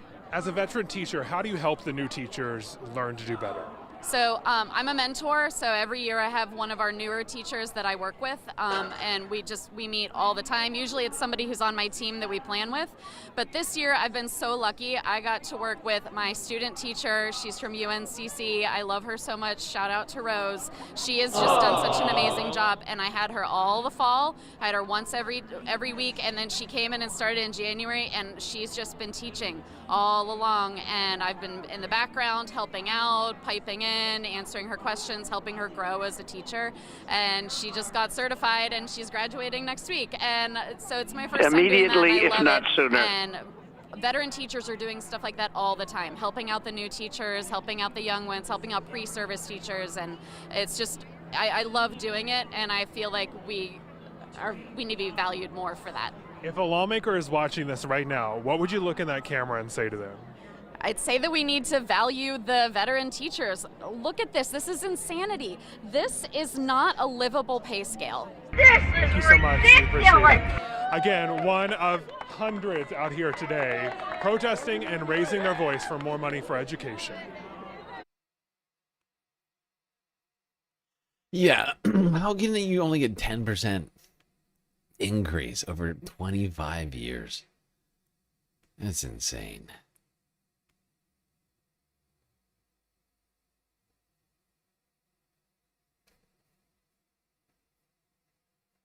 Did Will Arnett slow down after BoJack? I feel like he's just been doing other shit. But like, didn't Flaked come after BoJack?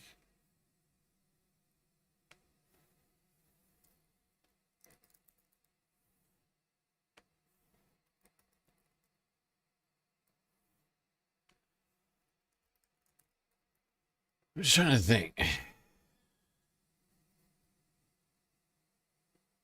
Was it? When was the first season of this? 2014? When was Flake? Flake was after that, wasn't it?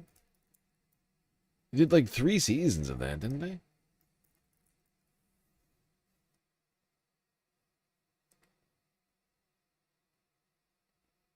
That was in 2016, so I think it actually... I think those two things happened simultaneously. I'm just realizing.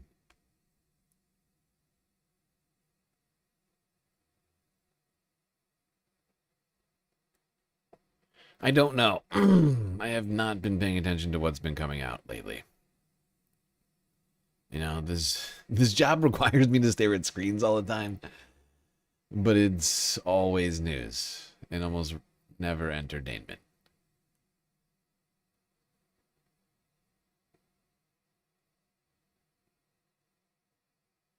It's always news trying to get the show together or doing the show.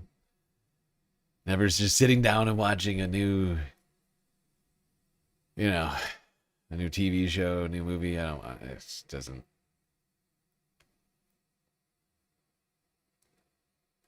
happen enough. Is he podcasting? Interesting. The Will Arnett podcast.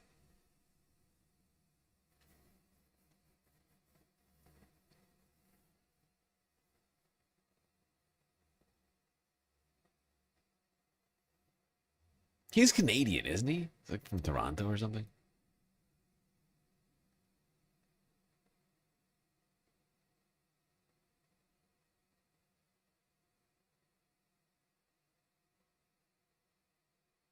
All right, I lost my place again. All right, okay, yeah, we're done with North Carolina. 24 hours. I'm loving all the different themes Down, and just different leave it ways with they're that trying to banana. catch. Leave it off with that very informative banana with the chart. Continue down the path of these May Day protests.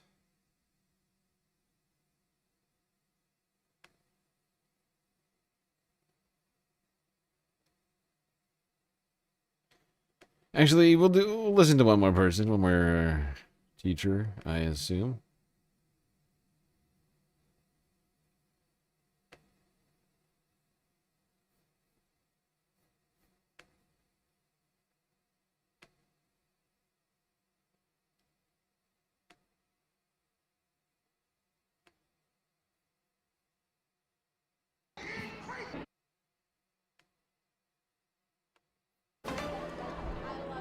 I'm just trying to drag the show out a Kevin, little there's bit a big more for you people. representation from the triad here, but also Although we actually do have quite a lot of content. We could watch all of these. It would take us half a day, but trying to make it, reasonable length stream.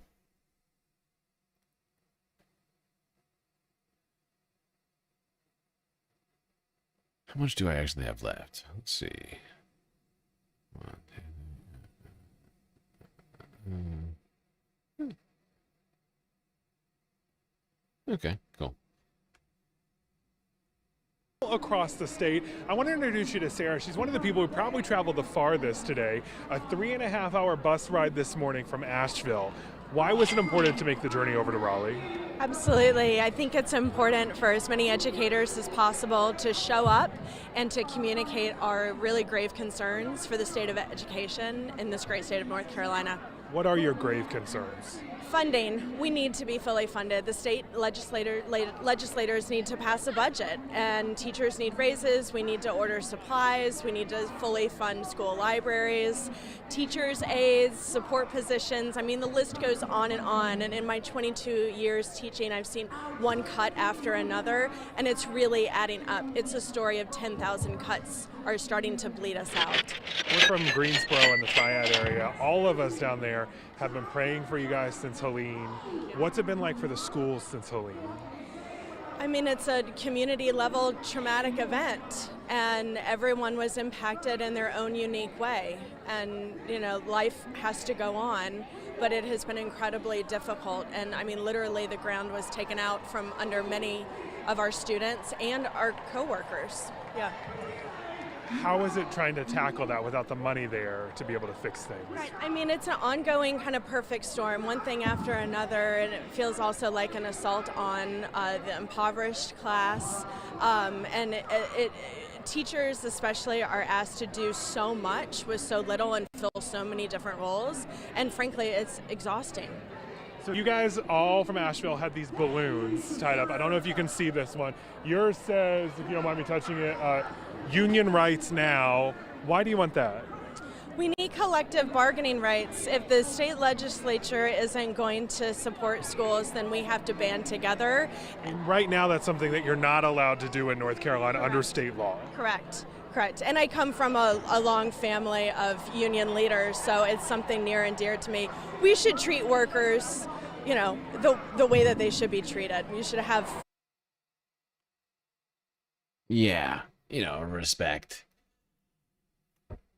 Respect, dignity, enough money to live a vibrant thriving life, not just to scrape by.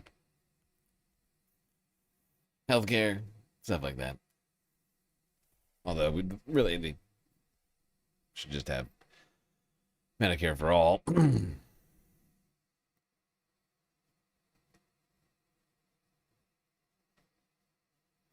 John Q. Public is Ben Shapiro. Oh my God. Is this Jen? Is this John? Are you Ben Shapiro's sock account? Did you just say move to a different district because different districts pay different? You know, different districts costs more money to live in, right? And you would have to have the money, of course, to move from your current home, which some people don't, especially those not, you know, making a great deal of money, right?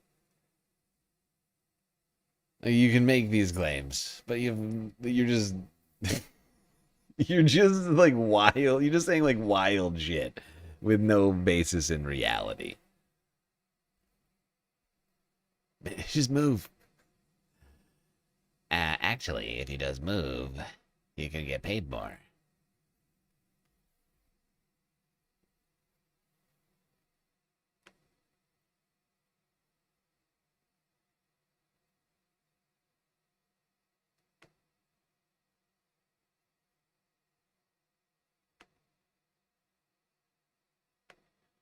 All right, moving along to DC. USA Today with the live stream from 9 hours ago.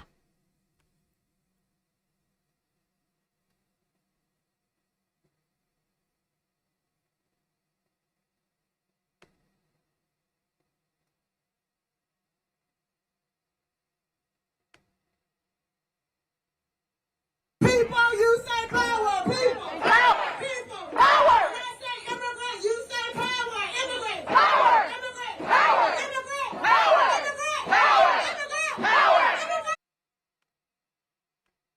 Oh my God, Lady Liberty spotted at this protest. My God.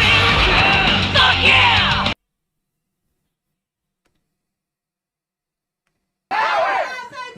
You say power, black. Power. Black. Power. When I say brown, you say power, brown. Power. Brown. Power. When I say working class, you say power, working class. Power. Working class. Power. Immigrant. Power. Black. Power. Brown. Power. People. Power. Union. Power. People. Power. Worker.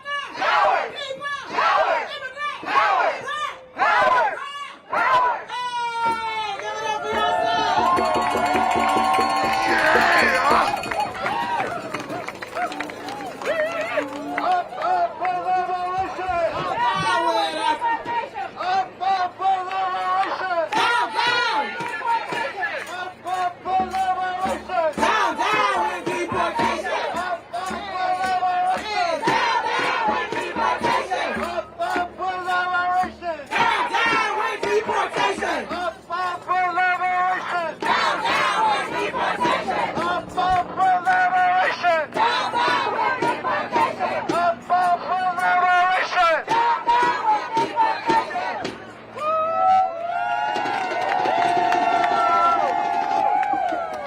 All right, I'm gonna do one of my favorite chants. Everywhere we go, people wanna know who we are. So we tell them we are the people. We are the people. The mighty, mighty people. The mighty, mighty people. Fighting for justice. Fighting for justice. And our families. And our families. Everywhere we go. Everywhere we go. People wanna know. People wanna know who we are. Who we are. So we tell them. So we tell them. We are the people. We are the people. Mighty, mighty people. The mighty, mighty people. Fighting for justice. Fighting for justice. And our families. And our families. Okay, hold on. This is a super long stream, 3.5 hours long to be exact. So I'm gonna go through some of the footage here, try and get a few bits and pieces. People marching here.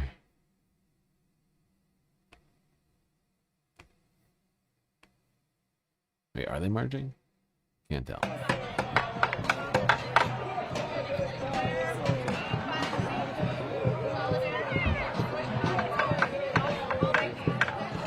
Looks like they're preparing the march. They're preparing it. Looks like there's a lot of people.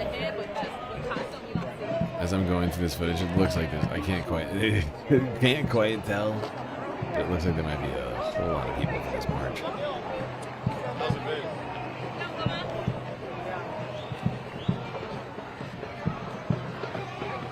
So, remember,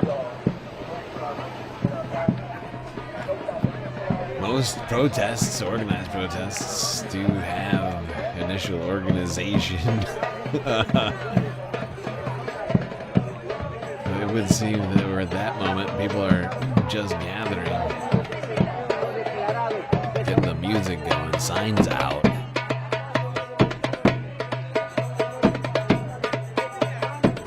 Flags waving.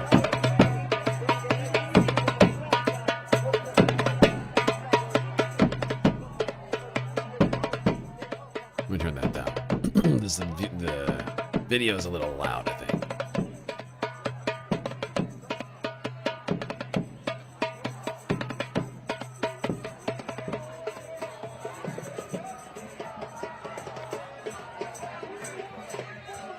Freedom for migrants from Farm Bill to CCOT.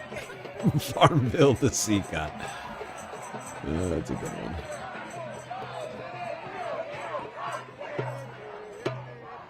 Yeah, I think there's a lot of people here in DC. They are swarming the monument right now.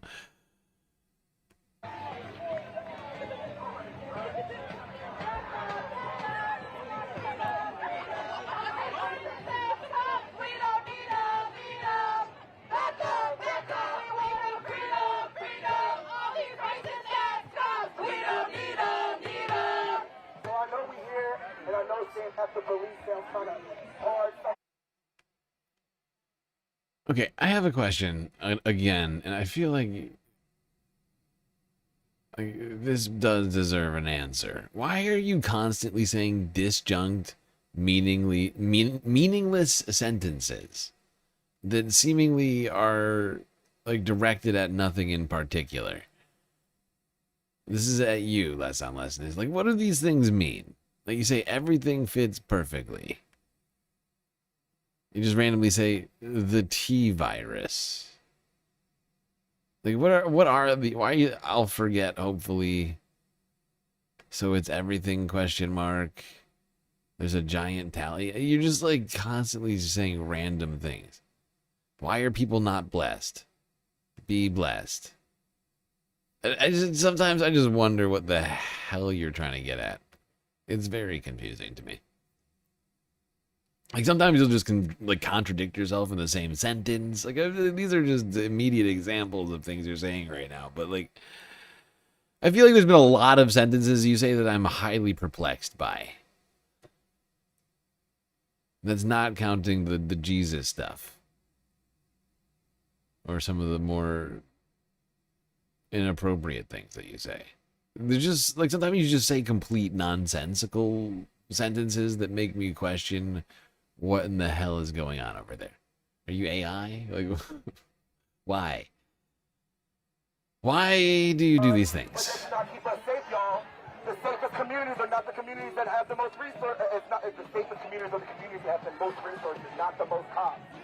Right now, DC is under attack. We're in occupation. They get a lot of the budget, y'all. So if y'all want after-school programs, yes. If y'all want Parks and Rec to be funded, yes.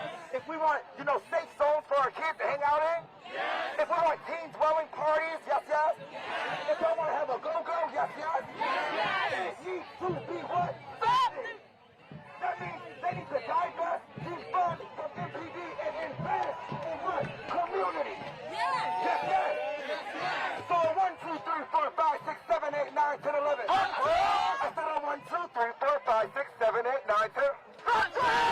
taking your budget and they are killing us all at the same time.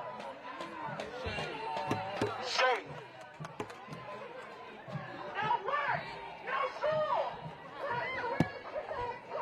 No work, no school.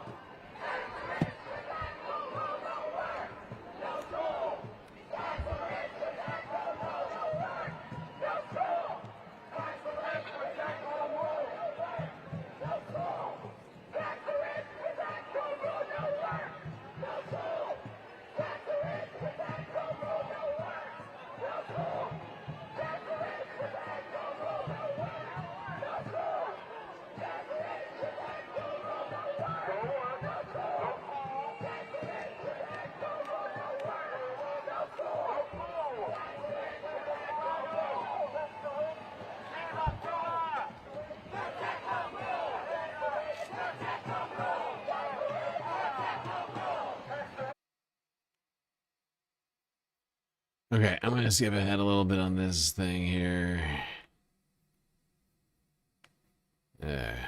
It's 3.5 hours long. 3.5 freaking hours long.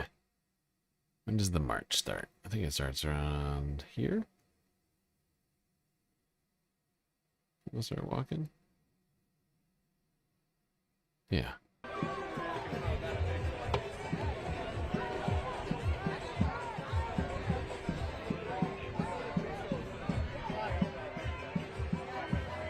There are thousands of people here.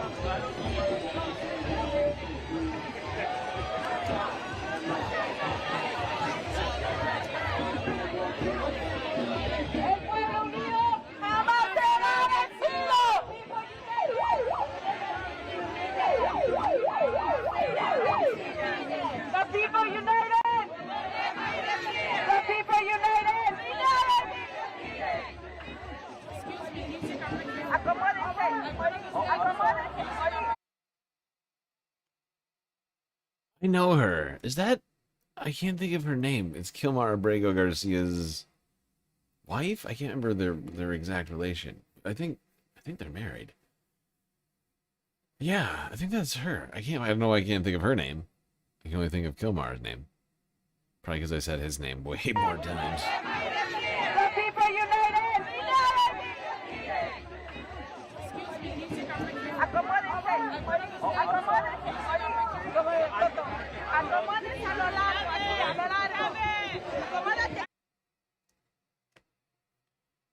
You don't know who I'm talking about? You know what I'm talking about, Shogi?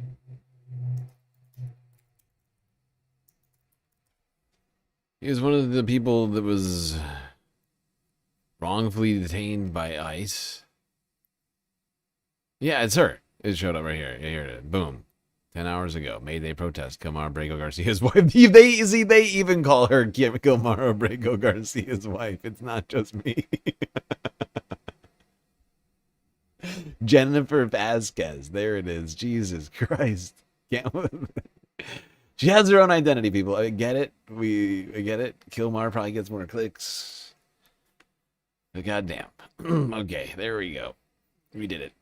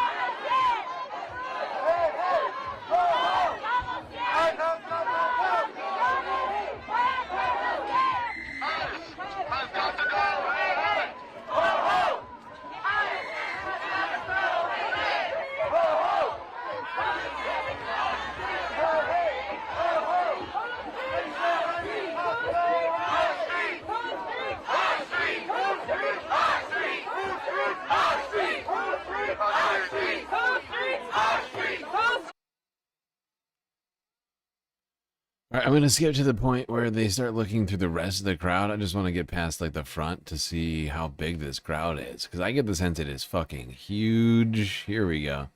Yeah, show me the size of this crowd. No, you had the perfect height advantage. Wait, go back. Wait. No, tell me you didn't look all the way over. Oh my god, what a waste of He goes up on this camera person goes up on a hill and then doesn't look right.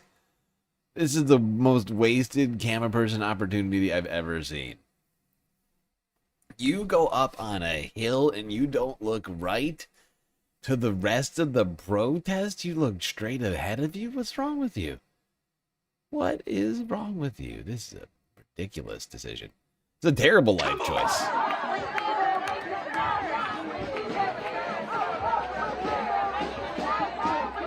Okay, you kind of get it there. You kind of get it. Okay, there we go. Okay, I take it back. Kind of did it. Okay. For fuck's sake, I was going to say, how do you do that and not get the shot? How do you go through all of that? You walk all the way over from the front of the crowd not to get the shot. For a second, I had real doubts about this camera person. Oh, USA Today, you've skirted my ire for now.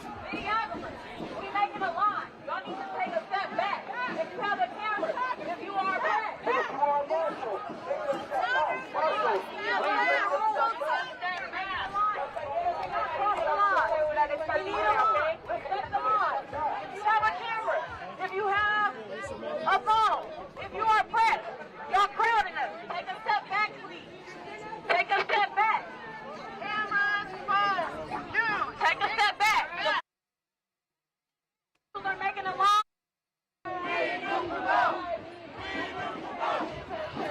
When our communities are under attack, what do we do? When our communities are under attack, what do we do? When our communities are under attack, what do we do? What do we do? What do we do? What do we do? When our neighbors are under attack, what do we do? When our neighbors are under attack, what do we do? Stand up, fight back. What do we do? Stand up, fight back. What do we do? Stand up, fight back. When immigrants are under attack, what do we do? Stand up, fight back. What do we do? Stand up, fight back. What do we do? Stand up, fight back. When black people are under attack, what do we do? Stand up, fight back. What do we do? Stand up, fight back. What do we do? Stand up, fight back. Whose street? Our street. Whose street? Our street. Whose city? Our city. Whose city? Our city. Whose country? Our country. Whose country? Our country. Whose country? Our country.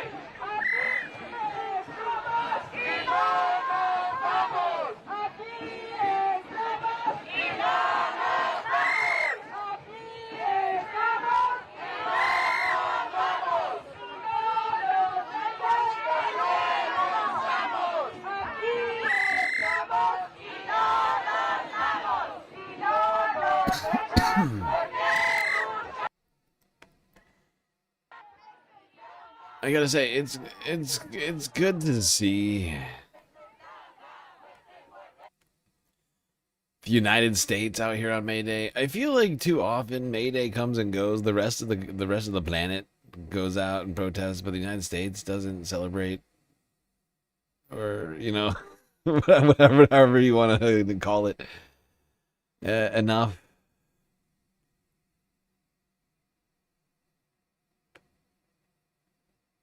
But it seems like there was just a massive show of support across the country. And we're not even done yet. We've only made it to D.C. Still gotta go all the way up the East Coast here.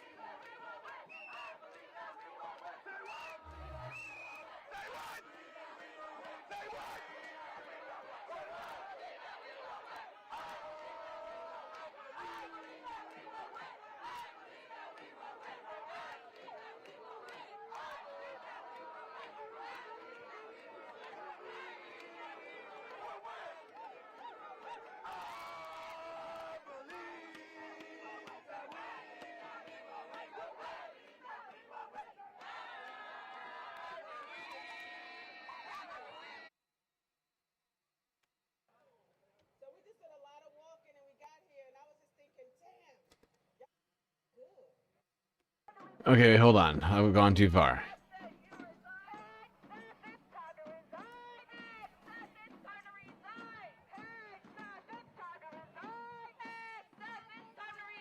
Yeah, this crowd is humongous. The whole different giant part of the crowd with a whole different set of signs. Yeah, this crowd is humongous.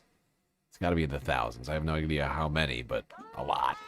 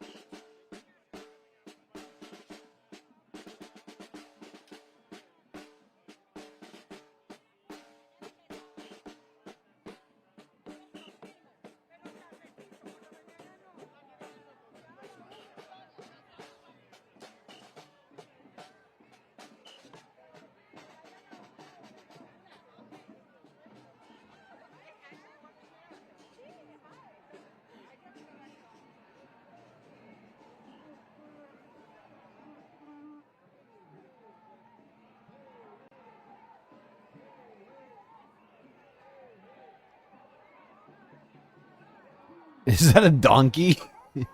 Was that Eeyore? Hold on. Yep. Can't quite make what it says. Something America. Something in America. Thinking in America? I can't quite. What's that say? Going too fast.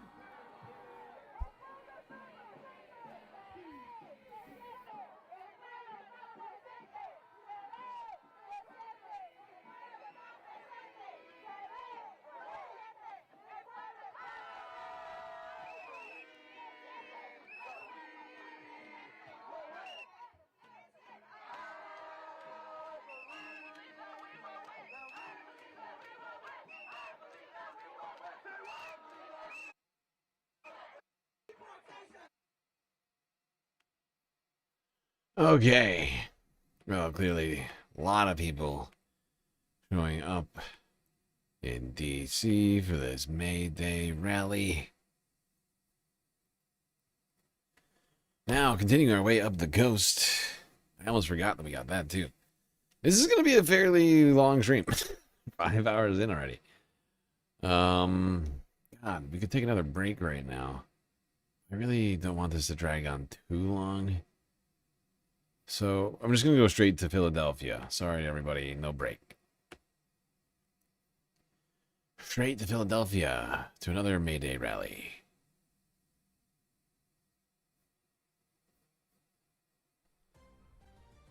Breaking right now at 4 on CBS News Philadelphia. Chopper 3 is live over City Hall here, where demonstrators are gathering for a May Day rally as we speak. You can see the crowd there getting larger and larger. Right now, road closures and restrictions are in place as the crowd gets ready to march down the Ben Franklin Parkway. Good afternoon to you, everyone. We are also streaming live on CBS News Philadelphia. I'm Natasha Brown. And I'm Siafa Lewis. The demonstrators are pushing back against policies they say favor the wealthy. Similar rallies are taking place across the world. Wait, nobody can see what's happening. Oh, no, it's terrible. I'm very sorry. I'm very sorry.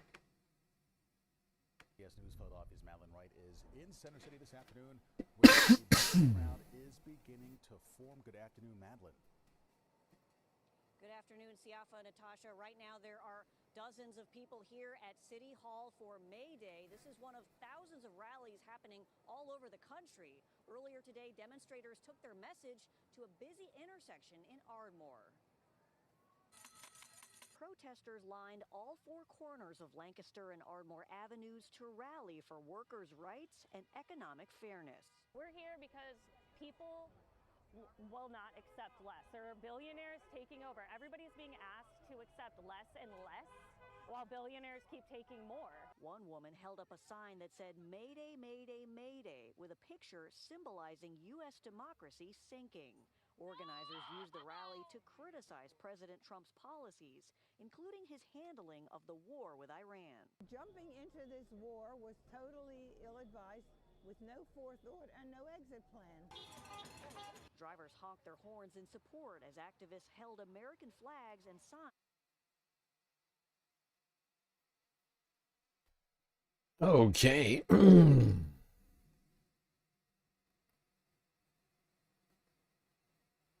Well, while we're in Philadelphia,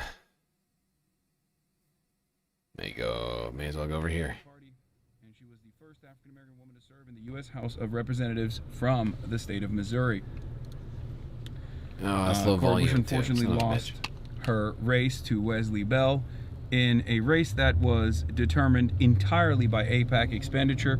I believe it was approximately $13 million that was dumped into the Democratic. Most expensive House primary. Yeah, it was between her and Jamal Bowman, who also got another $20 million in AIPAC expenditures in his race, on top of a redistricting that actually changed the demographics of his district. These were the two major AIPAC attacks that unfortunately worked in unseating these incumbents, and it was a huge victory for AIPAC. And part of the reason why Well, I'm gonna skip ahead here.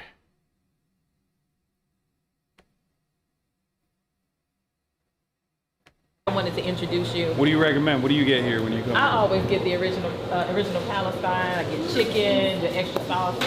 But my husband, because he likes a lot of meat, he gets the one with chicken and beef. I'm gonna take this moment to set up the log real quick and Okay. the shot. Yeah, let's do it. All right, Chad, I'm taking you away. No worries, we're here to eat. So. I'm realizing I cannot watch this. This is gonna make me so hungry right now. I am so hungry. I'm so hungry. I gotta skip this portion of it. Love Cory Bush, but can't do it. Can't sit here looking at food. Let's go to the rally. What's the question? What did they say about? Is there like a place where a staging area for speakers and stuff? Just got a Okay, mess. can we go there? Yeah, we should go there. Okay, wait, they just arrived. Okay, probably over there. I don't think she's getting dropped off over here, is she? Let's go to the staging area. All right, quick. All right, last one though. We gotta go. It's not hard to figure. Where are the staging people? Take us there. Hi. Big fan, man. Thank you, man. Guys, Oh yeah, appreciate you too. I'm taking you. We gotta run right now, but we'll be back. We'll be around. What's up, man? Hey, sir. Nice shirt. Yeah. Sure. Definitely. That's good.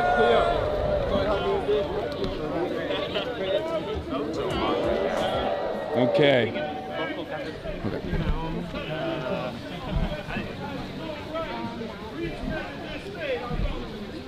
Suit guy does suit things now. Yeah.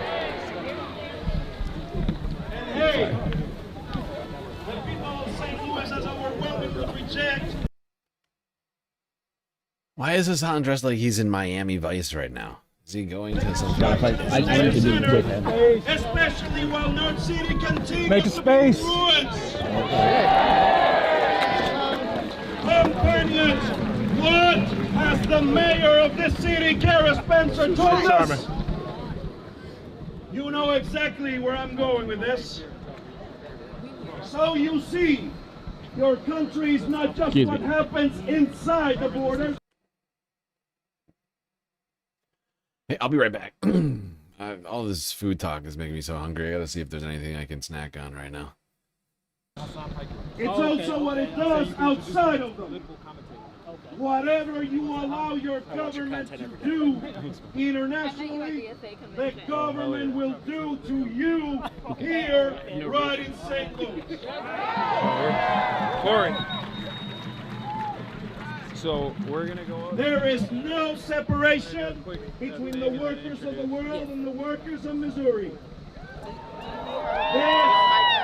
This is why ICE uses We're not doing lapels now, we're doing shotguns. the same tactics and equipment Israel uses against Palestinians. And this is why we must fight together and not on our own.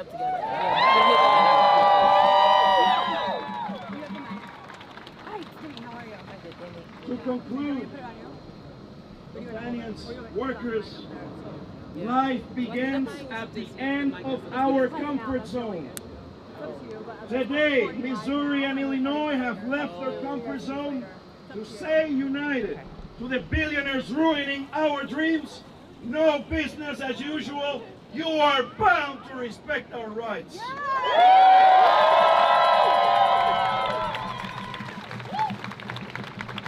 Look around you. Last year we were 100 people gathered for May Day. Today we are thousands. Our movement is growing.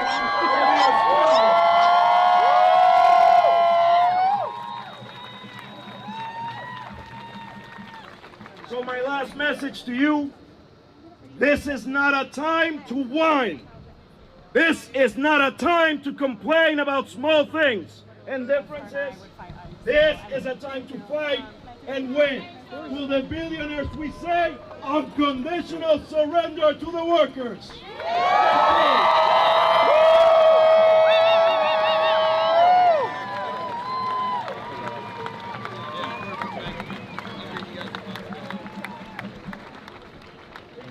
Unconditional surrender!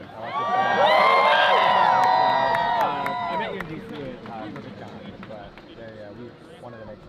Our next speaker is Nikita Gupta. Let's go! For what?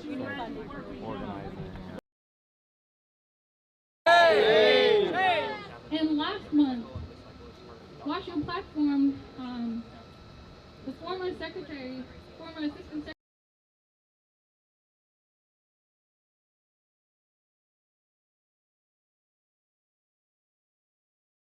secretary of the Department of Homeland Security, which is a parent agency of ICE, on campus.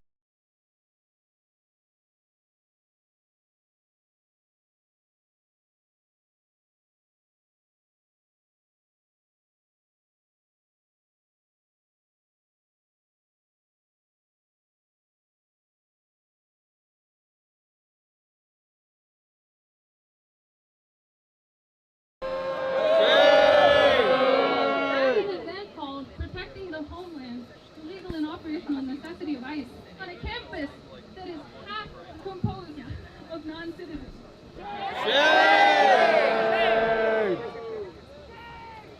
Meanwhile, they also crush student expressions and student groups for anything that they deem as political speech. I know I deserve better. I know that we all deserve better, and I also know that that is not going to be handed to me.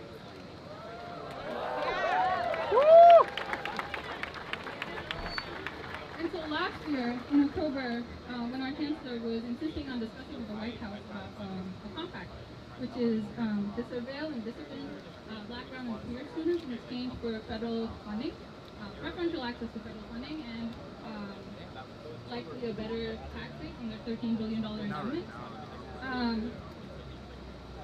I organized with my fellow grad workers, with the Metro Grad Workers Union, to demonstrate that we will not be used as bargaining chips in some negotiations. In February, we delivered 200 handmade Valentine's Day cards to a chancellor.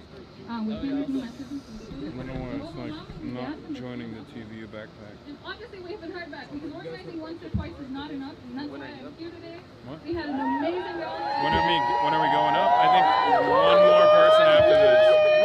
We're here to demand that WashU protect international workers and scholars by creating an emergency fund, a legal defense fund for students with status issues, for anyone with status issues, and for guarantees to academic status and degree conferral independent of visa issues.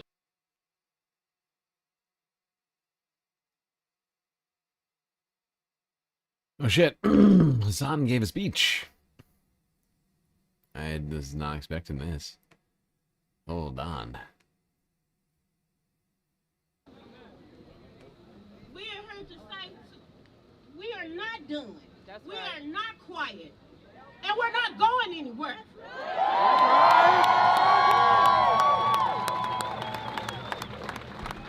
when working families are under attack, what do we do? Stand up, fight back!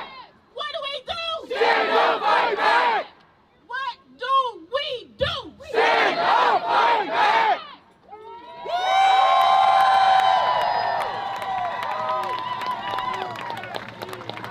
I've watched you since 2019. This is a dream, dude. It was awesome to see you. Thank you for being here. You helped inspire me to get more involved, so I appreciate it. Thank you for being here. S-E-I-U!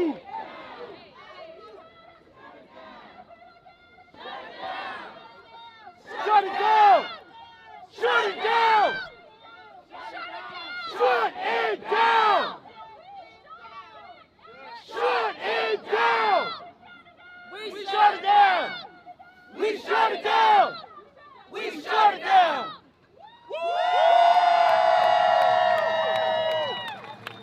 Come on, one more time for SEIU!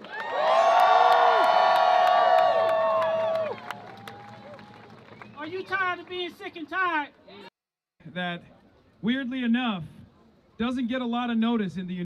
Why can't I get to the spot where he like does at the beginning of the speech? There we go. There we go. Finally found it.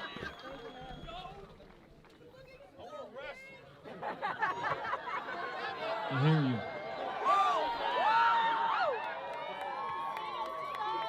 What's going on, St. Louis? Wow. It's going to be a tough act to follow. Those ladies, they really brought it, but I'm going to try my very best.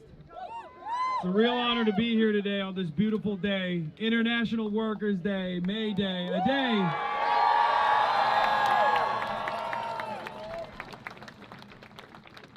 a day that we're here to celebrate, a day that, weirdly enough, doesn't get a lot of notice in the United States of America.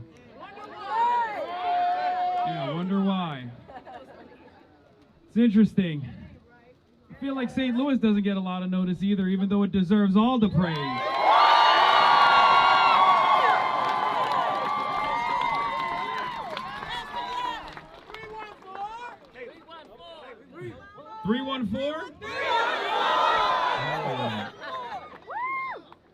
I just traveled from Philadelphia, where I was. Okay, you don't have to praise them that much. We're here for St. Louis. Yeah, I traveled from Philadelphia to get here this morning, and someone stopped me at the airport. They were like, "Are you that guy? Are you that political commentary guy?" And I was like, "Yeah." And she said to me, "What are you doing in St. Louis?" And from what I understand, at least what many of you here in my community have communicated to me, a lot of people don't come to St. Louis, apparently. And I don't know why. Because it's a beautiful city, and there's a lot of beautiful people. Oh, so he is in St. Louis. See, somebody was saying he was definitely in Philly, but this is in St. Louis. Also, he's saying exactly the same thing I was saying earlier. That it's weird that, you know, the United States doesn't celebrate its own history while International Workers' Day is celebrated around the rest of the world. You see protests all across the country, all across the planet, but then the United States, oftentimes not as much attention. Although, like I said, this year we're seeing a lot of people out there, which is Nice to see.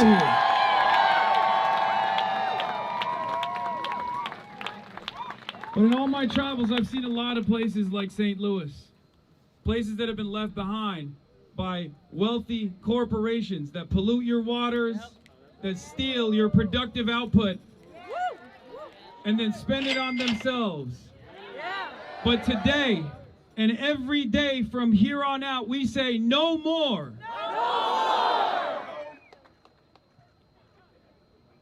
For the longest time, I felt disillusioned, like many of you probably did as well. 2016, Bernie Sanders, we went out, we door knocked. 2020, the same thing. And in a sequence of defeats from corporate Democrats, there were wonderful gems that came out of that movement. People like Cori Bush, who I'm honored to be here with.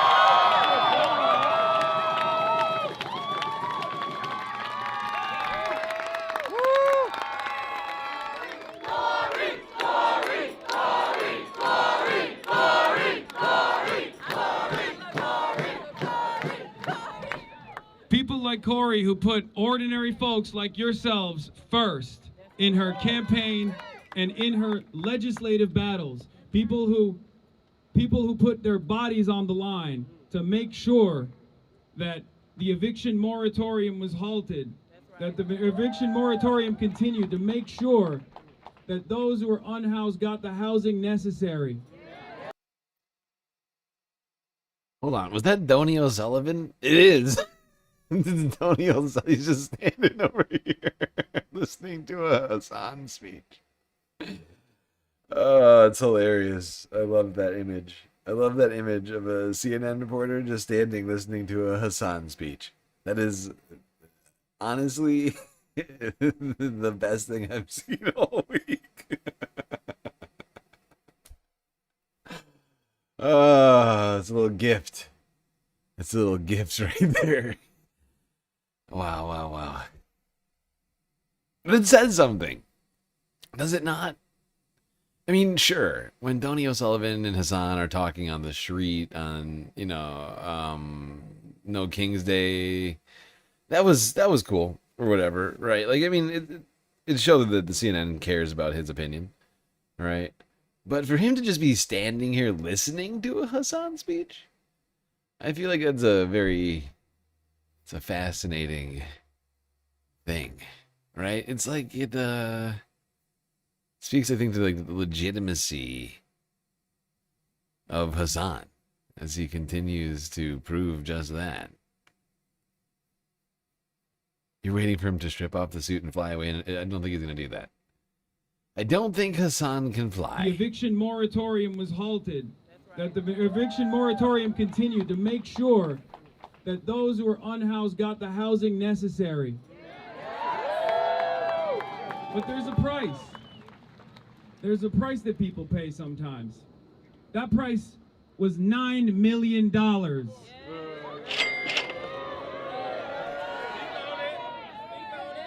million, the second most expensive congressional primary. That's what it took for Israel to subvert the democratic process, to unseat a wonderful fighter.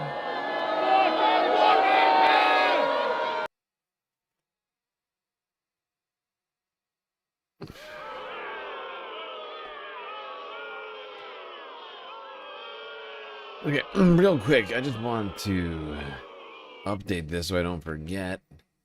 Although I still need to update this to the actual galactic deficit, which is, unfortunately, I've been doing the math in my head here today since I've only been awake. I've been streaming longer than I haven't been since I've been awake. I've been streaming for 5 hours. I've been awake for 7.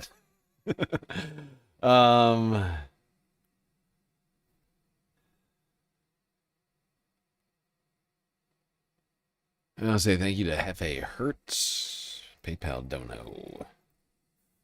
Still got to update this to the actual galactic deficit, which I will do here hopefully soon. I have so many things on my list right now that I need to do. It's kind of stressing me the fuck out. But I'll get it all done, I'm sure, at some point. And put a AIPAC stooge like Wesley Bell in charge.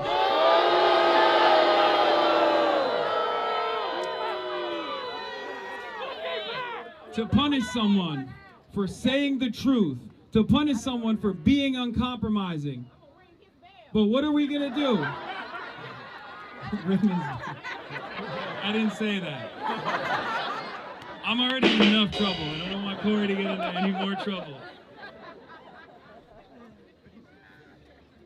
But while we were disillusioned for far too long, just as the speakers that came before me addressed, last year they said there was 100 people here. This year there's thousands. Because this movement is growing. There are ordinary folk just like yourselves who recognize right from wrong and who will fight back and who will have their voices be heard. St. Louis, are you with us?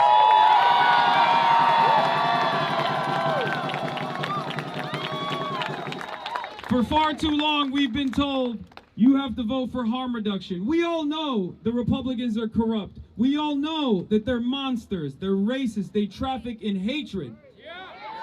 But we are here to say we are no longer going to vote for do-nothing Democrats either. We're voting for Democrats with a purpose.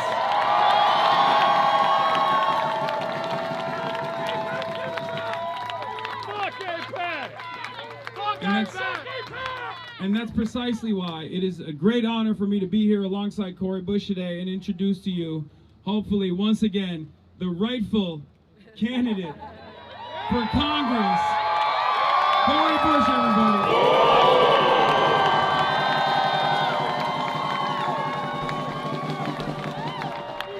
When St. Louis is under attack, what do we do? Stand up, fight back. When St. Louis is under attack, what do we do? Stand up, fight back. What do we do? Stand up, fight back. What do we do? Stand up, fight back. Oh, there we go. A little peek at the St. Louis May Day rally. Utterly massive. Oh, well, I guess, of course this happens. Tony O'Sullivan wants to have a conversation with Hassan, does he?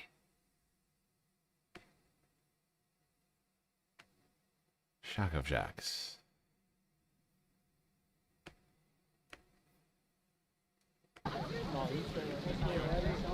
Alright, is this good? He right here. 1 second. He right here. He right here. One more shout outs to my girlfriend in Colombia. I wish to have her immigrate here. By the way, I don't know if everybody heard. I'll probably be covering this tomorrow stream so long as I can put together a normal stream for tomorrow rather than just a, you know, a live react stream to the May Day protests. But Janet Mills dropped out. Governor Janet Mills of Maine dropped out of the Senate race. The primary, Democratic primary, leaving Graham Plattner basically a completely open field to take the win here. It would seem Maine's actual primary voting day isn't for a little while, but with her gone, he doesn't have any real contenders left in the race. Where's Donnie? I think he's right here. Over here. Oh, I'm sorry. With the Marsh facing us. Yeah. You can't find Tony O'Sullivan. All the time, Mito. He's not that. R.I.P. Mito. It's me.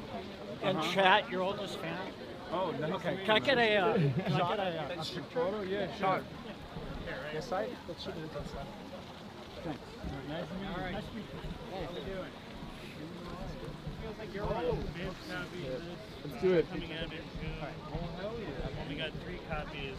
One went to my girlfriend and my parents, and you've got the 3rd. Oh, wow. Thank you so much. This is amazing. We're doing the TrueAnon event in New York. Hell yeah. Yeah. This is your life now, huh? Yeah, yeah. Sometimes. It feels like you're running. No, that's what people keep saying, but I'm not. Would you ever? No, probably not.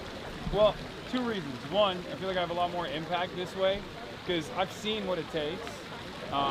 Even the one day that I spent with Abdul in Michigan, I mean, the burden is unbelievable. You have to dedicate your whole life to running in one race. So the way I see it is like, I make this calculation where I have no guaranteed victory and put all of my efforts into one race for myself, or I can just highlight real fighters that come from these different communities all around the country and be able to leverage the platform that I have to make sure that their voices are heard so they get a fair shake, because they're certainly not going to get it from corporate media or even the party at times.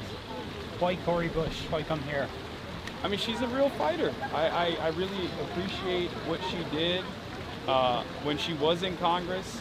I thought that it was unbelievable that AIPAC would spend so much money to unseat her as a warning to not just like punish her for saying the truth about what Israel was doing before anyone else developed the moral courage. Rogue Gerb with some election recommendations in Kentucky. You should put those in the Discord. We have a whole, I've created a whole system in the Discord. Not only do I have the spreadsheet, I created a separate category for elections, people to share information with each other and with me. Should get in there. That's the best place to put it. Because then I'll actually be able to look into it. To do so, but also as a warning to other candidates as well. And I see my presence in a similar way. I think, you know, if you're out there for the people, if you're there for truth and justice, then I'll be there for you, and my community will be there for you. And that's why I'm here. We were at the DNC together 2 years ago. That's when you were speaking out about U.S. policy toward Israel. Obviously, that's also the year that Cori Bush lost her seat. Yeah. How have things changed when it comes? How have things changed in the last 2 years when it comes to the Democratic Party and Israel? I think the Democratic Party hasn't changed all that much, unfortunately. There's.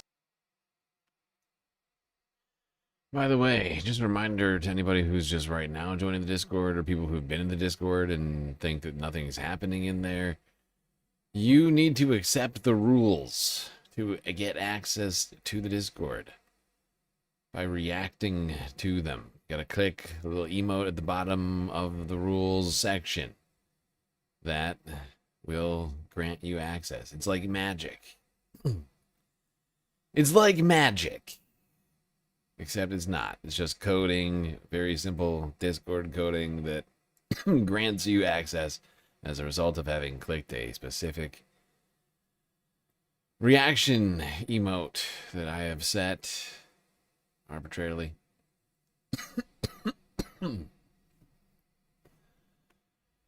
And yeah, that's the way to get access to the Discord. A lot of people fail to do this, and then I'm left wondering if they understand the rules or not.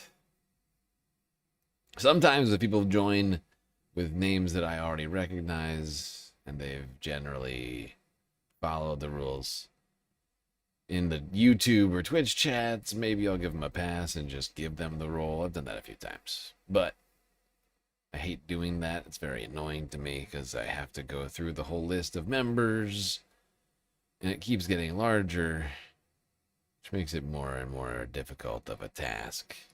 Time consuming. Time consuming my already, as we've talked about, very limited aesthetic time. posturing in the direction of the majority, but it's become undeniable that this is a major issue, a major contradiction, where there is a real divergence here in the interest of the population, and not just the Democratic base. Within the Democratic Party, it's 90-10, right? Only 10% of people want to continue supporting Israel, 90% want a ceasefire, 90% want to stop selling arms to Israel. But as far as the politicians goes, it's almost reversed. You know, you got 10% of the politicians, or maybe a little bit a larger percentage now, that are willing to abide by the moral center of the party, and not just the party necessarily, but the moral center of the country on this issue. Is this a gamble for the Democratic Party? Because, you know, there's been a lot of heat on you the past few months. You went to Michigan, then the poll numbers went up. Are you concerned that in this primary process and pushing the candidates that you're pushing, you might end up hurting the Democrats nationally in a general election. There's always a concern, but I mean, this is what the conventional wisdom in Washington is, right? They're saying, well, you and others like you are pulling the party too far to the left, and you're going to alienate the American people. Yeah, I've heard The this concern a Republicans. lot, but I'm not the first person who's heard concerns like this. They said this about Zoran. They said my allegiance with Zoran was actually going to hurt his chances. Andrew Cuomo tried to exploit that. He tried to really hammer on this point. That I was a dangerous radical, and so was Zoran by associating with me. And now he's one of the most popular politicians in the country. And I would say one of the best politicians in the country, as a matter of fact, because he's just doing the work, right? And people are rewarding him for it. As far as the... Is the Twitch link not working for the Discord?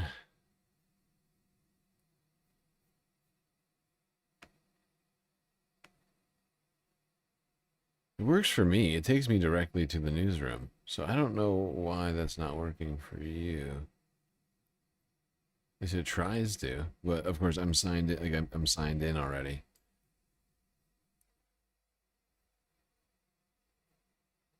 The conventional wisdom in Washington, I think for far too long, Thank you, the Omega. conventional wisdom in Washington was don't respond to the needs of the people. Always focus test your messaging and try to find a moderate centrist vision. And we're finding out that the Zoran-style candidacy, the Bernie-crats are rising up in popularity and fighting against the establishment and seeing tremendous success. First they said, oh, Zoran, he's barely going to win in New York. He's too radical. He's too far left. But that only works in New York. Once Zoran wins, they say, oh, that only works in New York. That won't work in a purple state like Maine.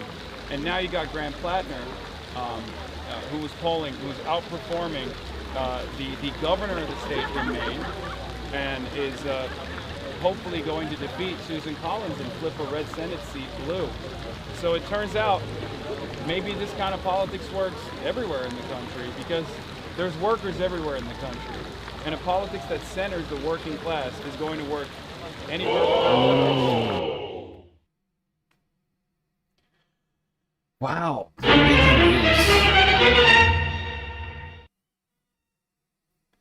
There are workers all across the country.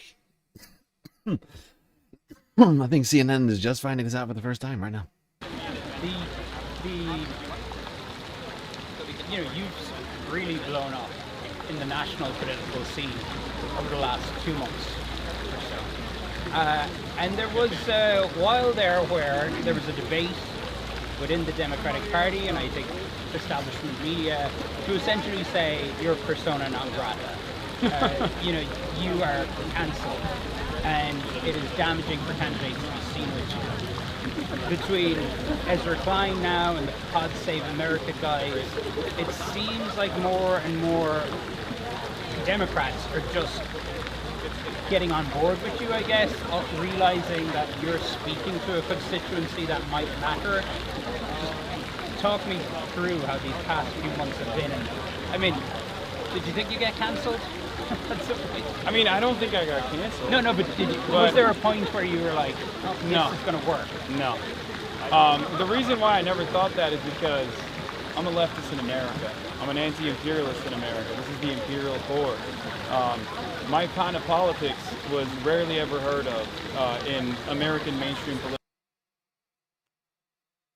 Yeah, Hassan was already canceled from the jump and then made himself into something. Right? Like the mainstream media didn't give a fuck about Hassan until he became so big that they could not ignore him. Discourse. I think Bernie did a whole lot to open up that conversation to my kind of politics in 2016 with his insurgency, with his insurgent campaign that was awfully popular. And ever since then, this movement has grown. This movement has always existed in America, in American history. It's always. Although I will say, it's not just because of Hassan's size and reach. I think it's about his message. Like at this point, they can't ignore the message. They just have to go on the attack. That's what I'm seeing right now. Some of them, they're like drawing lines. They decided that that he is a threat because he is a strong communicator who is speaking to a larger and larger audience, but to specific audiences that they really don't want him to be speaking to.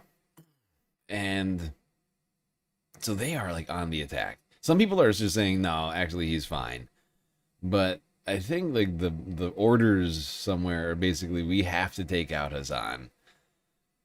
I don't know what that plan looks like. Like, what is the plan on taking out Hassan? It's just to like be like, oh, you're gonna make Democrats lose, because that's basically what Dhoni's coming with right now. He's like, but aren't you worried about the Democrats losing?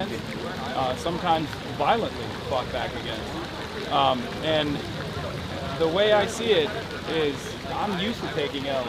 I'm used to being sidelined. I never would have ever expected to get to any position of prominence whatsoever for simply saying the truth. So the idea that I have blown up in the past 2 months, from my perspective, is a little silly. I've been getting yelled at for being called a terrorist, an Islamist fundamentalist, a jihadist, a dangerous communist radical for damn near my entire career. A communist. The difference now is there's a whole lot more people here on my side, so it's nowhere near as impactful as it would have been maybe 5 years ago, 4 years ago. I feel 2 like years ago? Even 2 years ago, I think. But I was receiving those attacks 2 years ago too. So, but when it comes to, I mean, do you think because Cori Bush obviously lost? This is the weakest. This is the weakest shit ever. Oh my god, he's getting cooked. Oh my god, Dhoni can't even come up with a sentence. What is going on, dude? You're a CNN presenter. Like, he's a nice enough guy. Like, I feel like he'd be, you know, like, like fine enough dude to hang out with. But like, man. He's really struggling to come up with attacks against Hassan right now, but you can tell that that's what he's trying to do. And it's making me lose respect for him so quickly right now. It's like, why are you doing this? Why is this helpful? It's because Hassan is making actual... He's making actual change happen, I think. I think it's because he's making actual, like, electoral change happen by getting behind candidates, right? He's drawing out young audiences to see him. I mean, look at some of the faces around here. Look at all the young, smiling faces listening intently to what Hassan's saying right now. One over here, too. They're all over the place. They all want to know what Hassan's up to, and he's supporting Cori Bush right now. He's supporting Abdul Al-Sayed right now. He's supporting Graham Plattner right now. He's supporting all these people right now. And they're realizing that that could be problematic, right? Like, that could be very problematic for them. If he starts doing... This is what I've been talking about, though.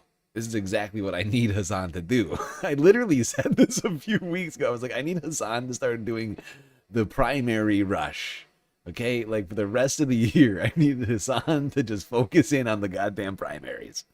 I know he's got a lot of stuff to say, but because of who he is, like, if he could just focus in on the primaries right now and, like, push all these candidates,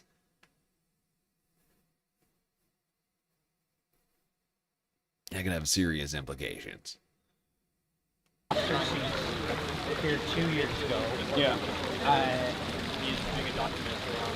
a big part of that because of what her position on Israel. Yeah. Do you think that politics in this country has changed enough in 2 years that she could regain her seat now? Absolutely. I 100% believe that. And it's not just about Israel as well. I see Israel as a litmus test of how responsive you are to the needs of your constituents. If a politician is so afraid of being on the receiving end of the foreign lobby's money faucet in the way that Cori Bush was, and that's the reason why they can't speak out on Israel convincingly, even when their constituents are demanding it, then they're not going to preserve democracy. They're not going to fight back against the Republicans. They're not going to fight back against the real estate lobby. They're not going to fight back against the malign influences that go far beyond Israel in American politics. And they're not going to make the necessary changes that improve the material conditions of the wonderful working class people here in St. Louis, and the same goes for every other district in this country as well. So I think people are now seeing that reality.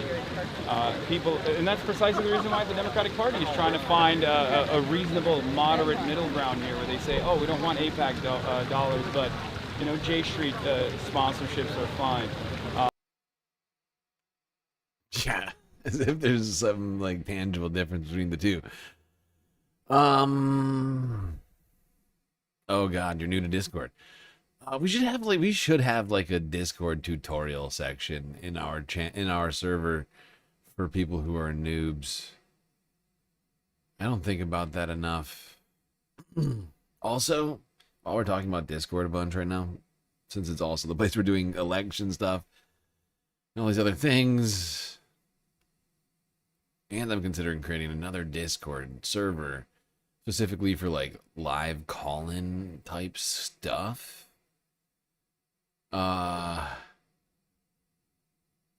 Just so I can separate those two things, right? Because I think I'm going to make that one more public. The regular Discord is the only way to find it is getting a link in during a live chat. So you have to be fairly, up in here in the community to get in. But I'm thinking about making that one like public. If there's anybody who either knows a lot about Discord already, or who is interested in learning a lot about Discord that would be interested in also helping out with the moderation of Discord, I'm looking for Discord specific mods. I mean, I may wind up, we may need more mods in Twitch and YouTube in the future as well. But right now I need people who are like genuinely good at Discord, who like know how it all works, knows how the different sort of applications work, how like how to set settings. It's like there's a lot to it, and I've spent a lot of time myself learning. Is why I was able to make the the server as good as it is.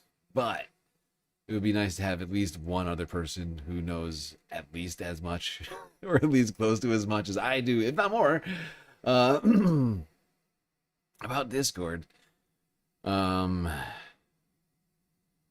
help me facilitate some things. Just generally speaking, I have so many things on my list right now, and I'm so overwhelmed. We suddenly lost this source of income, as well as like $700 overnight. And I'm just feeling more overwhelmed by my list than I have in quite some time. So here's me reaching out to the community right now. And so that description sounds good to you, please reach out to me on the Discord, which I assume you're already in.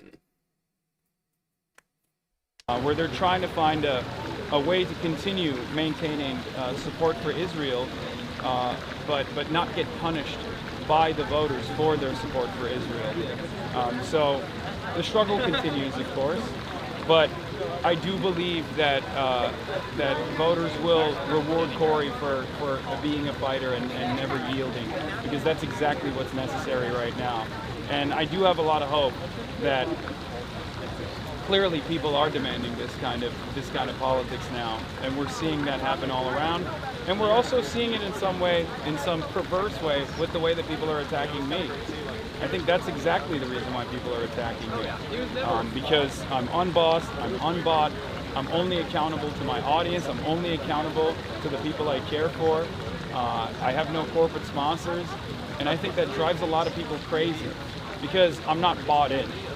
Right? Because I think a lot of people, in one way, shape, or form, are bought into the system. If they have a big corporate donor, if they're a politician, or even if You just downloaded TikTok? Look, you know, I don't blame anybody for not getting into TikTok. It's a completely different format of video, right? And for some people, it's just not their thing. And me personally, I struggle. I find it a little annoying.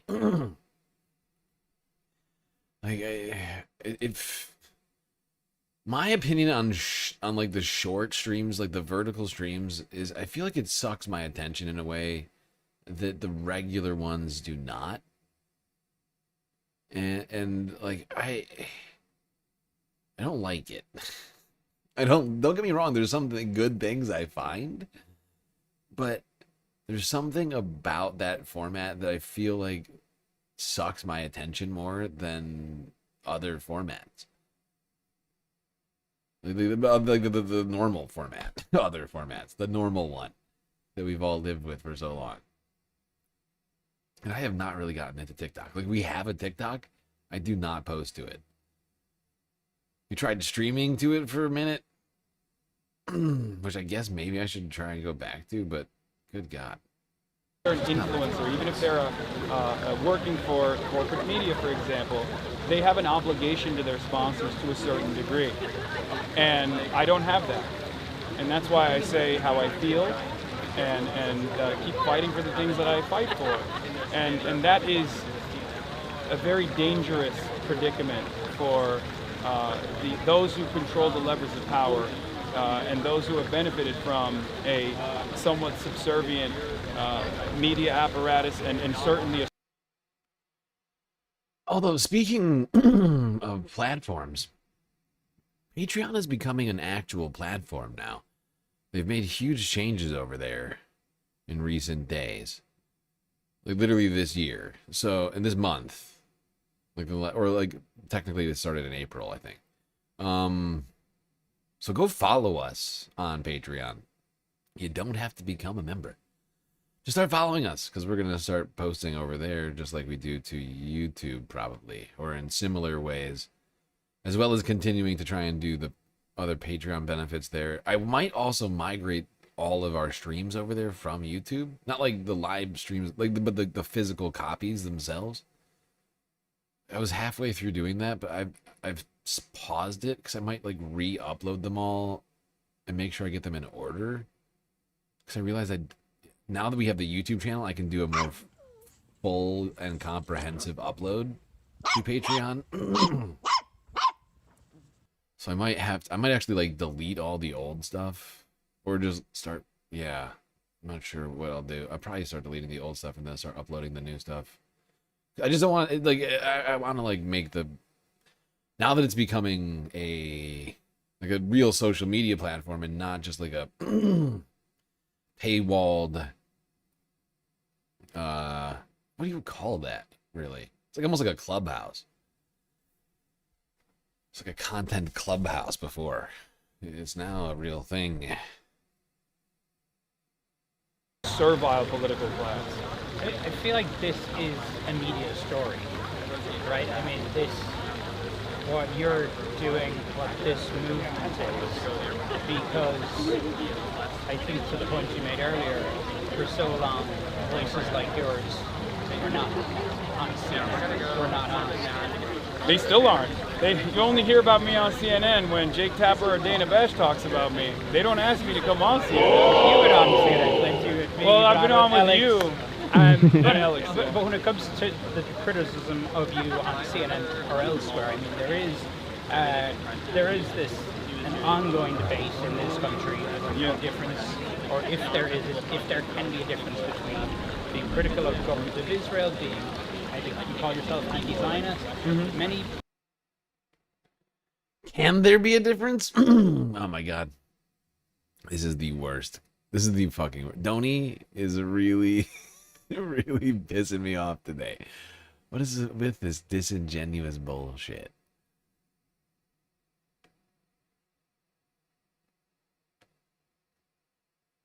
Alright, I'm moving past this nonsense interview to this. And is it just me, or is Hassan walking around with security all of a sudden? Is he like getting like a fuck ton of threats against his life or something? Like, And we're helping facilitate getting the right people, you know. So you want me to ask Corey questions? Yeah, either way, just have a conversation for 5 minutes and then we pass the mic to the next person. Sarge. Okay. That work? Oh, thank you so much. You got it. Stand wherever you need to. I'm not going to get in front of that. All right, are we ready? Oh, I'm ready.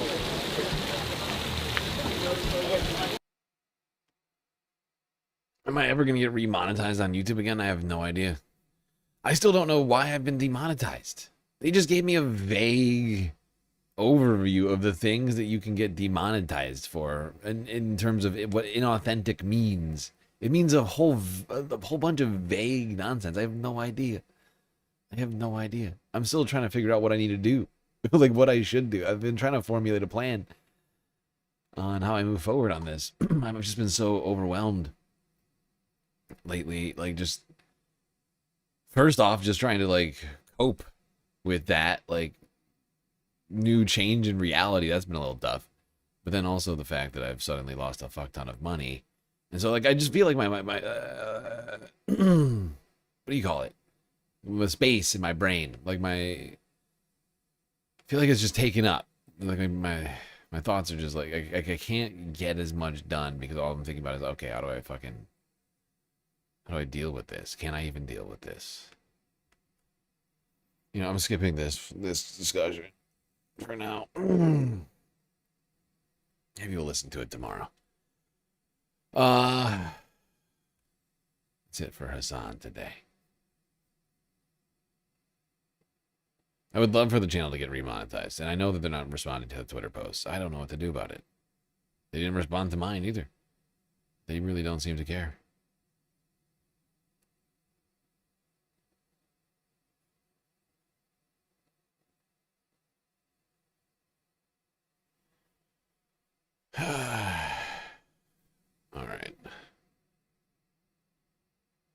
All right, let's move it along to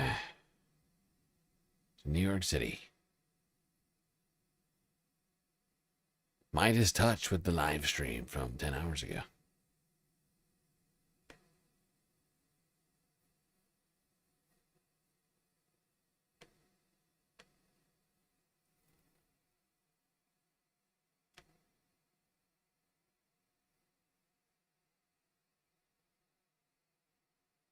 All right.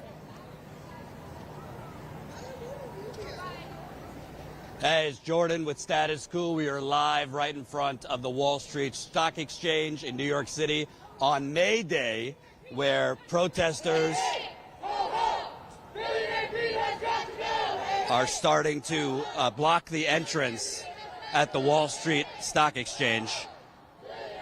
This is one of thousands of protests set to occur around the country today. We're live here. Hold on. And here they're trying to block the entrance. You see the police headed. Share this live stream. Smash the like button. You see police blocking, trying to stop the protesters from getting over the fence. They're chaining themselves to the entrances of the Wall Street Stock Exchange. This is for a May Day protest, which today there's thousands of protests happening around the country. Organizers are urging Americans to not shop, not go to school, and not work. So we see right now 2 entrances being blocked by protesters, and they're jumping over the fence right here. You see shirts that say "Workers over Billionaires." And right there, you see them chaining themselves to entrances and exits of the Wall Street Stock Exchange, where Wall Street traders work. And right now, there's more protesters and security and police. Smash the like button, share this live stream, get this out to as many people as possible. Again, this is one of many protests for May Day. As far as I can see, we are the only independent outlet out here, so please support us. We are on the ground across the country today. We're live here in New York City. We're going to be live in Chicago. We're going to be live later in New York City again, and we also will be live in Minneapolis. Right there you see police struggling, trying to stop this woman from chaining herself to a guardrail right outside the entrance. Their shirts say, no work, no school, no trading.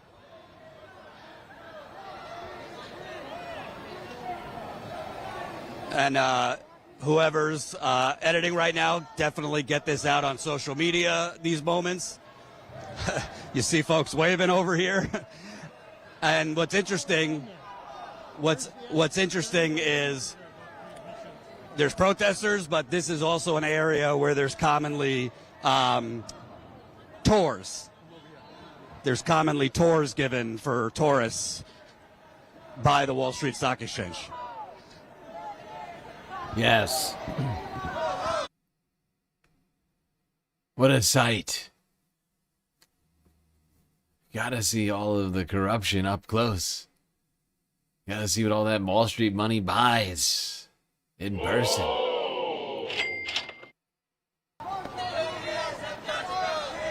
You see right there on the floor? Yeah. So a police officer right now is holding one protester with his arms behind his back. He's not cuffed yet. His shirt says no work, no school, no trading. And they're chanting, hey, hey, ho, ho, billionaires have got to go.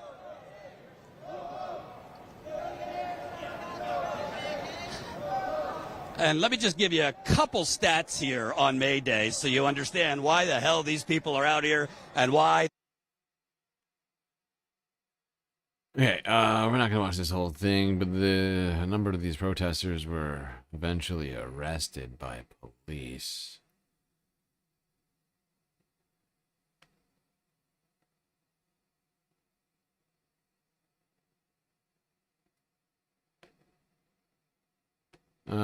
Skip a little ahead. And we also might be live in Minneapolis around 5 o'clock Eastern, so we're going to have May Day covered like a glove. This costs a lot of money to do this on-the-ground reporting. You know, frankly, let's face it, folks, we got a digital diarrhea out there. There's way too much content. Everybody, their mother and their dog has a YouTube channel, a TikTok, and is suddenly an influencer. But how many of them are actually out on the ground with the people showing you, covering what the corporate media covers up? That's why I sincerely ask you, if you can support us, statuscoup.com/join. You can support us for as low as $5 a month. That's 16 cents a day. We do not have funding from United Healthcare, Wall Street, big donors who buy off Republicans and Democrats. Our funding is from you, the people. And that's how we fund this. It's extremely hard to do it this way, but it's also extremely liberating to not have to answer to corporate fucks and vampires. So please support us, statuscoup.com/join. You could also donate. That's statuscoup.com/donate. And super chats are welcome also. Let's show you more what's going on here. Billionaires are clowns. You see that sign, so that's part of why some people are wearing clown noses.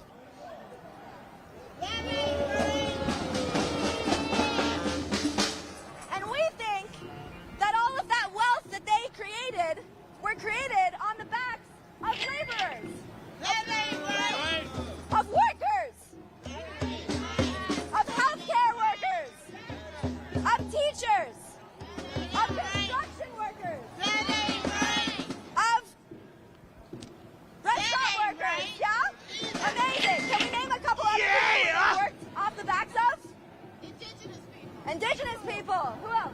Black and brown people. Black and brown people. Farmers. Yes. And we think all of that wealth that they've made up of our backs, our labor. I love how she suddenly had a mental block and decided to crowdsource it. It's a beautiful thing. Everybody chimed in and was very helpful. Aww. The communist. Our time, our creativity should be redistributed to benefit everyone. Yeah? Amazing. Let's go over a little bit about the people who work here. New York City is home to 123 billionaires. in this city alone. More than any other city in the world. With a combined wealth of $759 billion. Boo! Exactly. And while they get richer, life gets more expensive for us.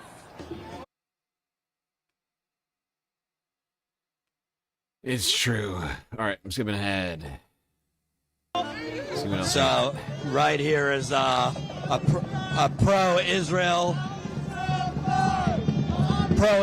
protester chanting "Am Yisrael Chai." They are trying to disrupt. They're trying to disrupt the protests.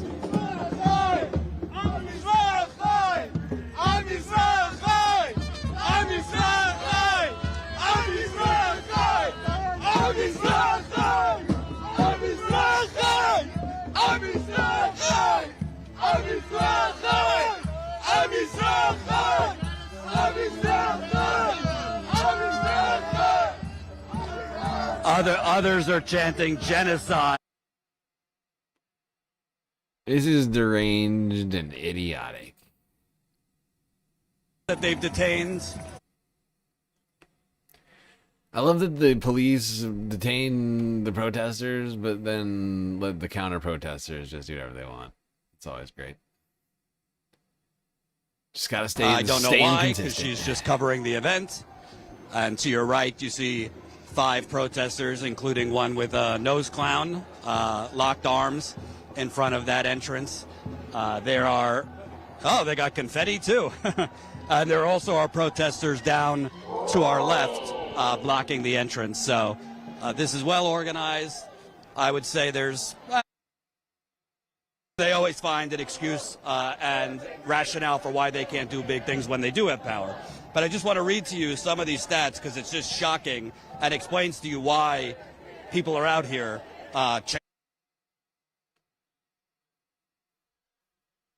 Okay.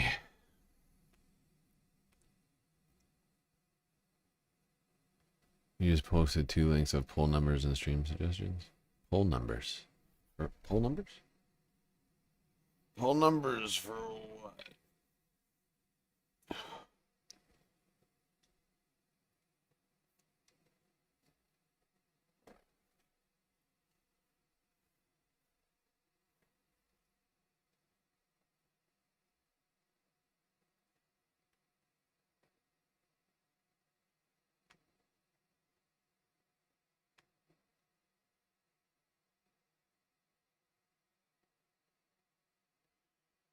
All right, let's get one interview here out of Jordan.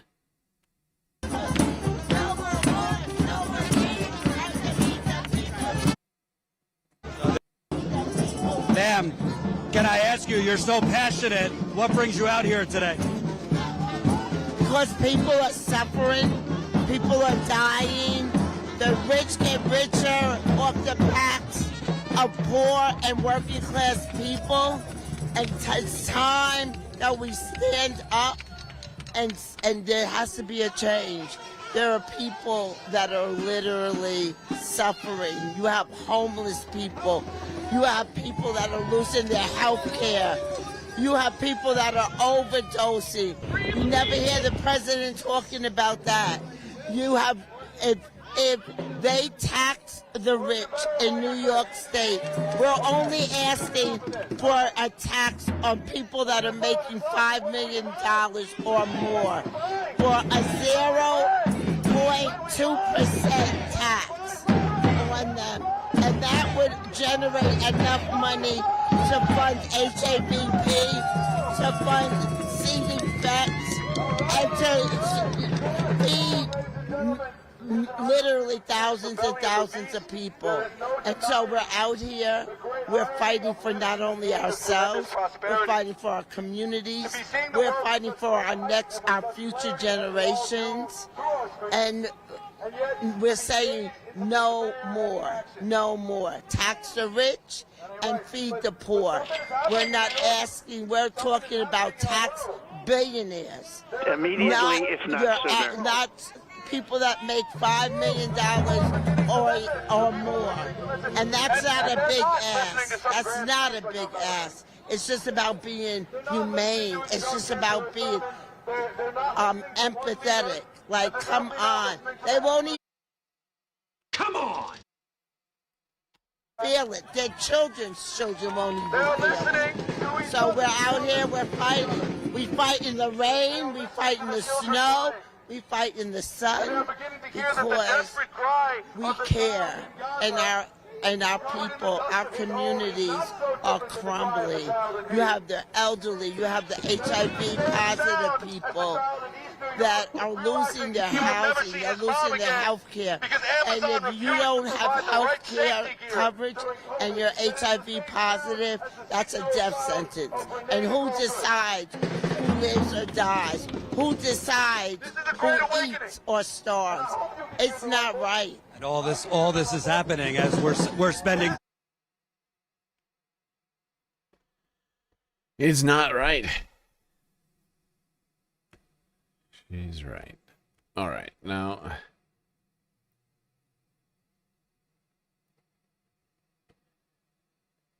Can't leave New York without hearing from the mayor. He spoke at the May Day parade. Here's a clip from that.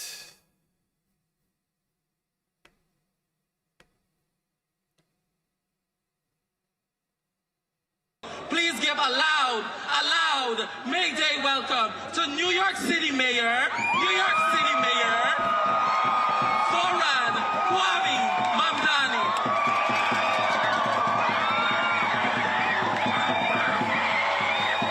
Good afternoon, New York City! How we doing? How we doing? Happy May Day, everybody! I want to say thank you first and foremost to the organizers, the activists, and the hard-working men and women of New York City. Let's hear it for them. Now, I would not be standing in front of you as the mayor of our city were it not for the support of working people. And it is such a pleasure to be back here with all of you in Washington Square Park, the cradle of worker power.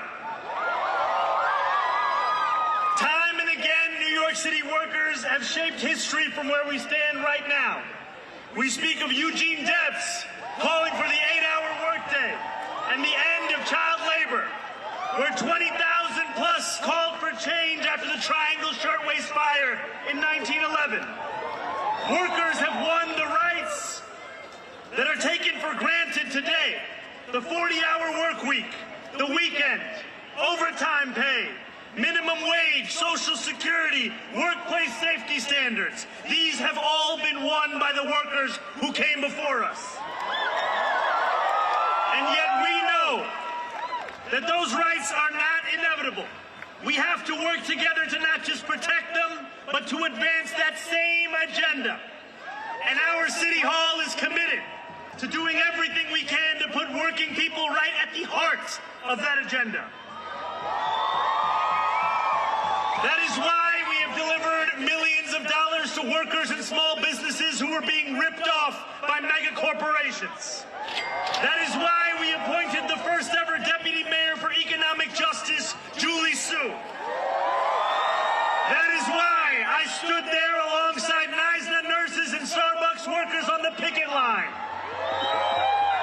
And that is why we continue to fight for those who power this city as we look to deliver universal child care, faster buses, cheaper groceries, protecting our neighbors from the cruelty of ICE. And yes, working to tax the wealthiest and the most profitable corporations in New York City. Now we know that one of the best ways to uplift worker power is to stand with our unions. There is no New York City without unions. A union town that is union strong. I want to ask you a question, and I'm going to give you a hint. The answer is always union workers. Who built the Empire State Building? Who keeps the magic alive on Broadway? Who drives our buses and cleans our streets? Union strong is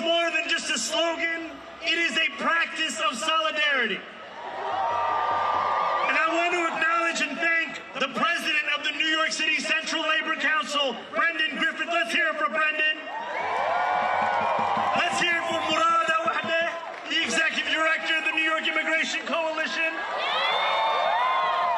Let's hear it for all of the staff and the workers at the CLC and the NYIC. Every volunteer, marshal, and committee who made this May Day what it is. And the 60+ unions and organizations that are here with us today. In the words of Samuel Gompers, you can't do it unless you organize. Together we will show the world what solidarity means. That a people united, a people organized, cannot be defeated. So when I say union, you say strong. Union! Union! Union! Union! Happy May Day, New York City!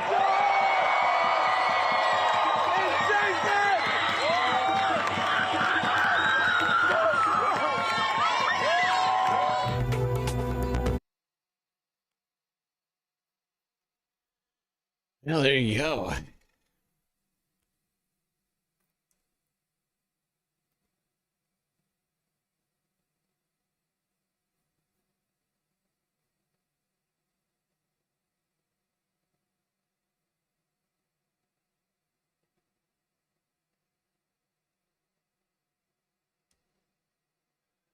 That was Zohar Mamdani speaking earlier at the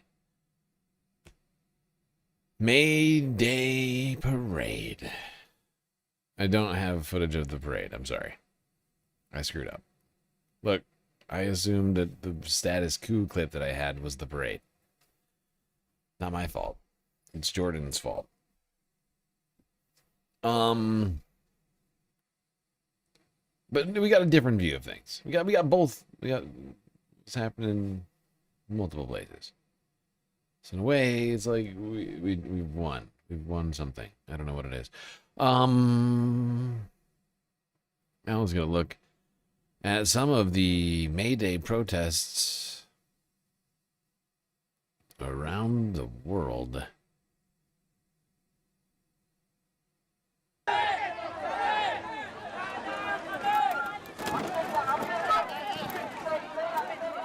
Philippines. Disregard the subtitles. It's from the New York Post. Istanbul, Turkey.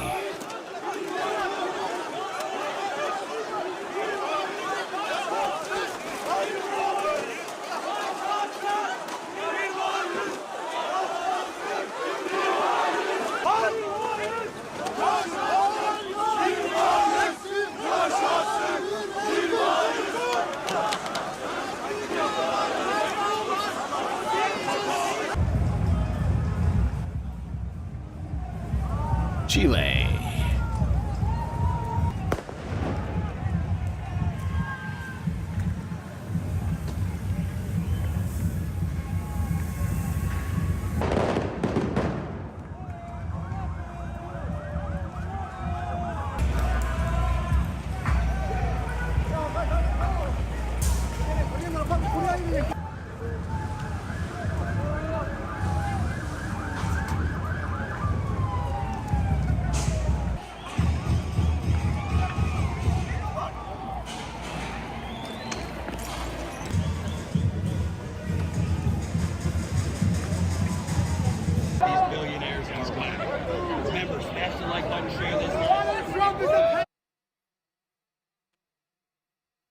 I think I just heard Jordan just. He sexually assaulted a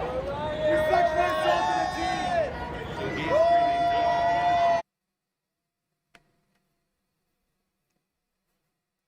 All right, now to Paris.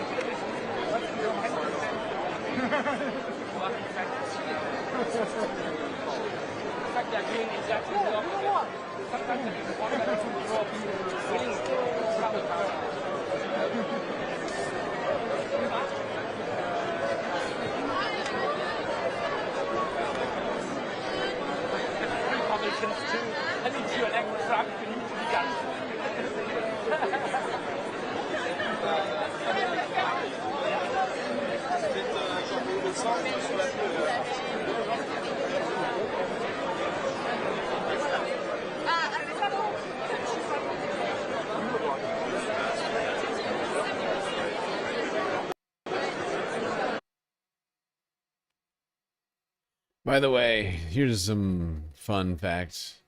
Here's a fun fact. Go back. Repos du prolo it's like a slang phrase, which basically is like, don't touch my first how do you translate this? It says, don't touch my first it's like month.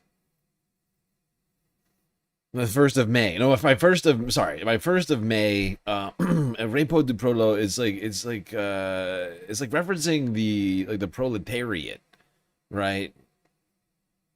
I forget the exact like transition. It's like free the proletariat or something. Like God, how do you?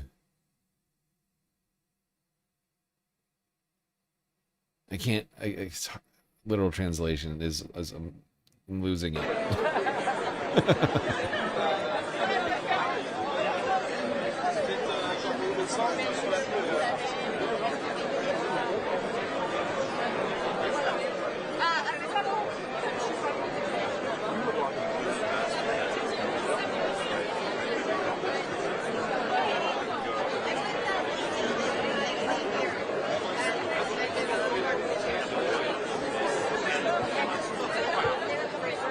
But it's not literally free. What is that mean?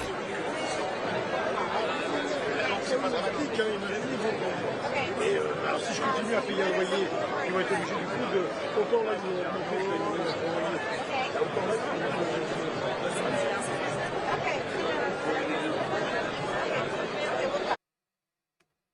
Right.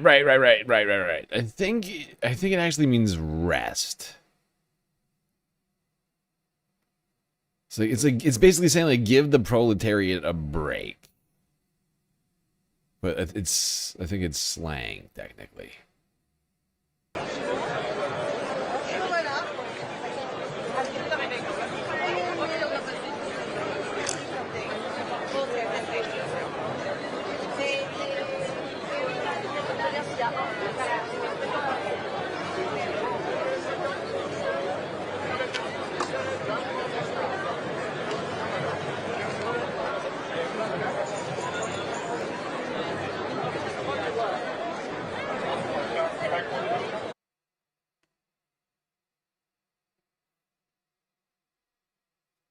Lot of people in France. May Day is a big day in France. Everybody shows up, as you can clearly see.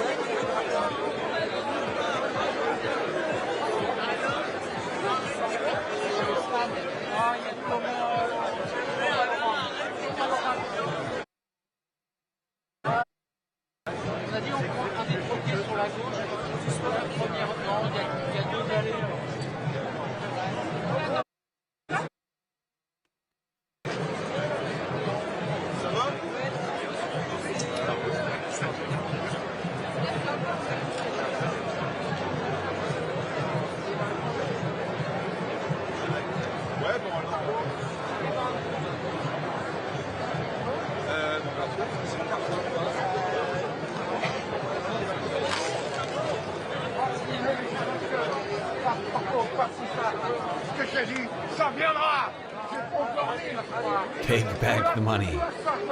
All of it.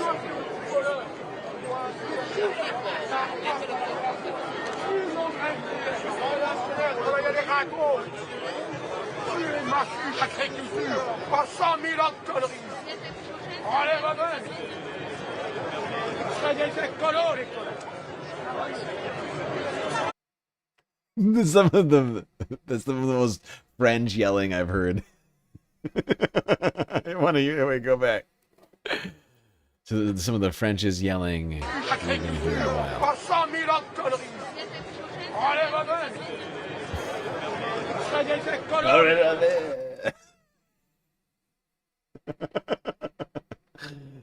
Yes, yes, that's top tier French yelling right there. Is what that is.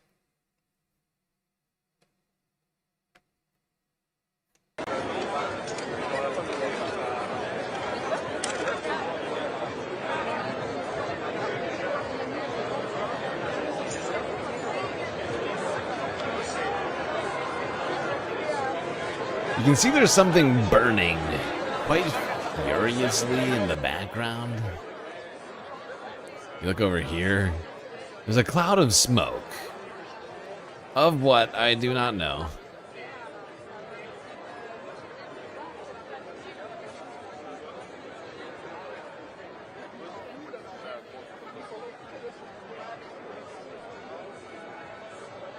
I assume it's fireworks and flares.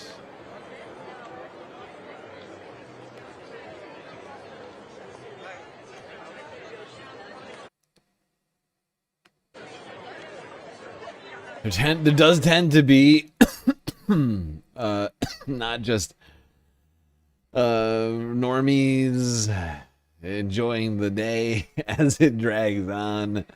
Sometimes at the early stages of it, it depends on the day, I feel like.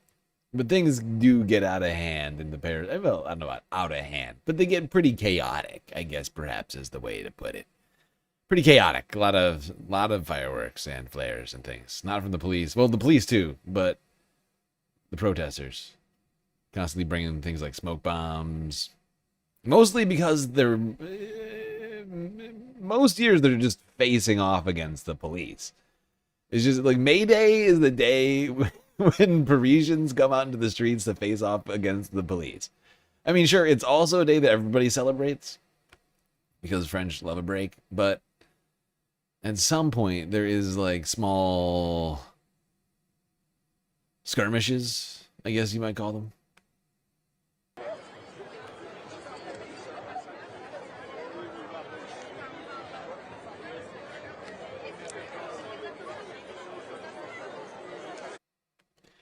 Like, honestly, I've seen Maydays where the police look genuinely terrified of them. Actually, on multiple occasions.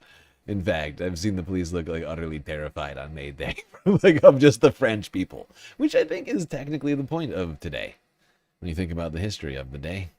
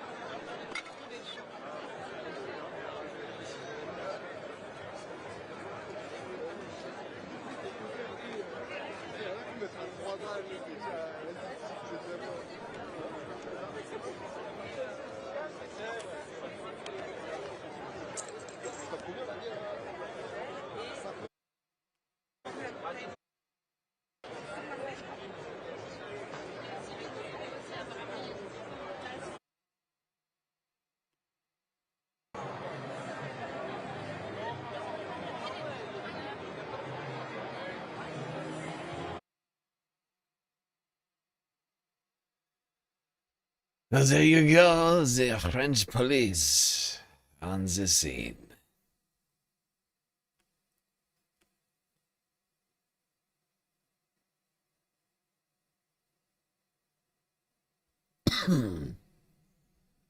Alright, well, we're just gonna keep going through these here.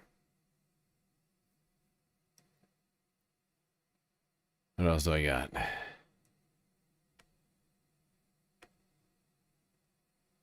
Almost out of clips, by the way. Great job, everybody. Oh, no, my soundboard went out again. Son of a bitch.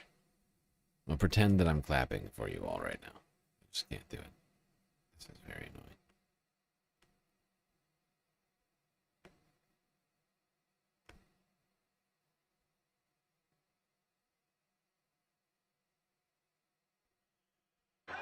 In the streets of Manila, workers were frustrated this May 1st. Hundreds wielded signs calling for a living wage and no oil price hikes, while others had a message for their government to resist what they called US imperialism. Tensions rose outside the US embassy when demonstrators clashed with police, with the conflict in Iran front of mind for many. At first, you might think there's no connection. But as we saw when the war in the Middle East broke out, crude oil and gasoline prices shot up. There's a domino effect. Prices increase across the board. Gasoline prices rose by more than 100%. In Indonesia, home to Southeast Asia's largest economy, the mood was more measured this International Workers' Day, but domestic concerns were still prominent, alongside worries over global instability. In the current situation, there has been improvement. But on the other hand, our welfare is still lacking. With the current state of war, labor conditions are also being affected. For example, raw materials are becoming increasingly difficult to find and expensive. While in Turkey, police in riot gear moved to forcefully shut down demonstrations around Taksim Square, a site long seen as a symbol of labour resistance where protests are banned. Turkish police also made arrests ahead of this year's May 1st events, but the crowds persisted despite tear gas and the risk of being detained. Over 160 countries commemorate May Day every year. And while many use the day off to rest or travel, for others it is a moment to demand better pay, better conditions, and a say in the crises shaping their lives. Yes, indeed. You got a glimpse there from May Day celebrations from all over the planet. Final video is from the AP.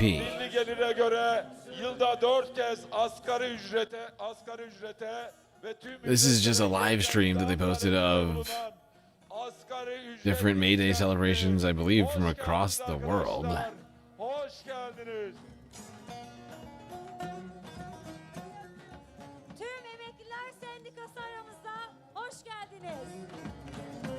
Where is this? Turkey? No. It is Turkey, I think. Tekstilciler, dericiler aramızda. Hoş geldiniz sevgili dostlar. Sosyalist Emek Partisi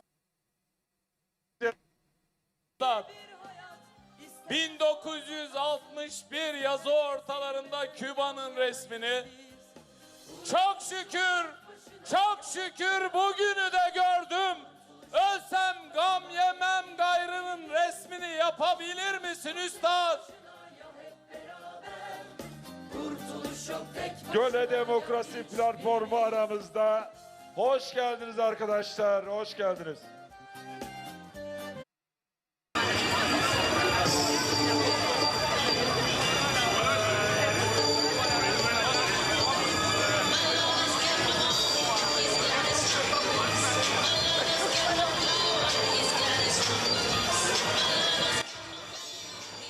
This appears to be in France. Paris, if I'm not mistaken.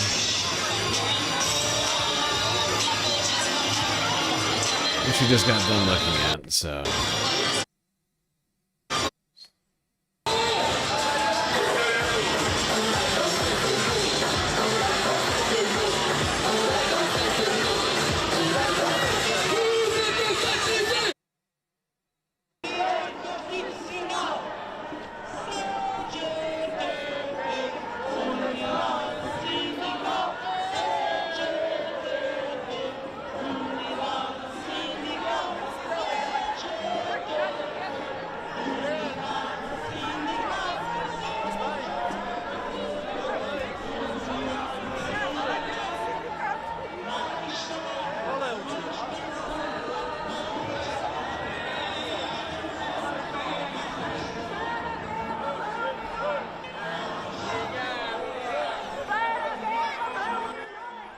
I can't tell where this is. Is this Spain? Portugal?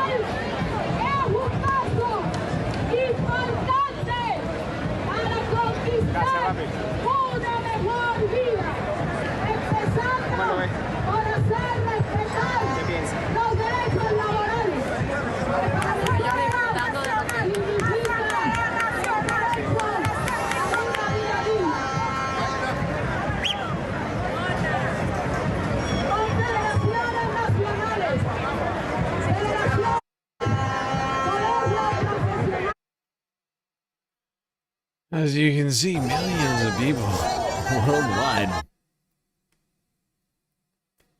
coming out and protesting. I think this is Mexico.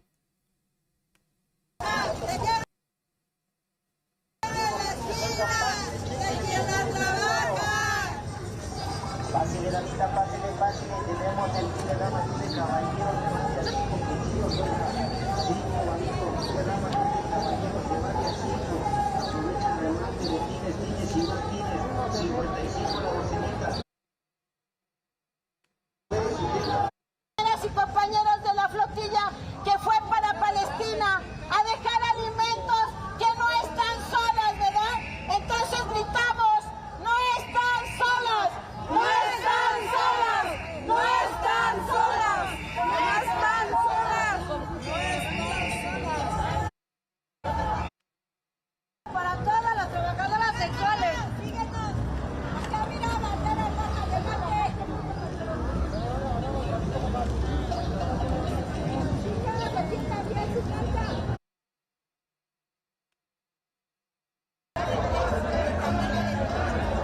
Okay.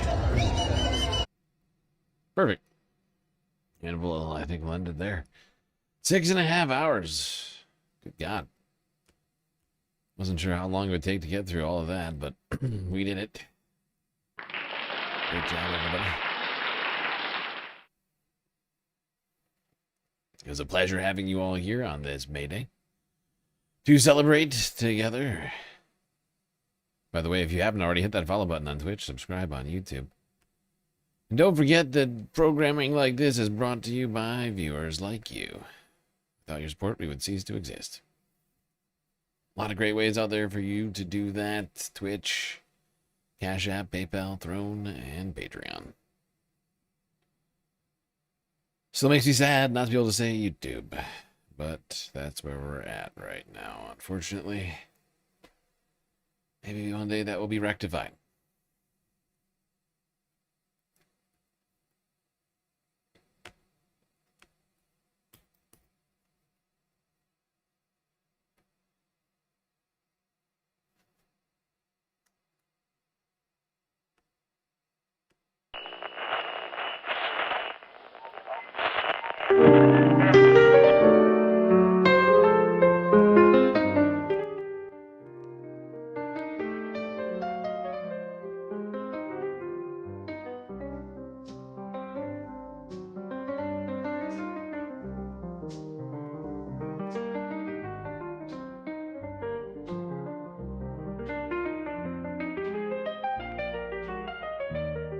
Well, we got through the stream.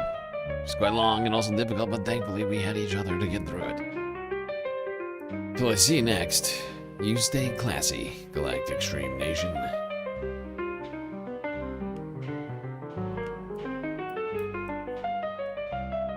Can't forget this. These are your Galactic patrons.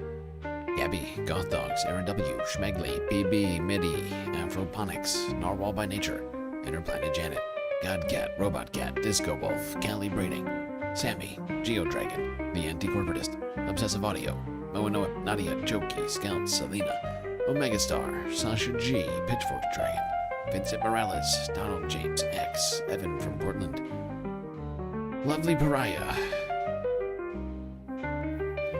Mish, Becky, Decipher, Icebreaker, Columbia Riga, New York, Will in Detroit, Sisyphean Task, BC, Free Palestine, Hermit Horologist, HPX, Manda, Lori Lunchmeat, Carl, Gaslight Docracy, Paige Larson, Frizzla, Benihana 99, Dark Sparkle, CJ from the 6, The Reference Frame, Glitchmaster, Social Butterfly, The Anarchist, Perf XL, Winnie and Robin, Young Chris, Echios, and Emily S.